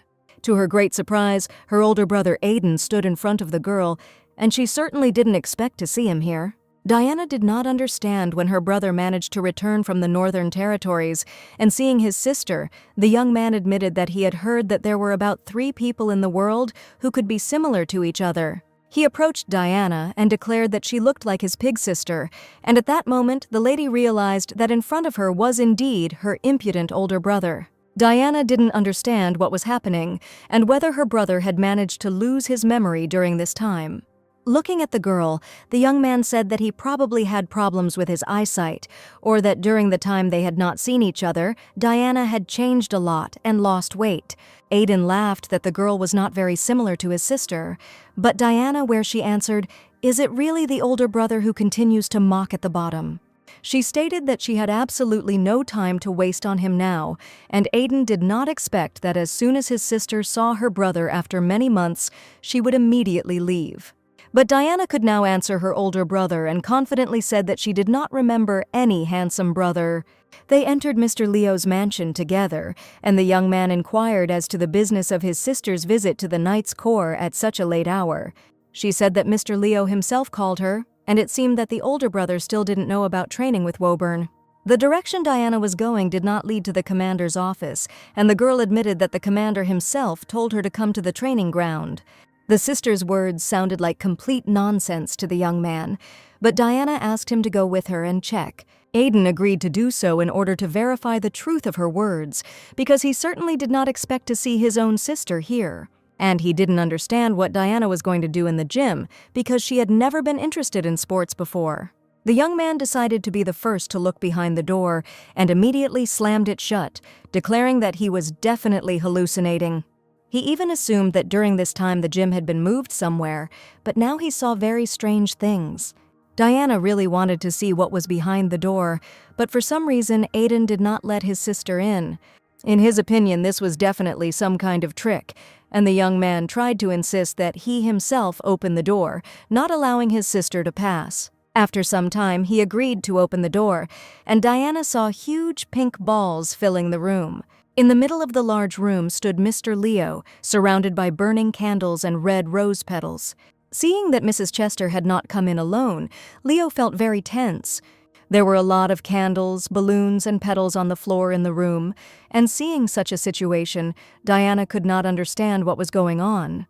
The first thing the commander asked was whether Chester had returned before the appointed time. In response, the young man also wanted to know why the commander was standing in the middle of candles, surrounded by pink balloons. Also, Diana's older brother really wanted to know what the commander was going to do here and why he called his sister. Now was not the best time for Leo to confess his feelings to Diana, so he greeted Aiden sadly and wished him a safe return.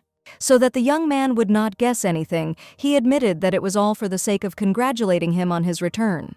The commander felt very awkward and thanked Aiden for returning safely from the dangerous northern territories. Looking at this whole situation, Diana did not understand at all what kind of madness was happening between the two of them. But now it was completely unclear to Aiden why the commander had called Diana here if he simply wanted to congratulate him on his return. Leo had no choice but to accept the reality so that Diana's older brother would not understand anything. Diana couldn't believe her eyes, and she didn't expect such a performance to await her this evening. Leo apologized for inviting the girl and stated that there were definitely enough events for today. The older brother turned to his sister and said that the congratulations were over, so the girl should immediately go home, and Leo was forced to return to his work. Diana felt that Leo seemed to want to say something, and she tried to stop the young men in order to sort everything out. She approached them and asked them not to disperse, taking the hands of the young man she liked and her own brother. Miss Chester admitted that she needed to talk about something so the two of them shouldn't be in such a hurry. There was something else she wanted them to do, and now was the perfect time to tell them about it. The young men looked at Diana in bewilderment, not understanding what she wanted from them. The lady pointed to the candles and warned that they must be blown out to prevent a fire from accidentally starting. Leo couldn't find his place because he didn't want it to happen this way, and Diana's older brother ended up here. With a swing of his sword, he instantly extinguished all the burning candles in the hall, and at that moment the hall was filled with a gloomy light. It looked very impressive when the candles all went out at once, and Mrs. Chester thought it was incredible. Aiden was about to leave with the commander, and the lady was indignant that the young men could go wherever they wanted. She was left in the hall completely alone with the candles extinguished and the light dim, and at that moment the heroine felt a slight sadness. The romantic atmosphere in the room was still preserved, and Diana took one of the pink balloons to at least lift her spirits a little. There was a burnt piece of paper lying on the floor, and the heroine was very curious about what kind of paper the commander had just burned. Assuming that Leo had specially organized such an event, Diana realized that she really liked Leo. She understood that she couldn't put it off any longer, because she and this young man had a strong mutual attraction. A person has only one life to fulfill their desires, and Diana felt she should try. After all, she also sincerely liked Mr. Leo, and that was why she still tried to reject him, because she also had huge fears that she did not have the courage to face. She didn't know why she ended up in this world after a long death, and it was probably not by chance that fate decreed it this way. The heroine was reborn as a girl named Diana Chester, and she felt like she was given a second chance to make things right. She wasn't sure that at some point she wouldn't become a different person, because at any moment everything could turn out unexpectedly. Even if the real Diana returned, the heroine realized that she in no way wanted to lose the person who had become the closest to her because of her. And even though she was a different person, she still wanted to date him, so she was sure she needed to figure something out as soon as possible, so that she could completely give her heart to Leo and finally become the happiest in the world, having experienced true love. The next evening, Diana decided to take action and immediately asked Mary if she knew any outstanding fortune tellers, stating that her amnesia still remained and she was trying to find some other ways. The heroine wanted to go to a fortune teller to find out at least something, and her soul was uneasy, so she wanted to get answers as soon as possible, at least with the help of fortune-telling. Mary didn't even think that the lady was suffering so much from memory loss, and assumed that Diana had some kind of problem. The next morning, Diana went out to practice, but it wasn't Coach Leo waiting for her downstairs. It was Charles, whom she had not seen for a long time, and he said that the commander would arrive this evening. After Aiden returned, things started to develop rapidly, and Mrs. Chester knew that his older brother was keeping Leo busy with work. She asked why Charles was not busy with business in that case, but he had to set aside some free time today. The heroine asked to tell the coach if he saw him that Diana would not be at the estate today, and promised to take an escort with her so that Leo would not worry. Diana told him that they were going to see a fortune teller, and Charles was initially indignant at this information. But the next second he expressed joy and asked Mrs. Chester to take him along on the trip. Despite all his other business, Charles felt that this matter was much more important, and since Diana had been to the salon, her face and name were familiar to everyone, and he was afraid that bad people might come. He ordered the knight to go to the commander and report, and he himself was going to keep the girl company, and he knew that Leo would definitely approve of his actions. Diana asked if Charles could really go with her, and the pleased young man admitted that they should leave as soon as possible. They got into the carriage, and the heroine asked if, despite Charles's attitude to work, he somehow managed to avoid being fired. In fact, Charles was good at his job and had some ability, so no one was going to fire him. From Lady Chester's point of view, it looked like the young man was simply stealing wages, but Charles asked her to stop making fun of him. And if he wanted to steal something, he would definitely not have chosen his salary, but would have aimed at stealing the captain's salary, which is incomparably higher than his. But Charles admitted that he does not steal anything and lives a correct life. But Diana saw with her own eyes that someone ran away from work today without permission. At last they arrived at a famous fortune teller's, and the lady sitting at the table with the cards greeted the dear guests. To begin with, she wanted to know what problem brought the young people here: luck in love, in money, or perhaps they were interested in another question. The heroine wanted to find out where Diana's soul had gone, and didn't know how to tell the fortune teller everything. But she couldn't say it that way, and Diana's first method of finding answers to all the questions turned out to be in the cards. Charles immediately decided to find out about work and health, while Diana was thinking about how to ask about the disappearance of the main character's soul. As she had expected, Charles had come here simply to have fun, and he immediately began asking the fortune teller ridiculous questions. Looking at the cards, the fortune teller said that Charles was in a very bad way, and now he was very curious about what had happened. She said that the young man is always surrounded by danger, and every second of his life is under threat, and his work and health are at risk. Charles whispered to Diana that the fortune teller was really cool, but the lady thought it was a complete scam. The lady offered the young man an amulet that would certainly protect him from misfortune, and Charles was going to give his last money to get it. Next in line was Mrs. Chester, and she still couldn't figure out how to ask her question. The fortune teller saw a strong emotion inside the lady and immediately told her guest about it. She spoke of inner concerns that were difficult to express and that hardly anyone else could understand, and after listening to the lady's words, Diana realized that the fortune teller had hit the nail on the head. To begin with, she asked her to draw the card that Mrs. Chester liked the most. Diana didn't think long and immediately looked at one card that caught her attention. But as soon as the fortune teller looked at her, her face immediately changed and she became very tense. The heroine eagerly awaited what the fortune teller would tell her, looking at the card, because she had come to find out the answers to her questions. The fortune teller raised the card up and was about to finally tell Diana the whole truth that she had just learned about her. This card meant that the girl was tormented by a very dangerous experience, and Diana felt that Charles had the same card. According to the fortune teller, in the far corner of the heroine's soul there is always room for anxiety, and perhaps she does not feel it, but danger surrounds her everywhere. Diana really wanted to know how to avoid this, and she was sure that the fortune teller would answer this question. The lady gave the guests protective amulets, and Diana was surprised that the woman immediately understood the concern that she had not told anyone about. They were glad that they had bought the protective talismans and really hoped that they would help them avoid big problems. Diana's next plan was to visit another fortune teller, so she and Charles headed to the next interesting place. A red-haired lady was waiting for them, working with a magic ball that answered all her questions. She said that the marble ball inside was shrouded in fog, and that meant that there was some heavy weight on the knight's heart like a stone. But Diana's soul was too clear, and the fortune teller asked if Mrs. Chester was not restrained by a strong, irresistible desire. Desires can be different, from jewelry to love, the desire for sleep, food, and Diana admitted that she has to constantly restrain her appetite. The next fortune teller also made protective talismans and stated that all worries would be solved with the help of 2 magic stones. They visited several more people who were involved in esotericism, and each of them made a protective amulet for the guests to avoid bad luck and darkness. In one of the magic shops, Charles could not resist and bought a real demon horn, for which he had to pay Mrs. Chester. Diana warned Charles not to rush to repay the debt because he liked the magical item, which he immediately wanted to buy.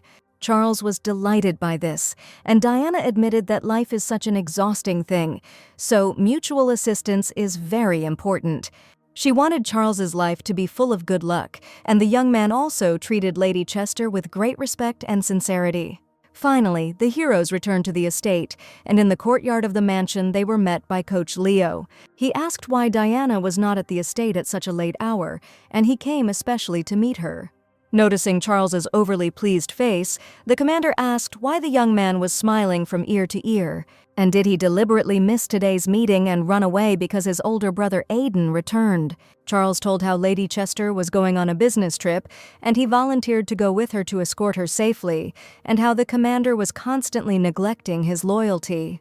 Diana confirmed his words and was indeed safe today, only because Sir Clark was with her. So she asked the assistant commander not to scold him under any circumstances.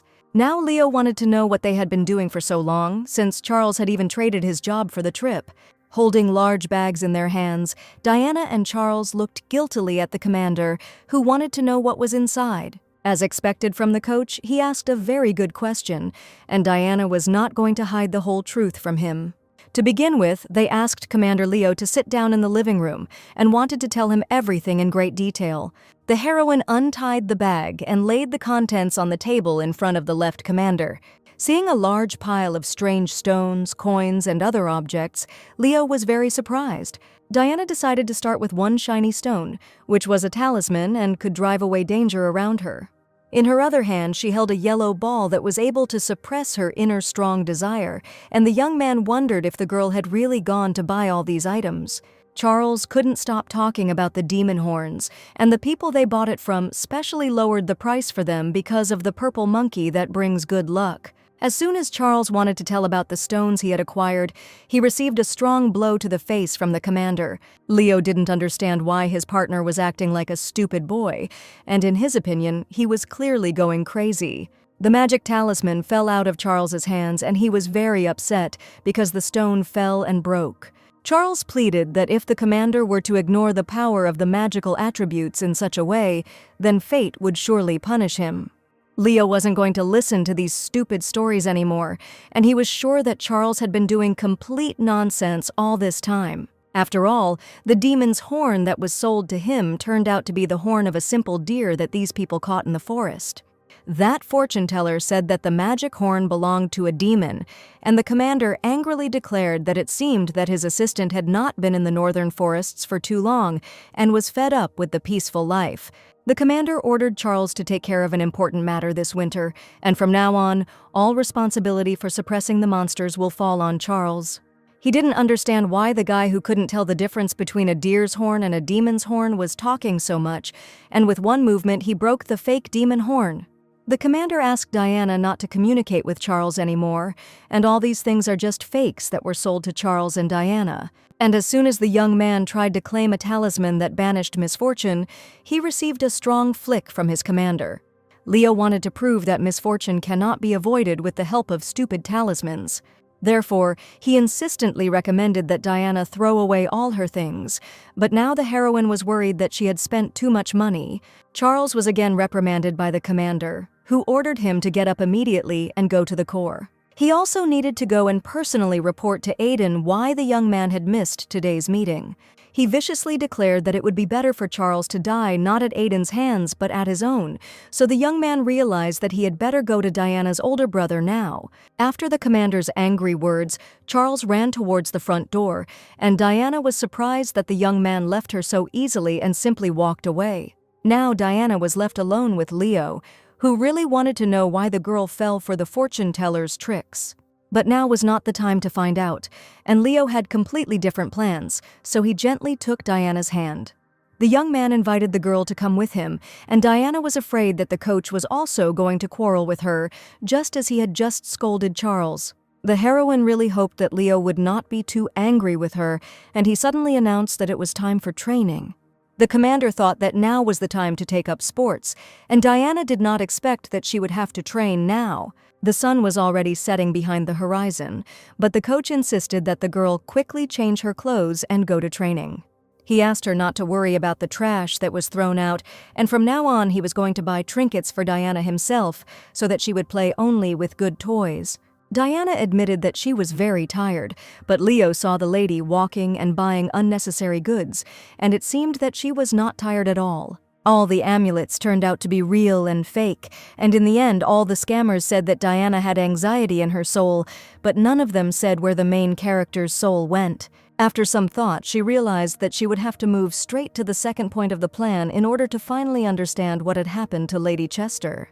Perhaps, in fact, Diana's appearance here happened solely by someone's will. The heroine suggested that she might have some hidden abilities. For example, she could tame a dragon. It may even be that Diana is destined to find a baby dragon and raise it, and at that moment the heroine thought that he had too little imagination. If she had such an ability, she would definitely make fun of her older brother, who constantly bullies her, but now the heroine just wanted to rest more, because she was very tired over the past months. Diana had been training last night, and the trainer had already arrived at the mansion early this morning, and Diana was indignant. Why should she look rested? But in the morning they only walked, but Mrs. Chester was tired only from waking up in the morning. Leo asked if the girl didn't want to see him anymore, and admitted that he had enjoyed seeing her both yesterday evening and this morning. After Aiden's arrival, the coach had more work to do, and even Charles said that the commander had been constantly busy lately. Diana's older brother took matters seriously, so the commander had no free time at all, but in a good way, Diana shouldn't worry. The lady was indignant. If the elder brother was going to burden Mr. Leo, he should probably just send him back to the northern forests. And she reminded the commander of the incident when he arranged a candlelit dinner for him in honor of his return. Tears welled up in the heroine's eyes as Aiden walked along the candlelit path, especially when the two of them hugged after a long separation. She asked what the strange piece of paper was that the commander immediately burned as soon as the older brother opened the door to the hall. The heroine wanted the coach to be honest with her and tell her directly that all of this was prepared especially for her, so she started this conversation again. But Leo didn't want to confess at all, saying that the letter was for Aiden, and he appeared so suddenly that he burned it out of surprise. He insisted that the letter did not belong to Lady Diana at all, and that was the absolute truth. And the candles with balloons were only because of the return of the best friend from a dangerous place. Diana looked the coach straight in the eyes and understood that he was brazenly lying, assuring that all this was done especially for her older brother. Leo asked if Diana thought he had prepared all this for her, and he laughed in response. Lady Chester really wanted Leo to tell her the whole truth, but the young man turned away and asked the girl to think as she felt comfortable. The commander's plan failed that day, and that was why he had such a downcast expression on his face. Diana was sure that the commander was pretending now, and that he was not ashamed at all, but no matter how you look at it, it was obvious that the surprise was prepared exclusively for her. And the young man smiled and asked if the girl was upset that everything was prepared only for her older brother. Smiling, he asked Diana not to be offended, promising to prepare a wonderful surprise especially for her next time. The girl was incredibly irritated that Leo never told her the truth, although she understood everything perfectly well herself.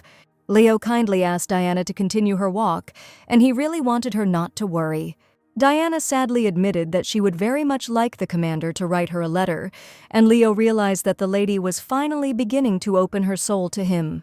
On the same day, the heroine decided to go to church to ask the Almighty to give answers to important questions that trouble her heart. With folded hands, she turned to the Almighty so that he would hear her requests and prayers. And this was the second way to find the soul of the main character Diana, to ask for help from the Almighty. After all, there must be a reason why the heroine ended up in this world, and Diana's soul clearly disappeared somewhere. Diana spent some time on her knees, sitting in front of the altar, but realized that she had made a mistake, having come to the largest temple of the empire, where she had called out to the Almighty for the 100th time, but still had not heard anything, not to mention an answer. The heroine thought that perhaps she just lacked sincerity, so she knelt down and got bruises, but came with a generous donation on behalf of the Chester family. Since this happened, Diana decided to try to ask a priest for help, and perhaps he could give answers to the questions that were troubling her. Approaching the first priest she came across, Diana admitted that she would like to ask him something. She was worried that she might look strange, but the priest, with particular kindness, agreed to listen to the lady. Diana began her speech with a very unusual question, asking if the priest believed in the transmigration of souls. The young man was very surprised, and as the heroine assumed, he probably considered her strange after such a question. The priest asked if Mrs. Chester had taken up paganism, and no one had ever asked him that question before. The priest declared that this would definitely not work and asked Diana to follow him. The heroine did not know if this was necessary, and hearing the angry words of the priest, she assumed that this would probably be the end for her. But since she really wanted to get rid of the thoughts that tormented her, she agreed to be doused with holy water, and her torment finally came to an end. Holy water was used to kill monsters, and Diana was confident that it could clear the mind. The heroine deliberately poured more on herself, but unfortunately she did not feel any result. If there was dark energy here, it would have been felt already at the entrance to the sacred temple. After visiting the temple, Diana finally came to her senses, and the second way to find the main character's soul turned out to be a complete failure. She tried to figure out when exactly she passed out, but the problem was that no one knew when Lily Chester fainted.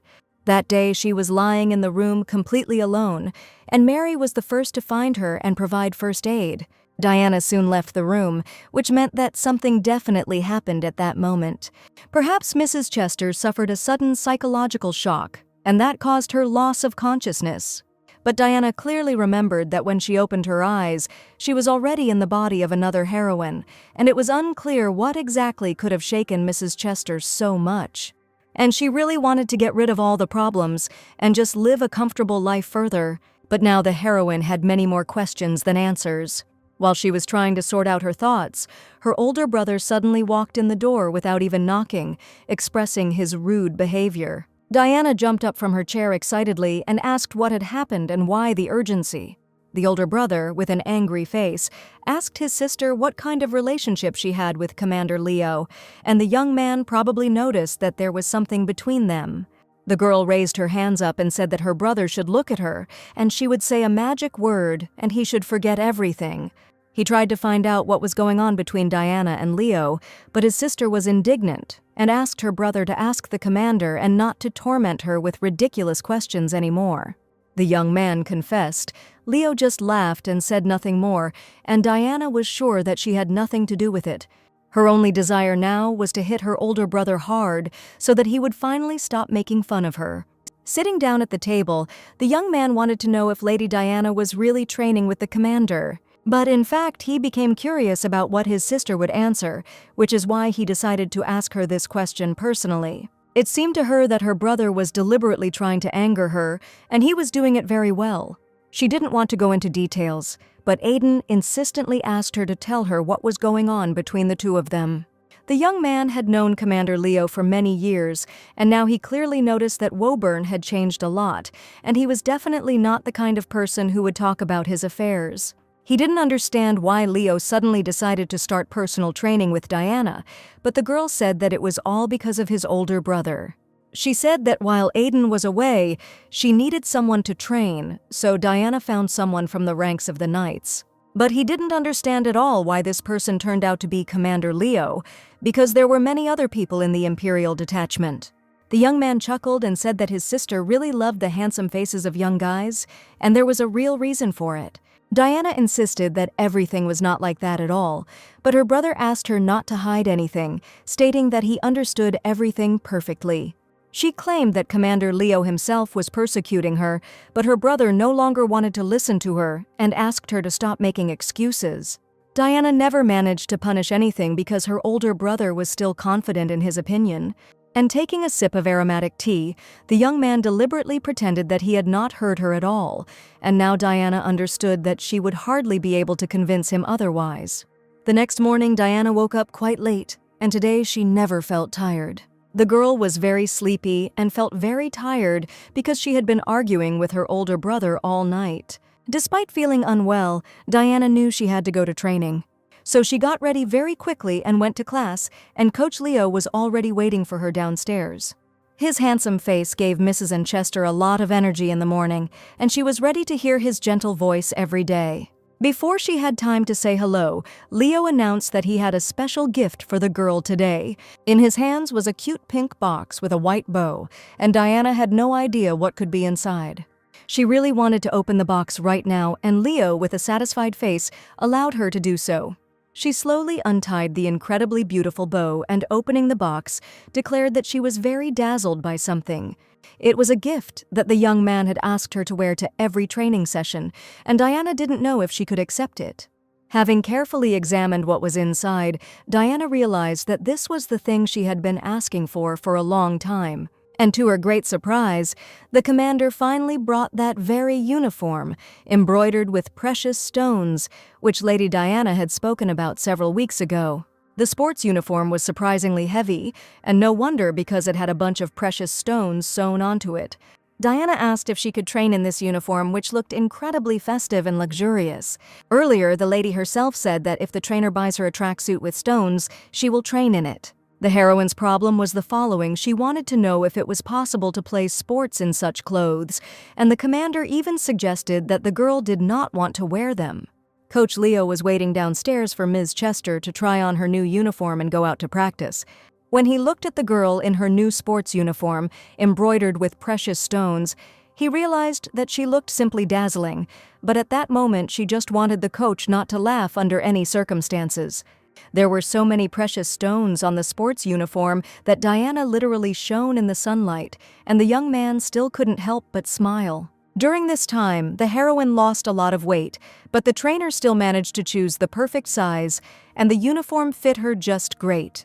Leo asked if the girl would be able to feel comfortable and exercise in such a form.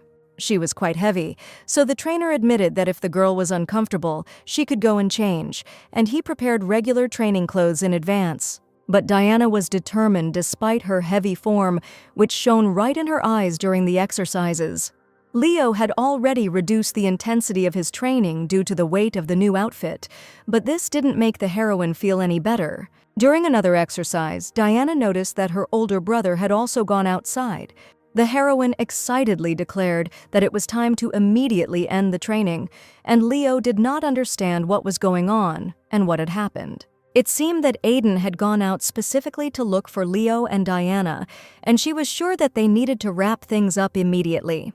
The commander said that they had no need to hide at all, but Diana felt like her heart was about to jump out of her chest. The young man was just heading in their direction, and having hugged the girl, the commander decided to hide behind the bushes. Aiden walked past, and fortunately for Diana, did not notice how Leo secretly hugged her by the shoulders right in the courtyard of the mansion.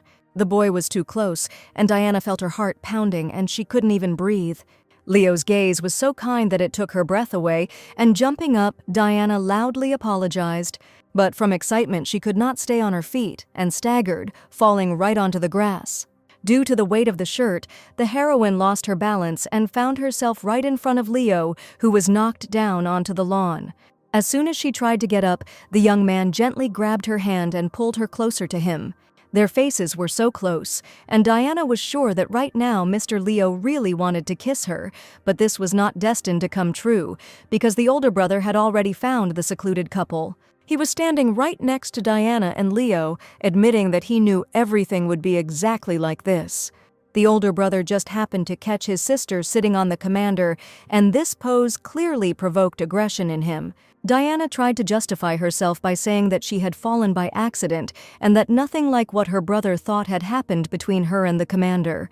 He asked to tell the truth, assuming that Leo had attacked the girl, and now she really wanted the coach to also answer something in his defense. Suddenly, he declared how Mrs. Chester herself had attacked him, and the heroine did not expect to hear these words at all. Aiden remembered that yesterday, his sister insisted that she liked Leo, but at the same moment she claimed that it was a complete lie.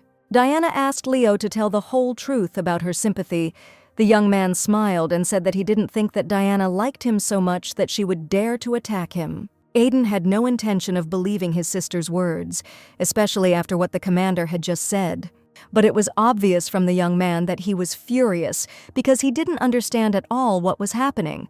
Diana said that her brother would have to believe her words and asked him to stop talking nonsense. The girl put her older brother in his place, and Leo laughed, declaring that Diana was the best in the world. Leo laughed out loud and asked Aiden to wash his eyes, admitting that he really liked Diana. At first, the young man did not believe his words, saying that it was not funny at all, and he seriously wanted to look into this matter. Diana was outraged that her brother himself started this conversation and continues to claim that Mr. Leo likes her sister. Woburn decided to take charge and admitted to Aiden that he really liked Ms. Chester and there was nothing wrong with that. He didn't even know how many times he had already confessed his sympathy to Lady Diana, who was looking at him right now with big, sincere eyes. After hearing this, Aiden couldn't believe that his sister and Commander Woburn were actually dating. But the young man admitted that he had actually been in love with this sweet girl for a long time, calling everything that was happening one-sided love. The three of them stood in silence for a while, and the brother could not take his eyes off his sister. Since he didn't expect to hear such information, Aiden's head was in complete disarray, and he decided to talk about it later. Diana pointed her finger at her brother, who had just called her a pig, saying that he shouldn't continue calling her names anymore since she had lost weight a long time ago. Diana was very offended to hear such words, and at that moment, Leo decided to intervene in their conversation. He seriously asked his older brother to never call the girl that again, because it was very unpleasant for her to hear such words. Aiden angrily stated that it made no difference to the commander what he called her, but Leo insisted that Lady Chester did not like it at all. The young man asked what he should call his sister in that case, since he had every right to speak to her as he wanted. After Mr. Aiden's hurtful words, Leo asked him to call his sister an attractive beauty from now on, and she really deserves it. Diana's impudent older brother refused to call her a beauty, and looking at his sister, he grinned and called her a flower pig. The heroine's indignation knew no bounds, and she screamed that her brother's words did not sound sweet at all, and he continued to insult her. Shortly after, Aiden arrived at Commander Woburn's mansion and opened the door to his office without even knocking. The young man arrived much faster than Leo expected, and the commander called him in order to finally talk about everything. The conversation immediately began with why the coach didn't tell Diana's older brother about everything earlier, and also made him call the girl a flower pig. Leo found it funny to see the expression on his face, which is why the relationship between the commander and Aiden's sister remained a secret for a long time. He still hoped that it was a joke, but Leo said that he didn't know how to joke at all, and everything was being done for the sake of a brighter future. Aiden was sure that Commander Leo was being disingenuous, and he certainly could not fall in love with Diana, whom he did not consider a beauty at all. Yesterday, he asked his sister, and she said that his father was not aware of their joint training, but Leo had told him everything in advance in a letter that Aiden was also supposed to receive. Every day a stranger came and went from the Chester estate, and Aiden knew that if rumors began to spread, it could become a huge problem for their family. He was sure that his father would have found out about it from the butler anyway, and he told Leo that he had done the right thing by telling the whole truth about his secret relationship with Lady Chester. Now Aiden understood what Diana had been hiding all this time, and he was sure that when his father found out about everything, he would be very upset. It is strange that she did not write or tell him anything, although she almost never appeared in her home. The young man also noticed that his sister had not quarreled with him for a long time, and he wondered if she had become indifferent to her father after losing her memory. Leo asked if Aiden wanted to ask him anything else, because he probably had questions that were troubling his soul and thoughts. Aiden was not at all interested in his friend's love story or his sister's personal life, and he was sure that this was something completely different. A friend's romantic relationship, a younger sister's personal life, it's another matter when their lines intersect, and Aiden asked since when Diana began to like the commander. Leo smiled and answered confidently the girl had aroused his sympathy from the first day of their acquaintance, and Aiden certainly did not expect to hear this from his friend. After these words, the young man even choked on his tea, and wiping the drops from his face, hesitantly asked if his words were really true. Leo spent a long time sorting out his feelings for Diana and only realized his genuine, great sympathy sometime after their first meeting. When he finally figured out what he felt, he realized that he liked Diana from the first day they met, as soon as he saw her sweet face and kind eyes. Otherwise, why would he come to the girl every morning and watch her train hard, supporting her every second and helping her in everything? Leo asked why his older brother was so upset when he found out he had a crush on his little sister, but Aiden was outraged that he wasn't upset at all. He wanted to know if Leo knew this girl that well because he was sure that the true nature of Diana's sister was no joke. Aiden stated that the captain himself had seen her throw mud at him, but for Leo this girl was simply straightforward and, oddly enough, she always hit the bullseye. The commander didn't see any pretense in Diana, and Aiden knew that Leo was simply crazy and therefore refused to listen to him, but he knew his sister much better. The commander was confident in his opinion and feelings, so Aiden's words did not affect him in any way, but only irritated Mr. Chester himself. Now he finally understood. It seemed that Leo really had fallen in love with Diana, and now he had absolutely nothing to say. Aiden asked Woburn to do what he wanted and promised not to interfere in his personal relationships anymore. Recently, a report came in about the purple potion he brought back from the northern forest, and it turned out that it was laced with monster blood, and Leo couldn't even imagine that it was made from real blood. A new drug made from the blood of monsters living in the habitat of hallucinatory butterflies quickly spread and became known. The mystery of the purple potion was gradually revealed, and information emerged that if you continue to take this medicine, it will gradually accumulate in the body, and when it exceeds a certain amount, it will interact with stomach acid, causing it to explode. The problem was that not everyone can just go to the northern forest, let alone the habitat of wild monsters, and for this it was necessary to obtain permission. And only one person could issue a special permit, and now Leo knew who he was. The crown princes of His Majesty the Emperor were involved here, and only these people could issue a serious permit for access to the northern forests. First, it was necessary to find out whether the Baron's daughter had taken the purple potion, and if so, then there was a high probability that it was the effect of the magic drug that had killed her. There was a loud knock in the commander's office, and Marquis Lewis arrived to tell him important news. Leo noticed that Aiden looked very strange and was probably thinking about something, so he asked if the young man had any problems. The young man did not want to answer anything and asked the commander to forget about his words because it was completely unimportant, and after these words he immediately decided to leave Woburn's office. Immediately after him, another young man with blonde hair and violet eyes appeared in the doorway, who put his hand to his chest and admitted that he and the commander had not seen each other for a very long time. After talking to Leo, Aiden couldn't get the obsessive thoughts out of his head, and this news really affected him. At that moment, a guest was just heading into Leo's office, with whom he needed to resolve many important issues. Seeing the young man enter, the commander assumed that this was the same man who had once rejected Mrs. Chester's confession. Aiden knew about the man who had once rejected his sister, and he had definitely heard something about it, and he probably should have told Commander Woburn about it. He recognized him at once and noticed that the Marquis had entered Leo's office, and the reason for his appearance was very unexpected. Aiden decided it would be much more fun if Leo found out about it later, and the desire to piss off his friend turned out to be much stronger than telling the whole truth.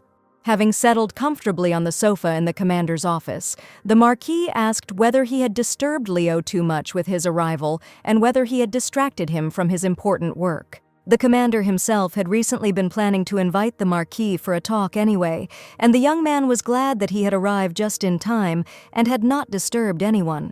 Leo was wary of his appearance and felt tense, realizing that the situation looked very awkward. Marquis Lewis Carlyle was a man who was unanimously recognized as the kindest man in the world, and that is why the locals even began to call him an angel.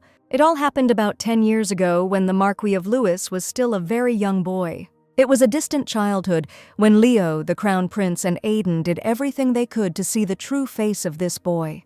For example, one day they dug a deep hole into which Lewis fell during a walk, and the boy, happily walking along the road, did not even notice how he fell to the very bottom of the hole. They tried in every way to make the young man finally get angry, and even planted green bugs in his study room. The boys had no intention of stopping, and one day they even ate all the sweets that belonged to the little Marquis, not leaving him a single candy. But despite all the mischief, the Marquis remained a good boy. When he fell into the hole, he was glad that no one else was hurt except him. He tried to feed the green bugs, and when they ate all the candy, he thought that his friends must be very hungry. In the end, he always responded kindly, and no matter how hard the boys tried, they could not make little Louis be rude or angry with anyone. It wasn't long before the Marquis was appointed head of the family, and the young man gradually got used to his new role, telling Commander Woburn about it. Now the Marquis had to work very hard and very long, but even despite this, he was still very happy and remained a kind person. His words sounded good, and Leo wondered what the price for diligence was, because he didn't want to get bogged down in even more paperwork than he already was. The Marquis admitted that it was for this very reason that he came to the commander, wanting to talk to him sincerely and discuss important issues. Everyone knew what had happened in the bandit salon, and it was definitely a big problem for them. Leo fully agreed. The problem was serious, and he asked if the Marquis knew who was covering for the troublemaker. The Marquis said that his uncle runs the Bonita salon, and after the incident with the forbidden potion, he had a lot of problems and rumors in the empire. The young man admitted that he considered his personal guilt appropriate, since the matter concerned the Lewis family, which was now labeled with shame. Leo wondered if Carlyle had actually known about the potion. It would never have been released into the world, so he was sure the boy had nothing to do with it. And now it remained to find out the main question: why did the Marquis come to him? Because he clearly wanted to ask about something and did not come for no reason. The commander could not even imagine what kind of request was being discussed, but he was happy to hear the opinion of the Marquis of Lewis. And the young man said that he urgently needed to see the girl who Baron Habillon had allegedly been pestering, and that the conversation was now about Charles in disguise. Louis considered the Baron to be his man, so he came and decided to apologize in person in order to somehow make amends for his guilt in the eyes of the commander. The young man understood that the lady must have experienced a great shock, and it would be right to apologize to her because everything happened within the empire. Leo stated that he did not know where the girl lived, but assured that she was completely fine, so the Marquis did not need to worry about this issue at all. The Marquis heard that this girl was a close friend of the Chester family and suggested that he should go to the Earl's house to apologize in person. His soul would certainly be calmed by a meeting with this girl, so the commander offered to call her directly to his office, and when she arrived, he promised to send someone for the Marquis so that he would say what he wanted. However, the Marquis was very worried that this would cause a lot of trouble for the commander, as well as for the lady who was drawn into the terrible events in the salon. Leo admitted that it was time for him to leave on important business, asking the Marquis of Lewis to leave the office and take his leave. The young man gratefully thanked the commander for finding the time to talk, and with great respect said goodbye to the captain, waiting to meet the stranger. As a token of gratitude, Leo asked that the Chester family not be visited on this matter under any circumstances, and he asked the Marquis to fulfill his request. The Marquis promised not to do anything that could disturb the commander, so that he would not worry in any way. After meeting with the captain, the Marquis thought about it and decided that it was probably worth dropping in on the Chesters to personally apologize. Assuming that the captain simply did not want him to bother too much about what had happened, he nevertheless decided to visit the Earl of Chester's mansion. He knew Lady Chester had also been in the salon that day, and since another lady of Chester's family had also suffered, it would be wrong for him not to apologize. Therefore, despite the commander's request, the young man decided that as soon as he got home, he would immediately send a message to the Chester family. The young man remembered very well that he had once had a pleasant acquaintance with Lady Diana, and he remembered this girl with great sadness. The Marquis never thought that they would have to meet again, especially because of such an unpleasant incident. After thinking about this question for a long time, he finally decided that he had a lot to apologize to Mrs. Diana for. In the evening, Mrs. Chester received a message from the Marquis, and in the morning she completely forgot that guests wanted to visit the mansion. Diana went out to open the door for the guest, and as soon as she saw the young man in front of her, she assumed that she had really died, because she saw a real angel in the flesh, and his sweet face lit up the room with a kind light. The young man smiled a radiant smile and admitted that he had not seen Lady Chester for a very long time, and this meeting was special for him. He really hoped that the girl would be able to spare him a minute to talk about one important matter. Everything seemed to start swimming and spinning in Diana's eyes, and for a moment the girl seemed to completely stop understanding what was happening around her. For a second it seemed to her that it was all a sweet dream, and seeing Diana's excitement, the Marquis asked if everything was all right with her. Seeing the guest, Diana had only one question in her head: why are there so many handsome men in this world? Because she really thought that this was a daydream. If Commander Leo had an aura of dark beauty, then Marquis Lewis had a bright, flawless, and incredibly attractive appearance. For a long time she could not tear her gaze away from the angelic face of the Marquise, and turning away, she decided that she needed to stop staring so openly at the guest. The young man had heard of the most unpleasant incident that had occurred with Lady Chester in the Bonita salon, and as the head of the family that ran the salon, he confessed that he had come to offer his sincere apologies. He also really wanted to apologize to the second victim, who was with Lady Diana in the salon that day. The girl was surprised to hear that the young man was connected with the salon, and the Marquis said that he had never thought of ever seeing Lady Chester after that day, but he had been very excited before this meeting. The Marquis smiled and said that he felt calmer when the girl greeted him with such a kind face and a sweet smile. Diana wondered if she had already had any meetings with this young man before, and she hurried to ask what specific day they were talking about. The Marquis became agitated and said, without thinking at all, asking for forgiveness, that he had not meant that at all. Diana said that this was not the case at all, because she simply did not really know what this young man was talking about. Lady Chester told about her amnesia, which happened to her recently, so she does not remember anything at all and in one moment lost all memory. The Marquis looked down guiltily and couldn't even imagine how to tell Mrs. Chester everything, since they had a close relationship before. Not understanding what exactly had happened between them, Diana assumed that they had probably just had a fight and asked the Marquis to continue his story. Lewis did not waste time and told how Lady Diana once confessed her sincere feelings to him, and this was their last meeting. Choking on her tea, Diana couldn't believe her ears, and she couldn't even imagine that she had once confessed her sympathy to the Marquis. That day the girl told him of her sincerity, but the Marquis still felt his deep guilt and admitted that he was very sorry. And at that moment, Diana remembered that Lady Marian had then said how the girl had been rejected by someone. Now, Lady Diana knew the whole truth and realized that it was precisely the Marquis of Lewis who was now sitting right in front of her. Of course, she wanted to know everything about Diana, but now the girl had the feeling that she had learned a secret that she should not have gotten into at all. It all happened that day, and there was so much Diana wanted to ask, but these matters belonged to Mrs. Chester, and she felt that it was not worth interfering with. So she confessed to the Marquis that it would be better for him to leave, and the agitated young man perfectly understood the state of the girl, who certainly did not want to see him anymore. As he said goodbye, he smiled a kind smile and promised that he would definitely see Lady Chester again when the time was right. After this meeting, Diana thought for a long time, because the Marquis of Lewis himself came to apologize for pestering Lady Sasha. But the Bonita Salon has now become famous as a place for selling illegal potions, and how could the head of the family who runs the salon not know about this? Just in case, Diana decided to be more careful, but suddenly she heard a female voice behind her asking what the lady was thinking so deeply about. Lady Sienna herself appeared before her, and Diana had no idea how or when the girl had ended up at the estate. Sienna noticed that it looked like there had just been guests, seeing 2 mugs of tea on the table.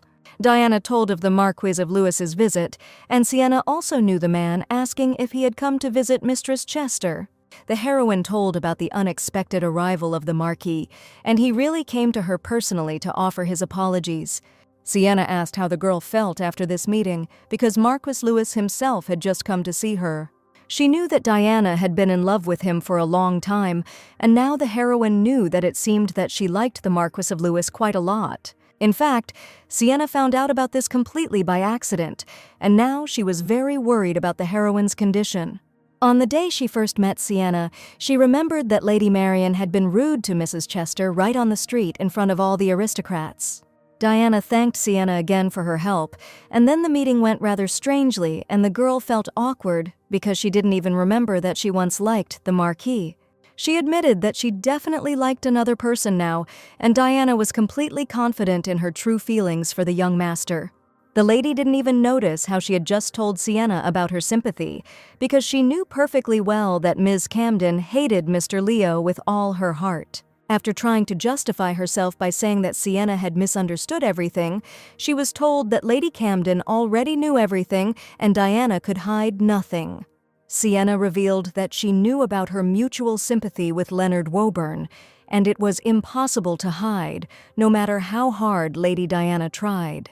The lady angrily asked the girl to stop pretending, because she had said many times that this man had nothing but a beautiful and attractive face. To be honest, Diana didn't even know why she liked the Marquis of Lewis, and when they talked today, she didn't feel anything special. In fact, Sienna had an idea why she liked the Marquis, and Diana knew that it was absolutely impossible to hide anything from this girl. She suggested that perhaps the reason was the debutante ball that took place last year, where Lady Diana also took part. Last year, a debutante ball took place in the majestic hall of the ancient castle, which was remembered for all its splendor and magical atmosphere.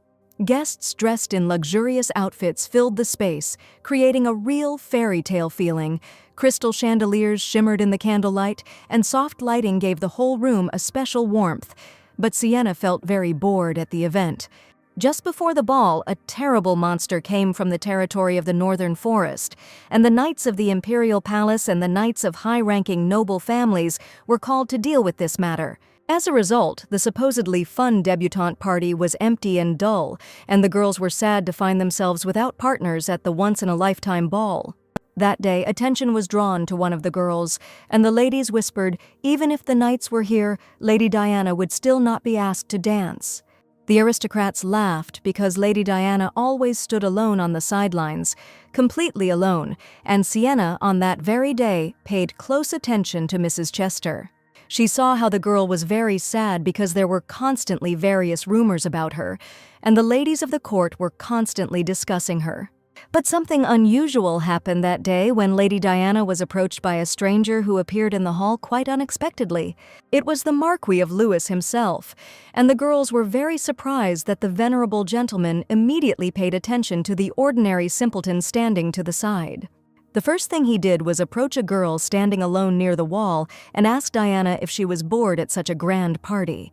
At that time, Diana did not expect that anyone would ever approach her, and seeing the sweet angelic face of the young man, she realized that she was not alone in this world. The Marquis addressed the girl in front of all the aristocrats, and Lady Sienna then witnessed their first meeting live. Personally, she had never liked the Marquis of Lewis before, and she had always had doubtful feelings about him. She had spoken to Sir Lewis and felt as if there was a wall between them, but that day was different, and perhaps it was at that moment that the girl developed genuine feelings for the Marquis. When a person is completely alone and constantly endures ridicule from people from high society, it is very difficult to be there.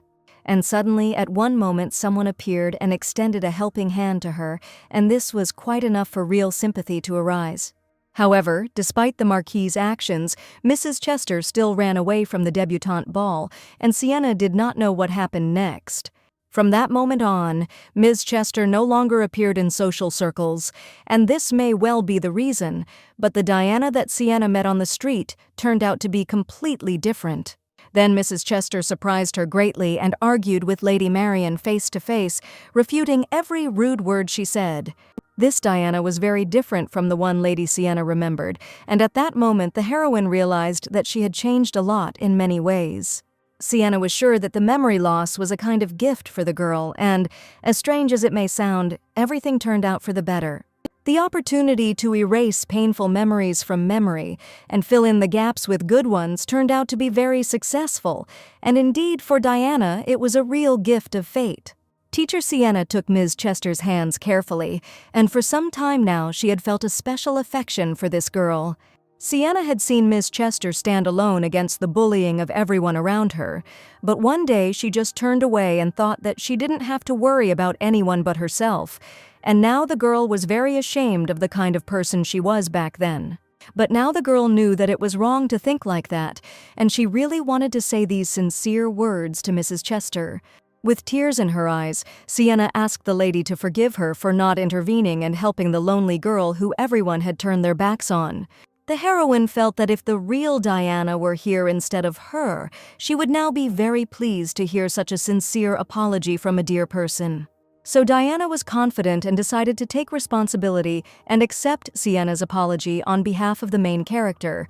The lady was very happy and admitted that, as Sienna had said, her amnesia had indeed been a gift, and thanks to it, Diana had Lady Sienna. She was incredibly grateful to the girl for her help on that fateful day when Sienna decided to save her, and all her memories of the teacher were only good.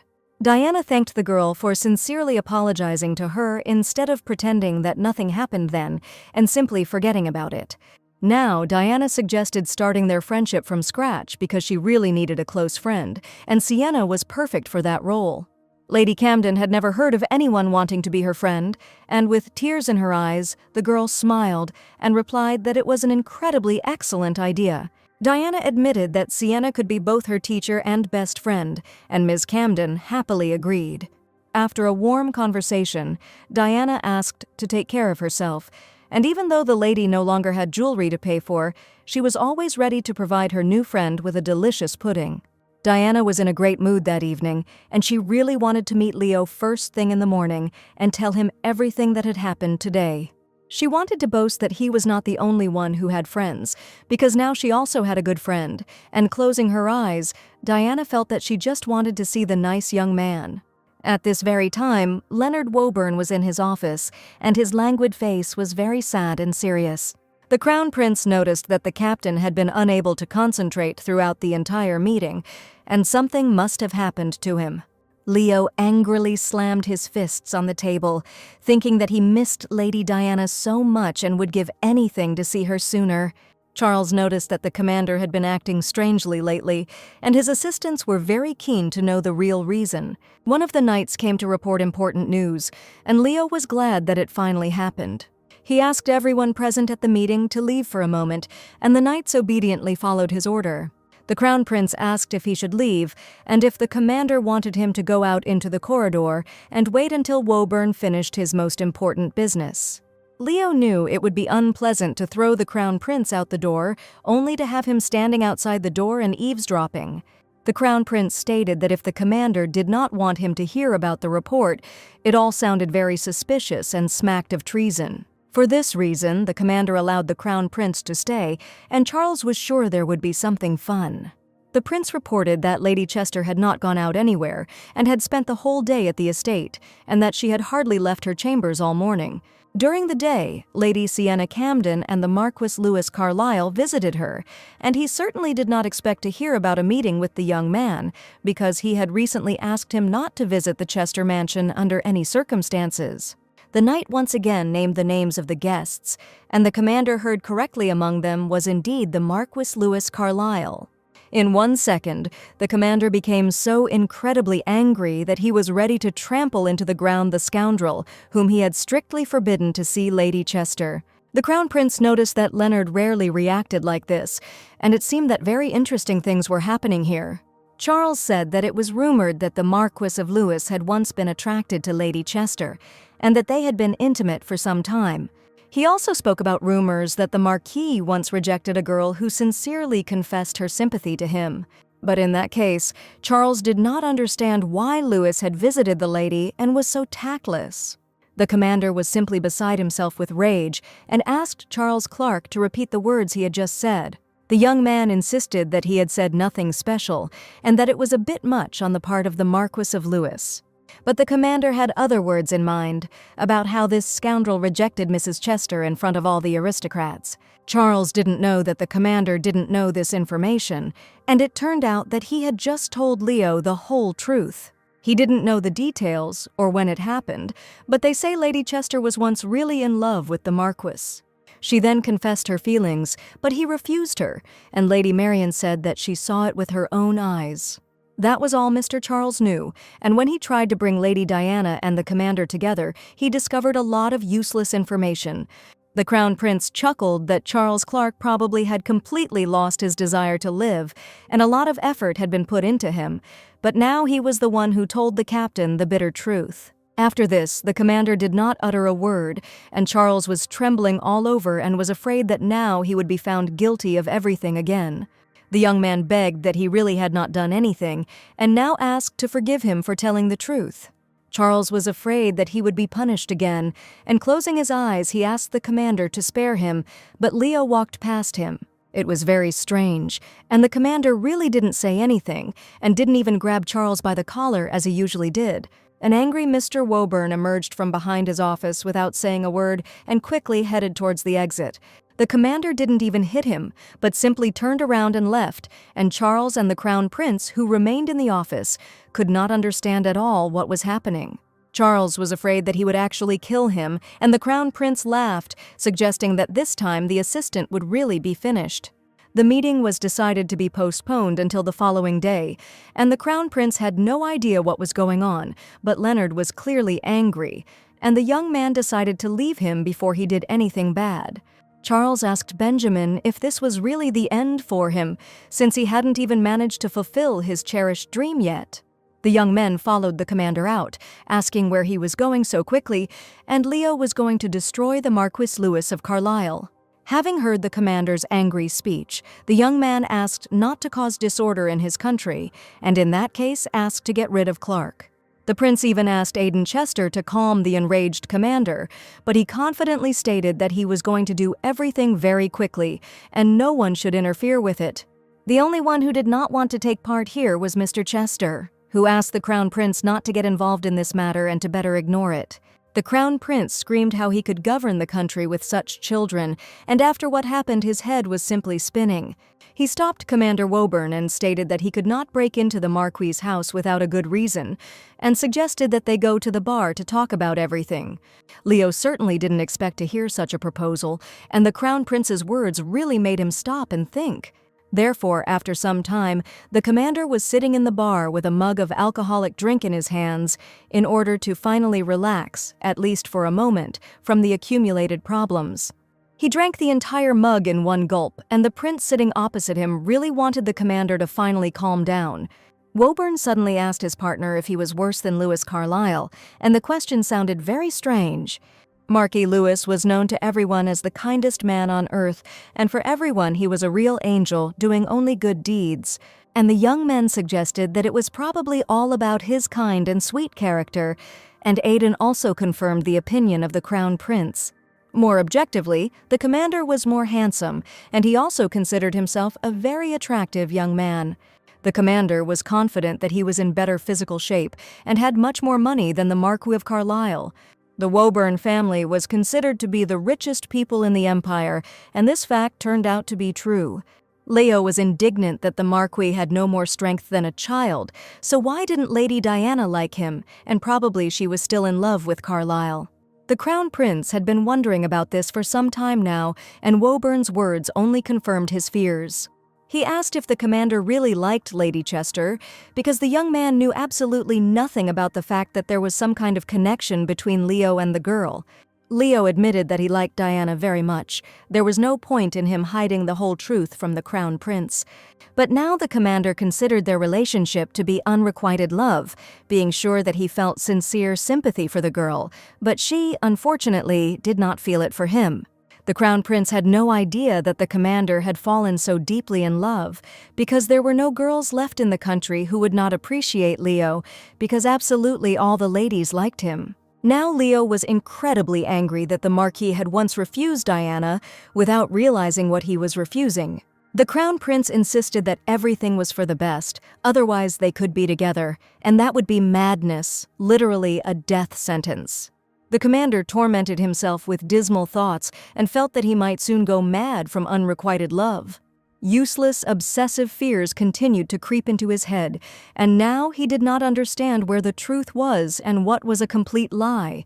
Before his eyes flashed images of Lady Diana chatting sweetly with the Marquis, delighted by his visit, because she had previously been in love with him. He even suggested that when they met, they had a very nice time, and Diana had flirted with the Marquis. Leo even imagined the young man gently touching the girl's face, and this shot caused him wild disappointment, anger, and rage. It was for this reason that he wanted to kill Louis Carlyle with his bare hands so that the scoundrel would never dare to come near Mrs. Chester again. The elder brother decided to intervene in the conversation, reminding the commander that Diana had lost her memory, and it was unlikely that she remembered whether she liked the Marquis or not. And in general, if a young man was once rejected, it does not mean that it is all over. Aiden knew his sister very well, but after losing his memory, he didn't recognize her at all, as if she had become a completely different person. And the Crown Prince was completely unaware of the events, that Lady Chester had recently lost her memory and remembered absolutely nothing about her past life, and some crazy romantic novella was unfolding before his eyes. The morning was incredibly pleasant for Lady Diana, because in the evening she only dreamed of how to finally see her dear trainer. But as soon as the commander appeared at the door, Diana felt his aura, and the young man was clearly very angry about something. She quickly went down the stairs to him and asked if the coach was okay, because he looked very bad. The young man admitted that he drank too much at the bar yesterday, which is why he feels terrible today. It didn't seem like that was the only issue, and Diana noticed that the coach didn't even look her in the eye and kept turning away. Leo looked very upset, and Diana wanted to know what happened, expecting the coach to tell her the whole truth. But the young man was not going to answer anything and coldly asked the girl to forget about it and go to training. It was the first time the commander had behaved like this, and Diana didn't understand what had happened to him that evening. She even suggested that the coach was angry with her for some reason, and that was why he was in such a bad mood. The heroine took Leo by the hand and asked what happened, because the kind girl's eyes could not be deceived, even if the commander assured that everything was in perfect order. It was strange for Leo to go to a bar and get drunk. The young man admitted that he decided to do so because someone upset him very much. Diana really wanted to know what happened, but the young man insisted that it was a secret and he couldn't tell her anything. He did not answer the lady's questions, but only asked what she had done the previous day and whether she would like to tell him some details of her evening. With a happy smile on her face, Diana said that since yesterday, she and Lady Sienna had become real friends, and they had a sincere conversation. So if the commander is going to offend her, then he will answer to Sienna Camden, and the lady is very scary when she is angry. Leo expected to hear something else and asked if that was all that had happened last night. He knew about the Marquis's unexpected visit, and asked if Diana didn't want to tell any more news, hinting at the Marquis of Lewis.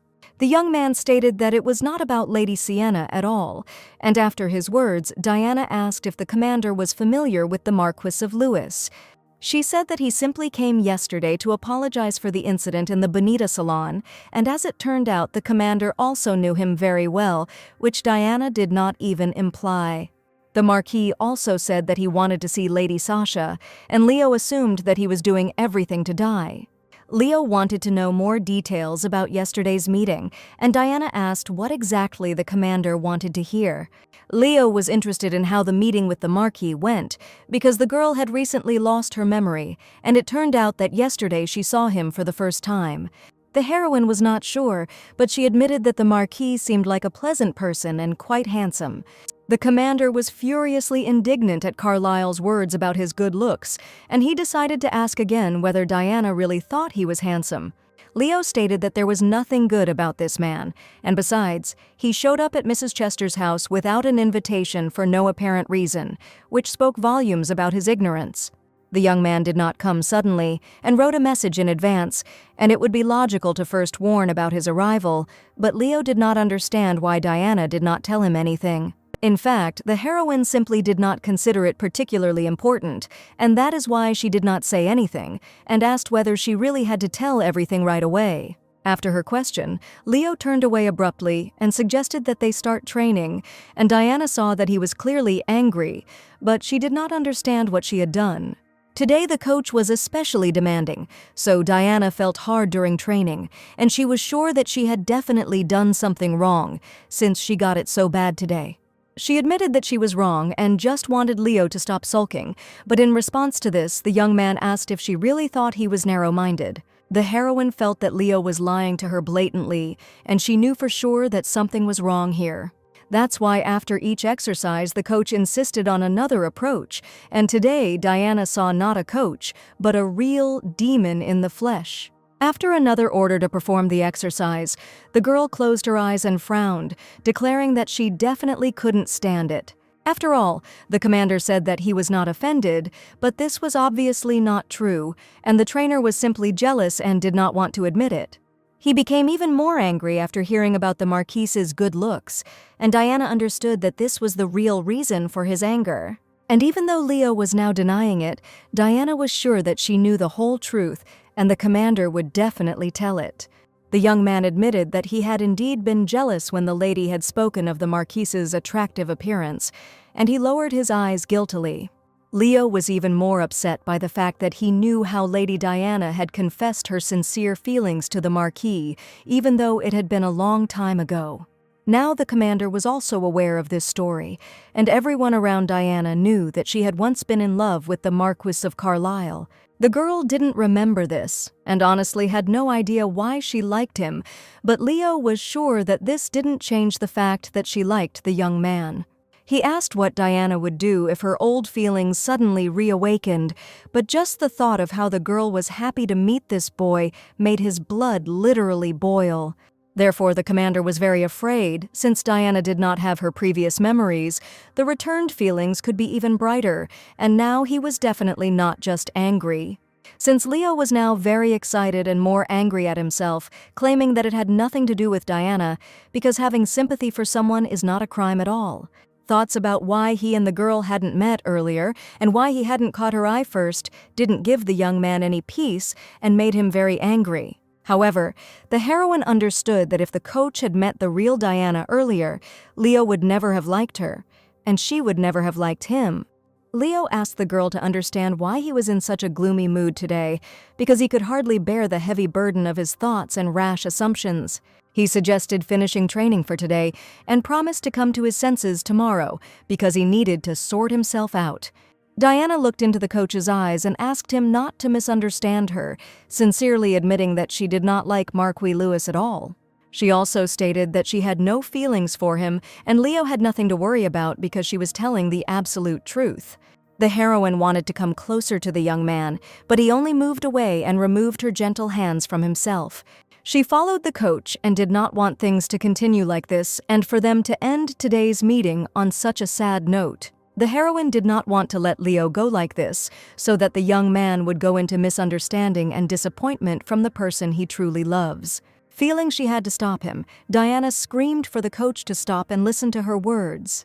She admitted that she did not like the Marquis of Lewis at all and did not feel any sympathy for him, and Diana had no choice but to confess her sympathy for Mr. Leonard, and finally she said the words that she had wanted to say for so long and kept in her soul. It was not under these circumstances that Diana wanted to confess her sympathy, when she was all sweaty and screaming, and for her it was the worst confession in the world. It was completely true, but for some reason the coach seemed not to hear her words, or simply felt severe pain.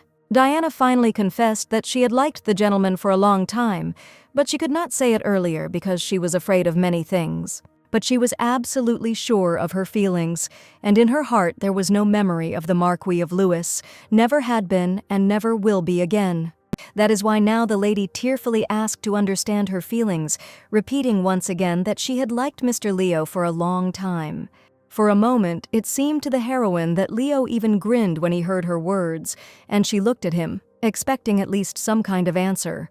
There were tears in her eyes, so she couldn't even see what was happening on the street, and the silhouette of the coach was completely blurred in her mind. Leo froze for a moment, his heart filled with joy at her words. He had always felt a special connection with Diana, but he had never dared to hope that she could feel the same. At that moment, a magical tension arose between them. They both understood that this moment was a turning point in their relationship. Leo stepped closer and hugged her tightly, as if afraid of losing her. The young man gently stroked the girl's face, and because of the tears that filled her eyes, she could not see anything. There was sincerity and tenderness in his gaze. He leaned towards her and kissed her softly, and it was a gentle kiss, full of promises and hopes for the future. At that moment, the whole world around them disappeared, leaving only the two of them, filled with happiness and love. This confession became the beginning of a new chapter in their lives, a chapter about love and mutual understanding, about shared dreams and adventures ahead. There was silence around them, broken only by the whisper of the wind and the quiet singing of birds. The kiss was soft and tremulous. Leo touched her lips with his, as if afraid to break the magic of this moment. It was not just a touch, it was a transfer of emotions and feelings that they had kept in their hearts for a long time.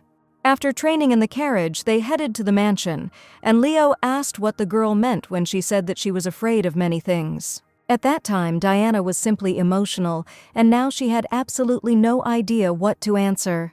Leo wanted to know what was scaring the girl and wanted her to tell him everything and not hide her true thoughts. Diana thought that perhaps there was no point in keeping everything a secret any longer, and admitted that she had lost her memory, and Leo knew this very well. But this was not what frightened the young man at all, and he felt that after the amnesia, Mrs. Chester became a completely different person. She finally said that she was not the Diana Chester that other people remember. She was afraid that she might lose her memory again without noticing it, and she was also worried that she would end up becoming a different person again, because the girl she was before was not the same one Commander Woburn knew now. The heroine tenderly confessed that Leonard Woburn is her only loved one, and the person Leonard likes is Diana Chester.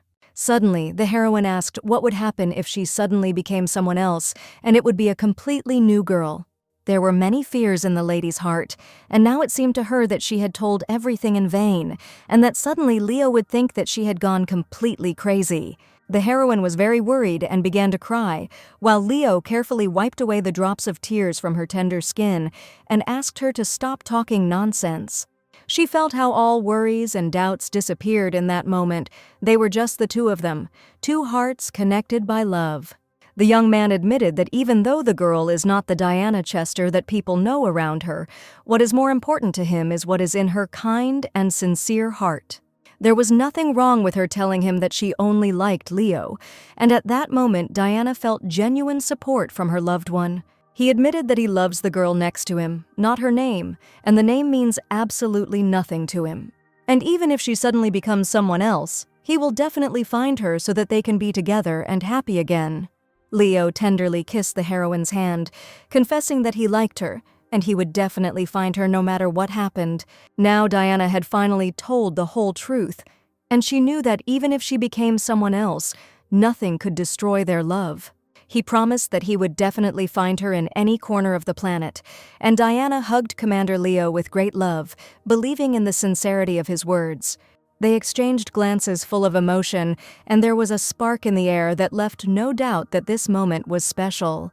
The heroes arrived at Woburn's mansion, and after such a conversation, Diana hid, being sure that Leo would definitely not find her here. But the young man still managed to find her, and Diana even screamed out of surprise when she heard his voice behind her. She asked how the commander knew that she was there, and Leo admitted that he promised to always find her wherever she was, and taking the girl by the hand, asked her to go with him.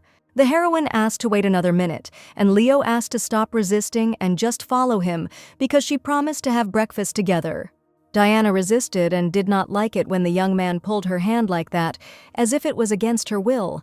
Breakfast was nothing special, and on the table Diana again found the salad she had been eating every morning for several months now. And on the table she saw the hated lettuce leaves again, and the young man admitted that this was the girl's usual diet food, and there could be nothing else here. Leo didn't have breakfast because his head wasn't working properly after drinking the night before, but he asked the heroine not to worry and just eat calmly. Diana said she would like to follow the imperial diet, where she eats only meat 3 times a day and nothing but meat. The heroine didn't even remember where she learned about this diet, and even Leo's trainer heard about it for the first time. Suddenly someone's voice was heard behind the girl, and she turned around to see who was standing behind her.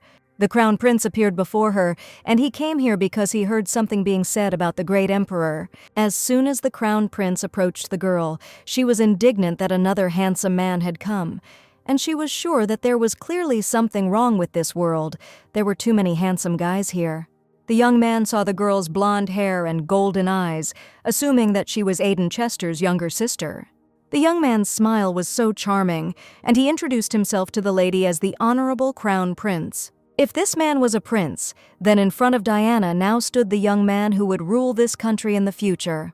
The young man admitted that they are also friends with Diana's older brother and Commander Leo, and the three of them know each other very well. The saying, "Tell me who your friends are and I'll tell you who you are," came in handy here, and all of these people were Leo's best friends. The young man admitted that he had urgent business, and the commander noticed that the crown prince was fussing. He chuckled and asked Lady Diana not to start a relationship with this unpleasant man, and even if she liked him, she should forget him and stop seeing him. But unfortunately, the crown prince was a little late, and Diana admitted that she was already dating Mr. Leonard and their sympathy was completely mutual. He was so surprised, as if he had not expected to hear this at all, and the captain asked if the young man was really unhappy with something. The commander stood up and asked the crown prince not to spoil breakfast, but the young man wanted to know the truth, because last night in the bar Leo claimed that he was unrequitedly in love and was suffering greatly. Finally, the young man called Leo the most unpleasant person, because he wanted to know the whole truth right now. Leo was unhappy that the crown prince was asking too many questions, asking him to leave him and Diana alone. He slammed the door as soon as the young man left, because his conversations at breakfast were very inopportune, and Leo just wanted to spend time with Diana without anyone disturbing them.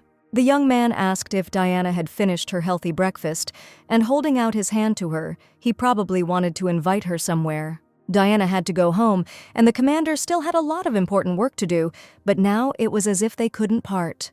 He promised that they would see each other very soon, because even a short separation had become simply unbearable for them, and Leo wanted to be with this girl as often as possible. He felt his hands tremble slightly with excitement, but the desire to be close to her was stronger than anything. Soon the heroine was in her estate, and the butler Filbert ran up to her, declaring that the miss was in great trouble.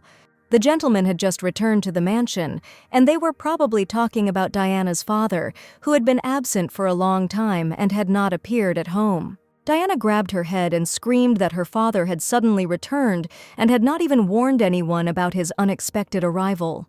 Mr. Chester arrived unannounced, and the butler did not know why, but the first thing he did was look for his daughter. The man was already outside the living room door, and he probably wanted to meet Diana first, but his mood was not at all friendly. He immediately found the girl and addressed her, but it was clear from the man's angry face that he was clearly unhappy about something. The heroine didn't even have time to wish her father a good return, and he started shouting from the doorway that his daughter was really marrying Leonard Woburn. Diana didn't expect her father to scold her so much, and out of the blue, the first thing he did was start talking about their relationship.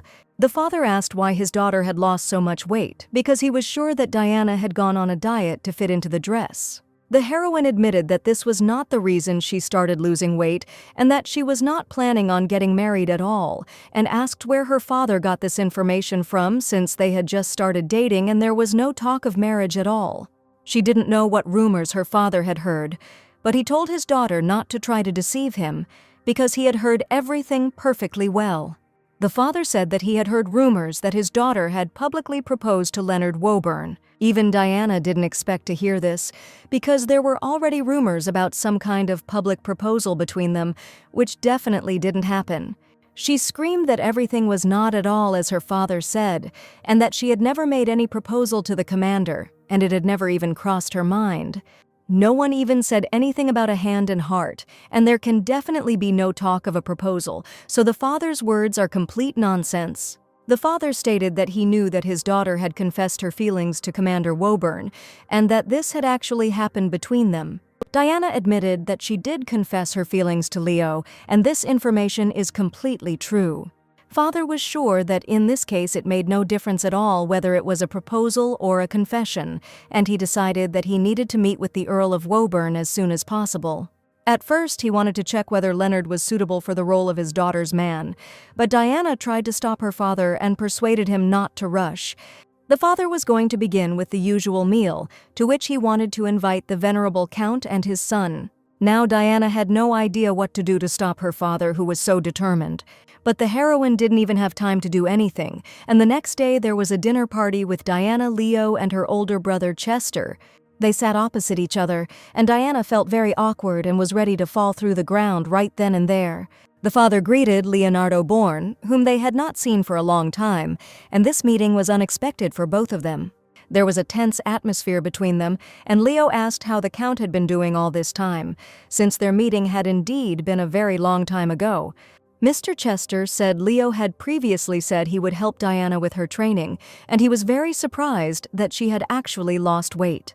Leo admitted that he was just looking after the girl, and that Mrs. Diana herself handled everything very well and turned out to be a very diligent student.